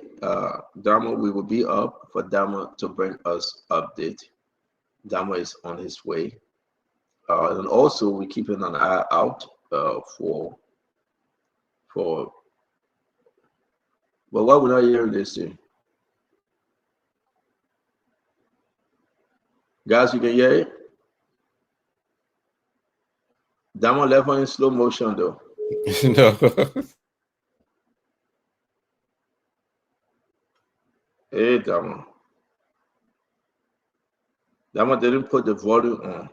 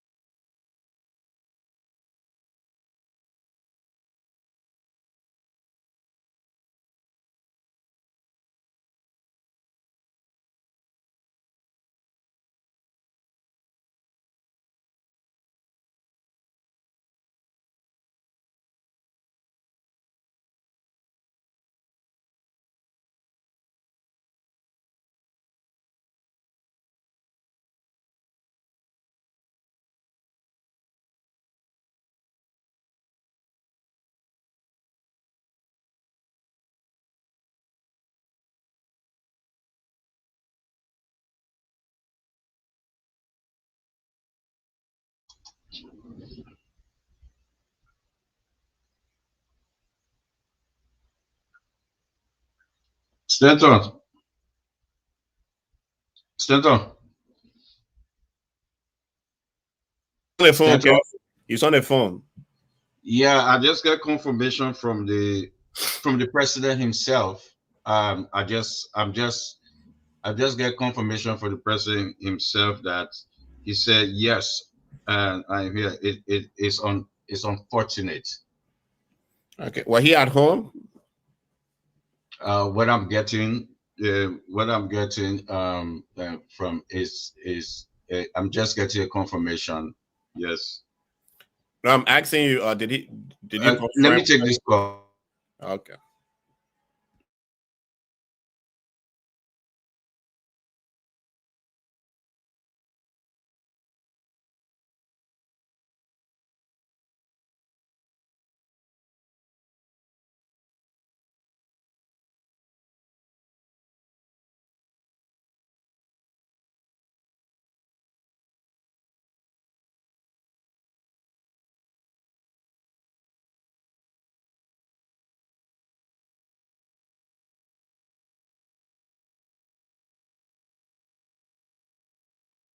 Yes. So the report is true. I'm just confirming from the president himself. He just confirmed it. So the Nan Street home, and also by Maxwell Kimia just confirmed it with me. Yes, the Nan Street home. So the president is there, and our hierarchies are on the way there. Was that the home the president returned to yesterday, Kev, when he came into the country? No, it's the 9th Street. It's the 9th Street. Oh, he didn't go to the 9th Street home yesterday. No, he that's the 9th Street home, but he was not. He was not. Do we know if everyone got out of the house safe? Jefferson, we are following breaking news that there's a fire incident at former President George Weah house. Do you have any information on that too? Yes, it's confirmed. It's confirmed that it is his house, and it's a sad news. Do you know if all the occupants of the house came out safe? Yeah, from the information I'm gathering, nobody was in the house, only the securities. And so we hope there's no one in the house. No, there was no injury. You right, Jefferson. I've been back and forth, and also I tried to put this thing up because Damo left the studio for us to listen to President Barker. He should be coming on shortly. So Kev, bring us up to speed. Yes, I got it when I contacted the chief himself. He confirmed it is unfortunate. Yes. The house is on fire. His 9th Street home is on fire. It's really unfortunate.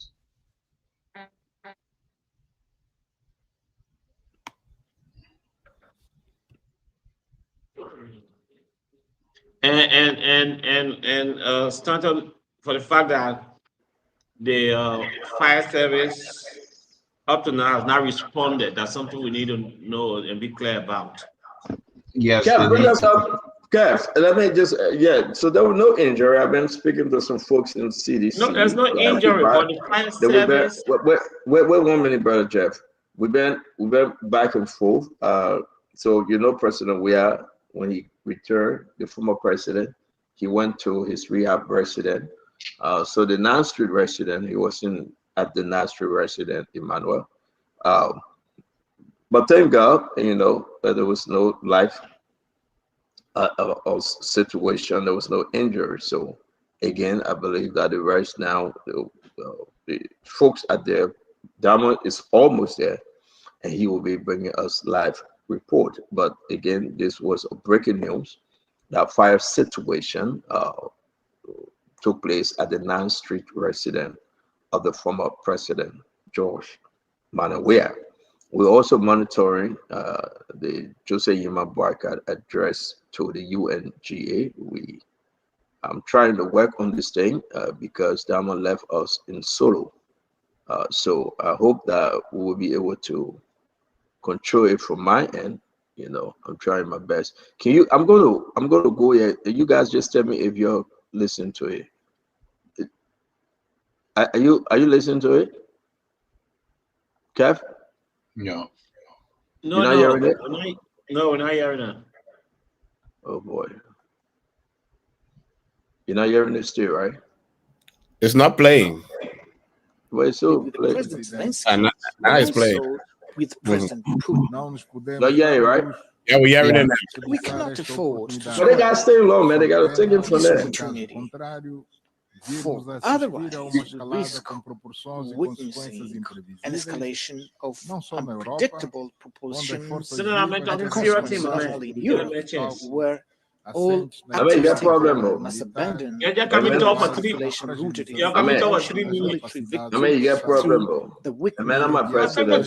adversaries. Let's listen to the man story about It's a fire and they pour the civil service guy. That was it like a business about leave me alone. I'm putting with that breaking news now. Listen to this guy. Its role as the main entity. How far Mozambique and Angola, they are the same family, but stay there and listen to the man. I family people. Capable of ensuring world peace. Therefore,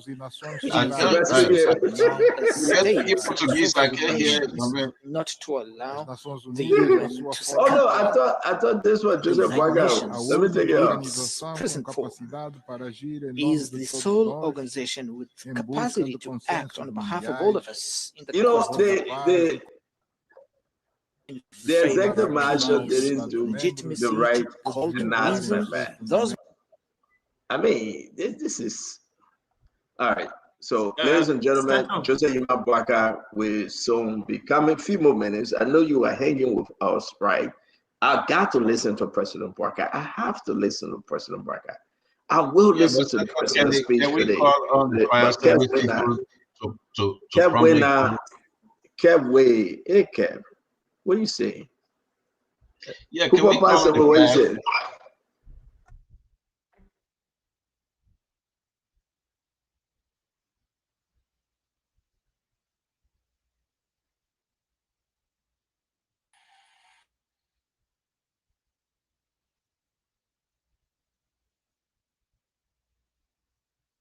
Folks, we got Diamond. You know, we'll be moving between. Diamond, you are live. Diamond, can you hear us? Diamond, can you hear us?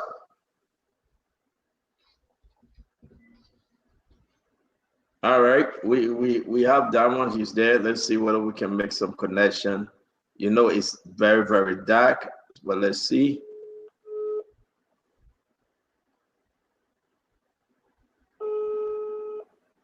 If I we'll wait for another 45 minutes again.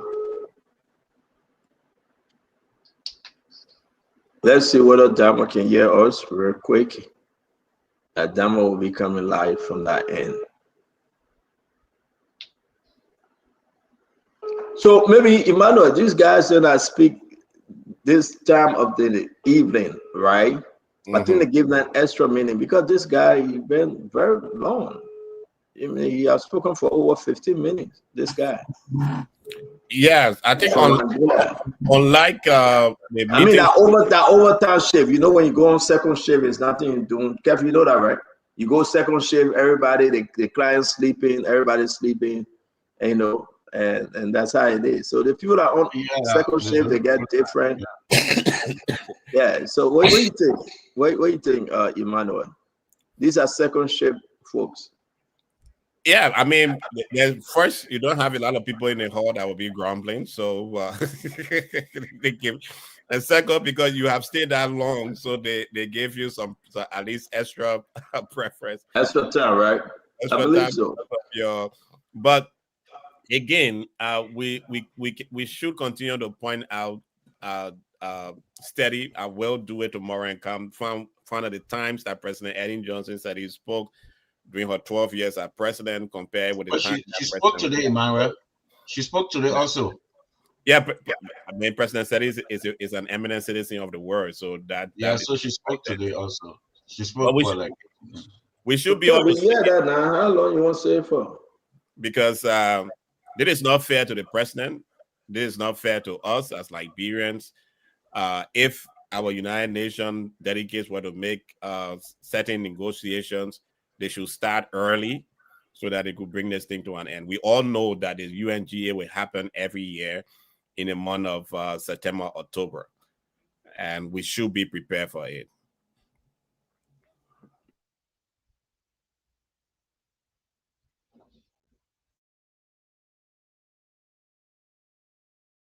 So we got Diamond right now. Diamond, go ahead. You're live. You're on the show.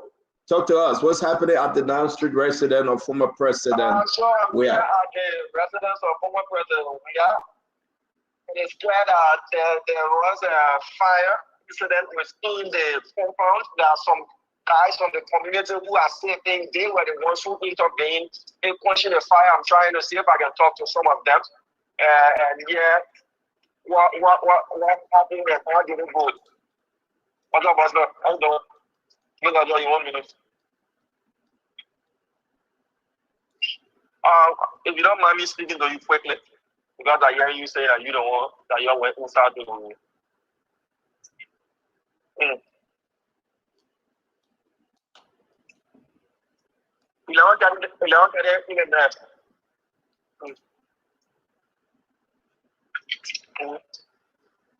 Where in the compound or inside the hall is there?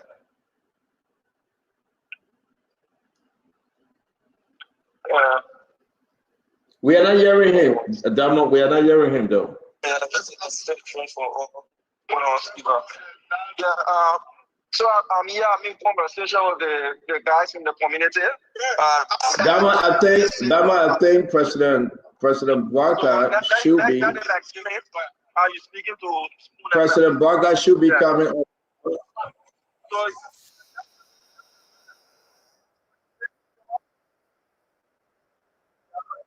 let go.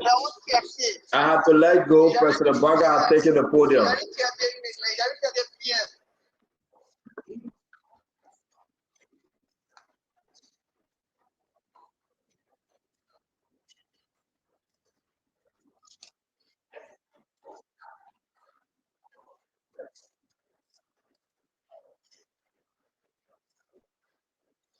This is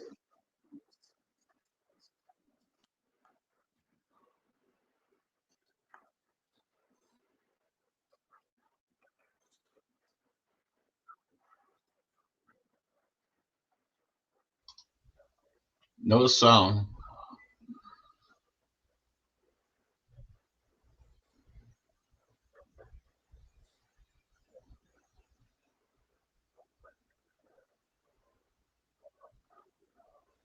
United Nations remains the most critical multilateral platform for international cooperation and collective action. The UN continues to employ the best framework of humanity, security, justice, dignity, and shared prosperity. Please accept, Madam President, the congratulations from the delegation Liberia on your assumption of the esteemed office of President of the 80th session of the General Assembly. In your leadership, we trust in your leadership to guide the affairs of this august body. We also extend our commendation to your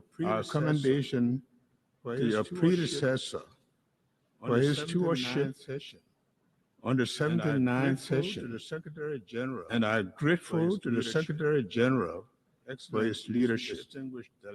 Excellencies, distinguished delegates, please accept the gratitude of the Liberian government and the people, the overwhelming trust demonstrated by the General Assembly members in electing Liberia to serve on the non-permanent seat of the United Nations Security Council for the 2026-2027. This marks Liberia's first full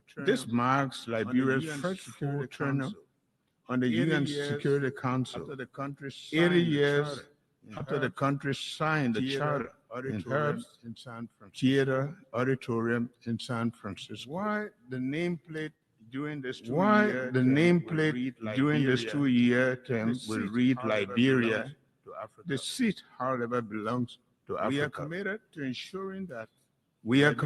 to ensuring that Liberia's contribution to the Security Council's discussions and the decisions are shaped by hard-earned experiences in conflict resolution, as well as our successes in peace building, democratic reform, political transition, and governance. Additionally, the collective experience of the continent will be taken into consideration.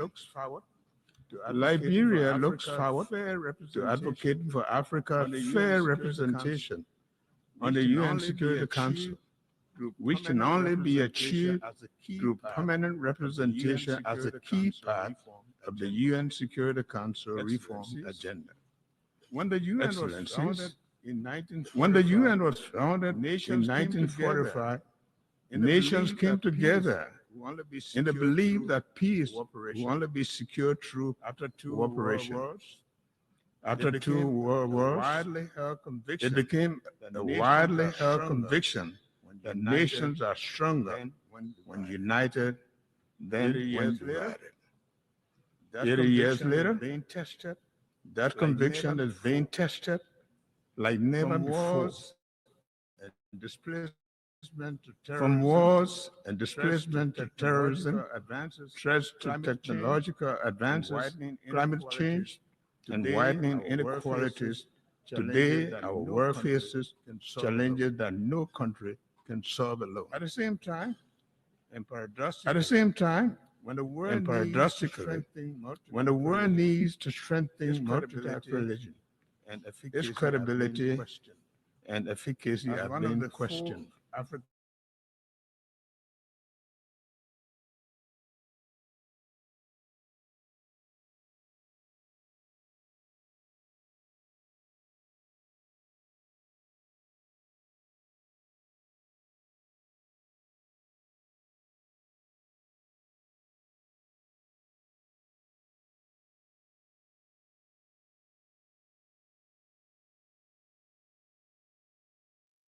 Stanton, no sound.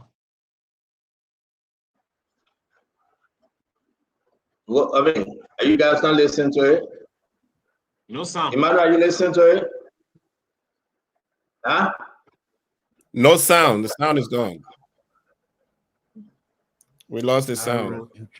Is it better now? Yeah, it's back. It's back.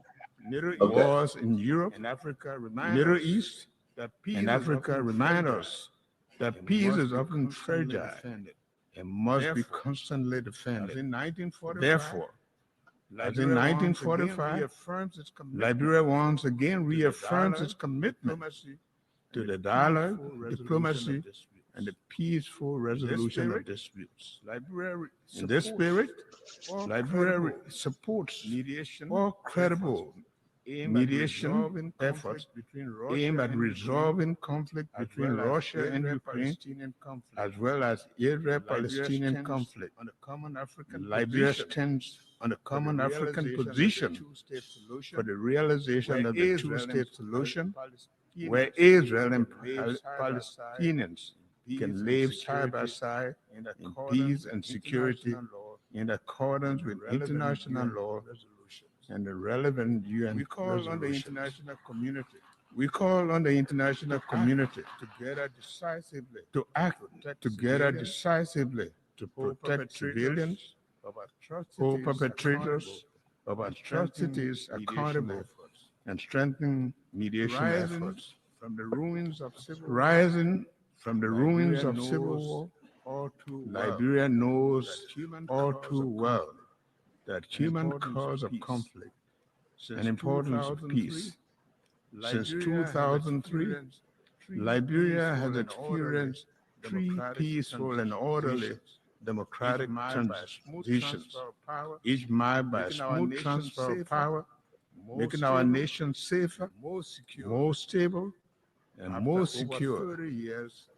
After over 30 years of unrest, instability, Liberians have also worked hard.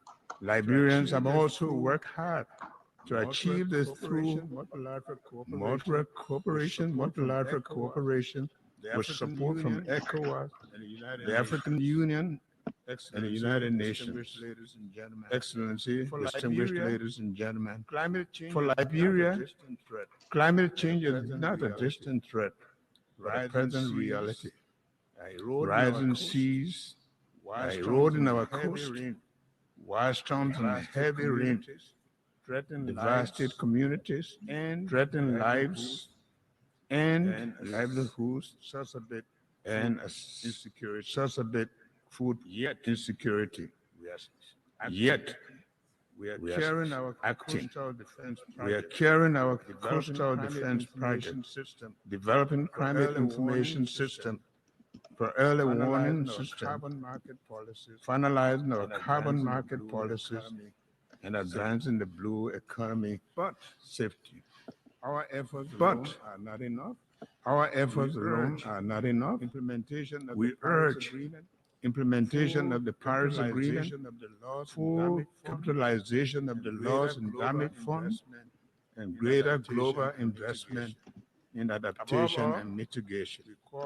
Above all, we call for climate justice. Those who contribute to these crises, the least to these crises, should not be forced to suffer the most.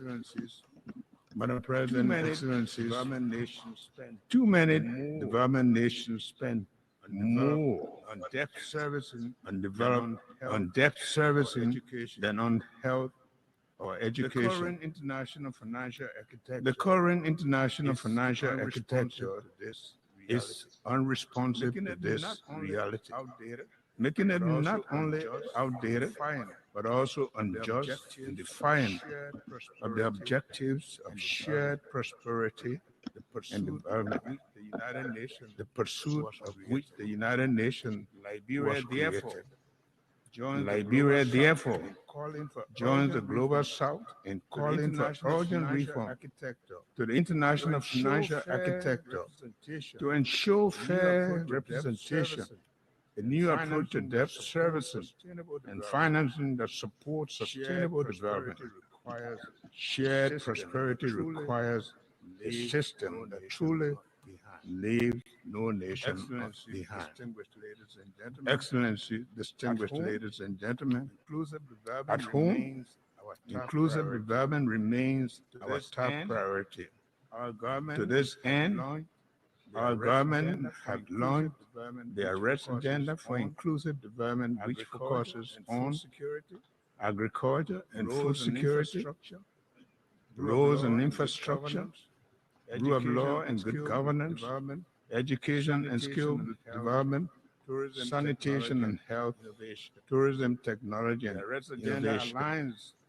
The Arrest Agenda aligns with our National Vision 2030, which aims to transform Liberia into a lower middle income country and lay the foundation for a capable state by 2030. Through this agenda, we are committed to improving the livelihoods, reducing inequality, and ensuring that every Liberian benefits from the dividends of peace and development. We are taking tangible steps. To improve governance, by implementing accountability and anti-terrorism, such as corruption measures, such as asset declaration.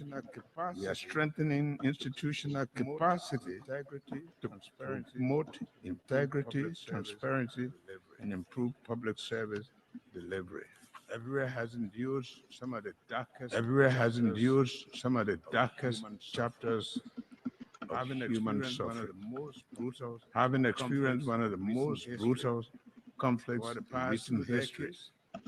For the past 2 decades, we have remained firmly on the path of recovery, working to heal our nation and rebuild from the painful legacy of war. my government has taken deliberate, meaningful steps toward national reconciliation. These include honoring the memory of the victims, supporting initiative and memorization, and upholding the commitment to justice. While we recognize that these efforts are complex and challenging, they are essential steps towards achieving lasting peace and genuine national unity. I now take the opportunity to renew my government's request for the international support and assistance in establishing a war and economic crimes court, which will further the Liberian people's aspiration for national healing and reconciliation through justice. For the United Nations to remain relevant and practical, it must adapt. Liberia therefore supports the pact for the future and global digital compact. We also call on the UN that more responsive and reflective of today's world, using outdated 1945 solutions to tackle 2025 challenges is neither reasonable nor realistic. Regarding sustainable development goals, we agree that our collective progress is too slow. However, reaching the SDGs targets remains a vital effort as ever. We therefore urge that the timely achievement of the SDGs be treated as a global emergency. Consequently, Liberia will submit its next voluntary national review in 2026, committing to accelerate the implementation of the global goals in line with the African Union's Agenda 2063 and ECOWAS Vision 2050. Finally, the theme of this session, Better Together, aptly captures both the spirit and the urgency of our time. The challenges before us are immense, so too must be the collective capacity to overcome them. Liberia pledges to remain a bridge to peace, and a development partner, and a defender of human rights. For the next 80 years, we will continue to honor the promise of 1945 by renewing our commitment to a world where peace is just, and development is inclusive, and dignity is universal. Thank you. On behalf of the Assembly, I wish to thank the President of the Republic of Liberia.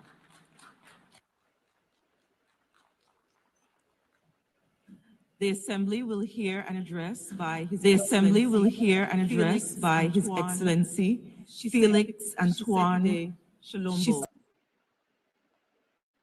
So, guys, there you have it. We stay here with Emmanuel George. Emmanuel George, what do you make about this speech by President Boakai? The president, I think his speech was moderate. He did not walk the line of the United States of America. He started by affirming the United Nations, and that Liberia continued to respect the United Nations and its charter, which I believe was very good. He took a step forward again, departing from the United States of America. He recognized the two-state solution for Palestine, which is a very interesting development given Liberia relationship with the state of Israel. The president spoke towards he distanced himself again by saying he accepts the Paris Peace Agreement, that nations should walk that yes, the world is threatened by climate change, and Liberia is an example of that threat. So he did stand that line. So we see a Liberian leader out there deviating from Liberia traditional partner of the United States of America on a number of things that President Trump said this morning. We definitely see JMB moving from there. But where I have my challenge is the president talking about the debt of our country. Perhaps those who work with him did not remind him that in 2010, 4.6 billion of our debt was relieved. We are in 15 years later, we are now 2.5 billion, almost half of the debt that we have. we are close to half of the debt that we're relieving. And that should be something that is serious. I don't think any Liberian president should be putting that in his speech concerning debt and debt relief. I believe is either due because we don't see it as Liberians. See, this in 15 years we have a debt profile of $2.6 billion. What happened? Where is that money? What did we do with all those money?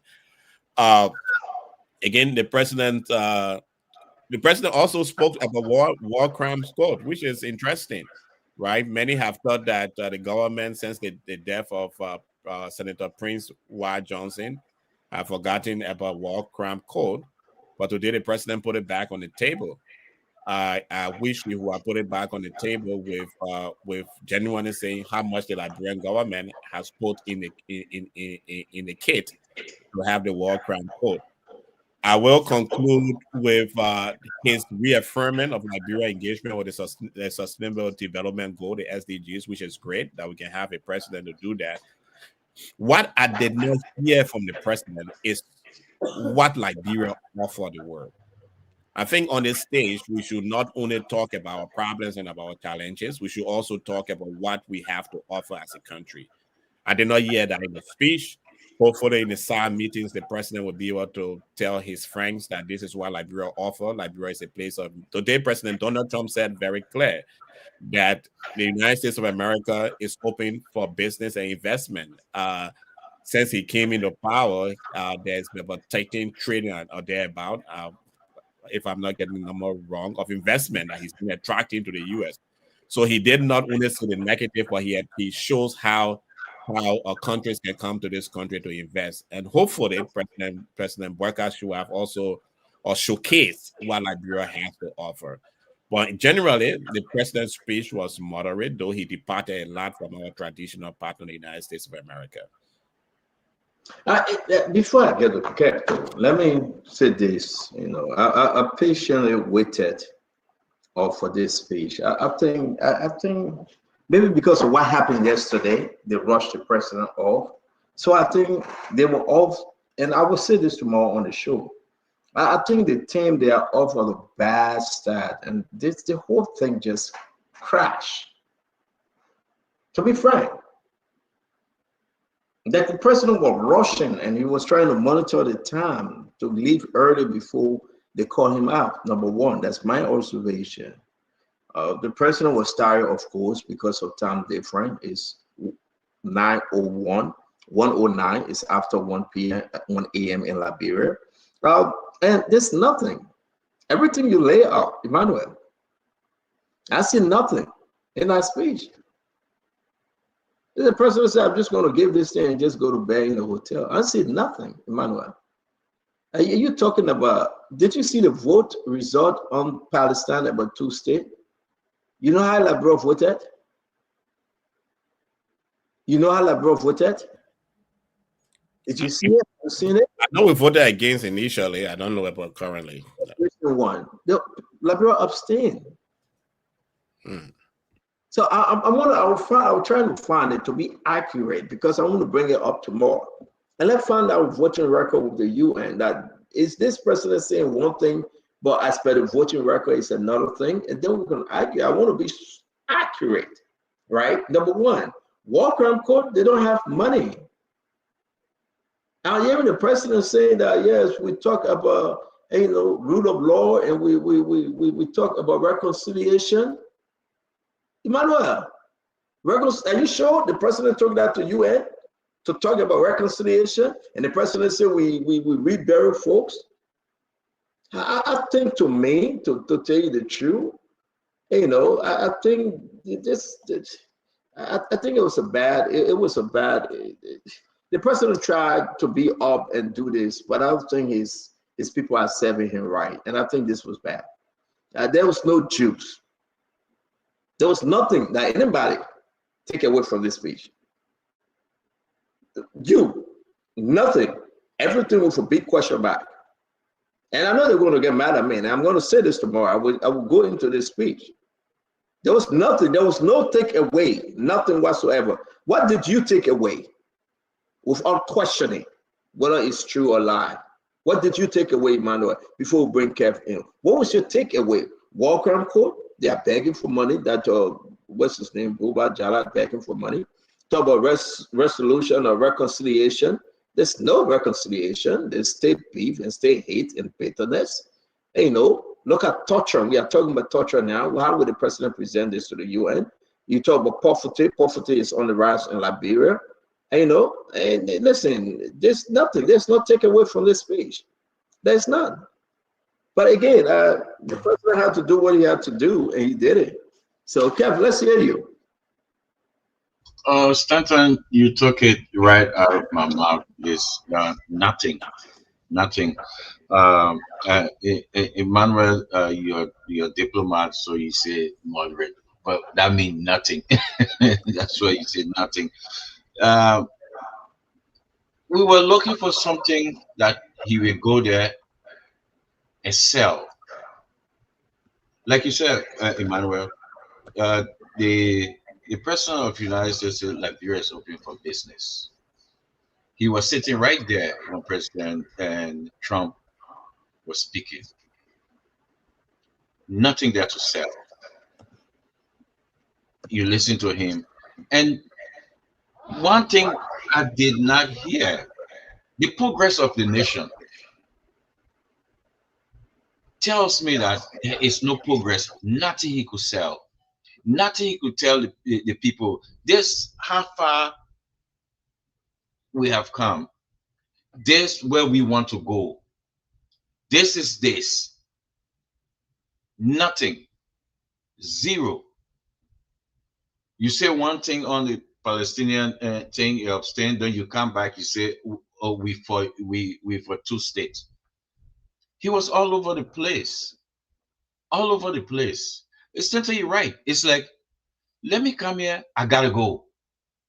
I gotta go. Nothing there. Nothing. How can a whole president,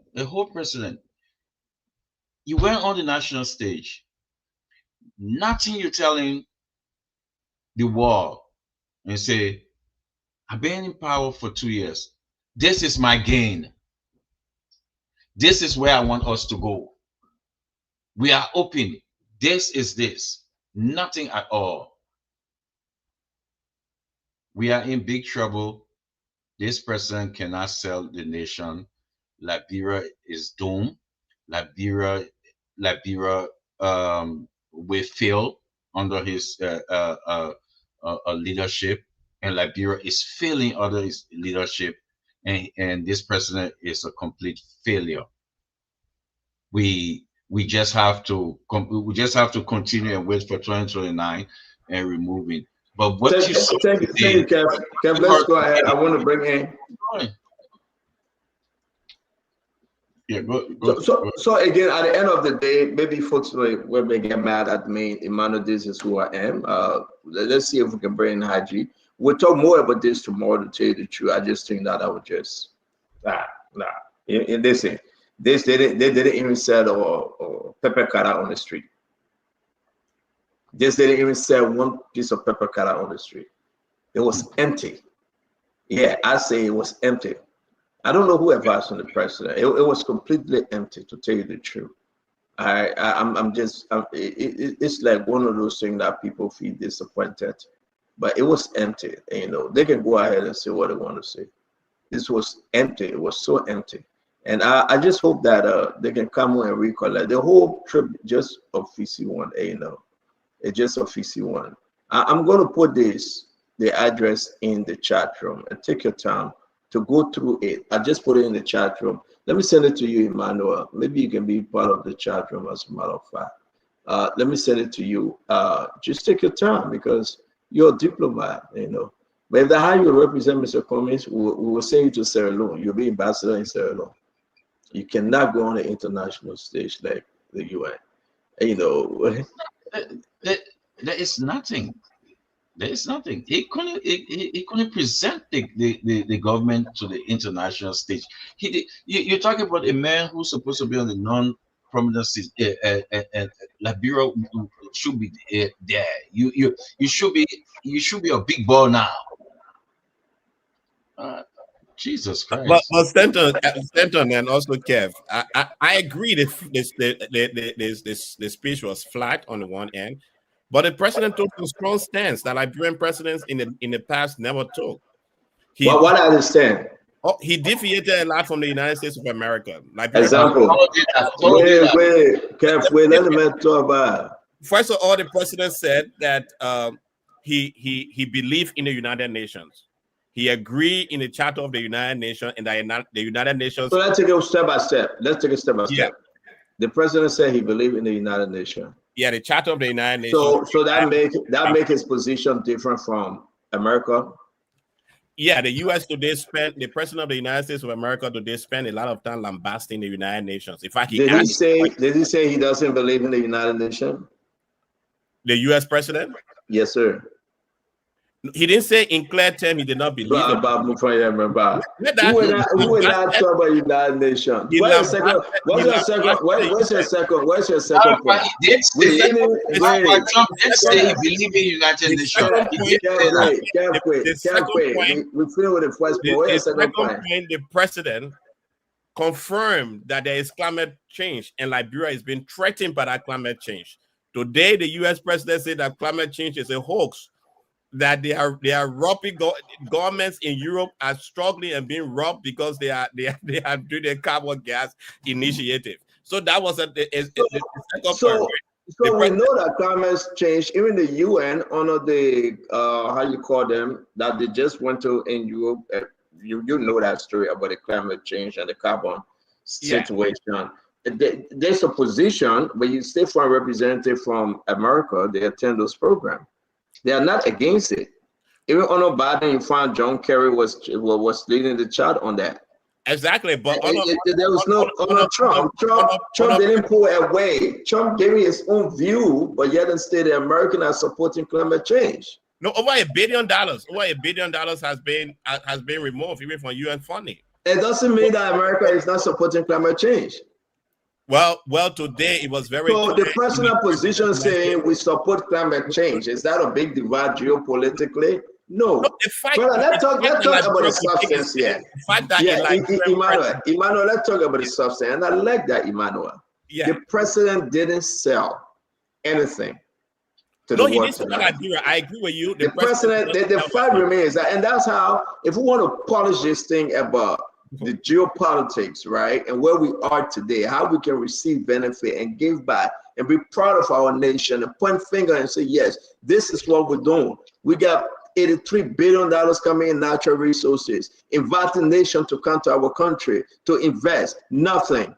The president failed to talk about foreign investment. Nothing. The president failed to talk about the bread and butter issue affecting the Liberian people. Healthcare. Look at our healthcare system. The president will never talk about infrastructure like the way other countries would do. No, the president is limited with his conversation because of those that are around him. They point to him and say, talk about reconciliation. Who the president reaching out to for peace sake? To rebury door and talk about that reconciliation? Are you reconciling with the dead? Or you should be reconciling with the living? Why the president couldn't say, you know what, upon taking office, it was a heated election. I met the former president. We sat down, we talked to bring our country together. Why the president couldn't say that? You think the world not watching? You know what I would do for you, Emmanuel? I want you to come back tomorrow. I just put the whole speech in the chat room. Bring your best and come out tomorrow. I can call the opposition like Emmanuel. He's a gracious opposition. Voila. Very, very gracious. You see, being opposition, Kev, it doesn't mean opposing everything. I started by sharing that if the speech was very moderate.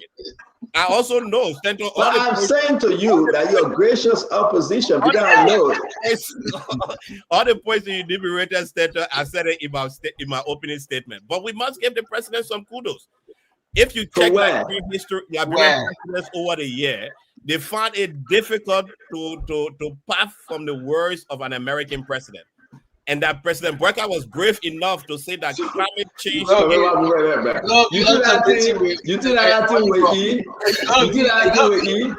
You know how many people are taking stand against America's position? Then the president tells that they support the idea of two state. When the president is abstaining, the president pick up the phone and call his ambassador representing Liberia to the United Nations and say, abstain, run away from the office. When they bring the people to you, not there, go. Don't let them sign on it. Because he had taken on unfair balance. He either say yea or nay, but he didn't.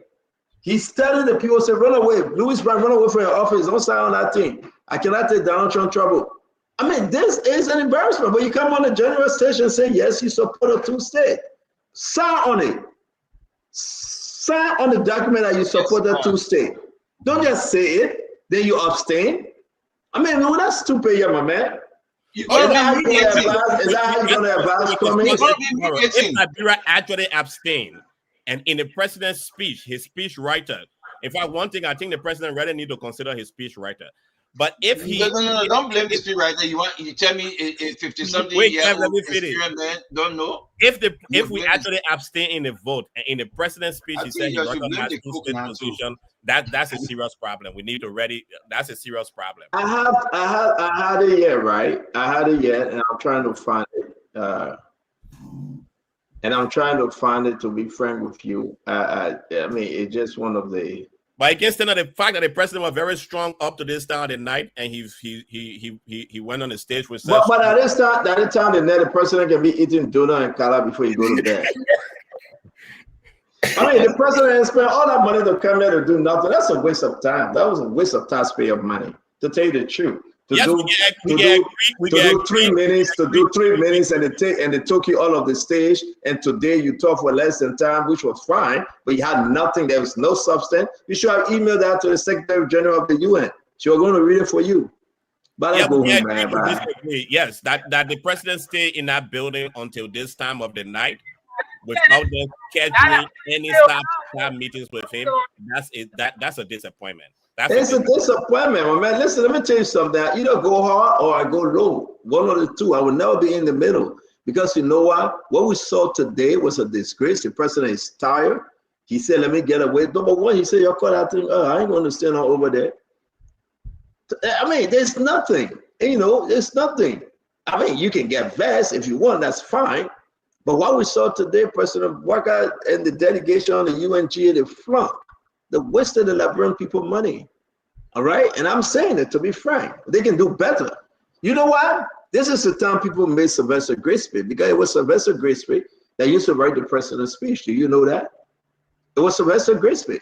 There's the time people wonder, he said, yes, but his soul rests in peace. That's why the president, number one, he overstayed, and they had to take him from the trip. Number two, the whole speech was empty. It was empty. Even if you put word in AI will generate something better for you. The whole speech was empty. Everybody go back and listen. God forgive me. I missed Bible study just to listen to this speech. And I know God will forgive me. The whole thing was empty. I mean, nobody will come out and say what I'm saying. You know what? Because I can say the truth. The whole speech was empty. And, there's nothing one I would take from that. The only thing I would take from that, the president stayed up in the night. His wife was waking up. He said, don't sleep. And the president went up there and read the speech, my man. But this is what we do on Spoon Talk, man. You can't have it both ways. The president's speech was empty today. I'm disappointed in whosoever wrote the speech. I'm disappointed in the entire team. And I think it's about time that the people found somebody else. And, if people found somebody else to do a better job. It was very, very bad. It was just It was just a safe environment. It was just an easy way out. The president said, I'm tired, Yeah. you're taking home. You're right. In 2024 December, Liberia abstained. Yes, you're correct. I just read it. I will show you everything.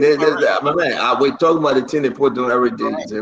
But anyway, I want to say, guys, Emmanuel, George, man, thank you very much for hanging on. We got to go to my brother Kafiko. Thank you very much, your brother from Sierra Leone. We got to go. And to all of you out there, thank you for hanging with us. The good, the bad, and the ugly. You say your own, I say my own, and we'll move on. Till we meet again tomorrow, may God bless you. May God keep you. And may God bless our country. Before I leave here, I say to you, the speech was empty. Go and read it. It's there. Thank you.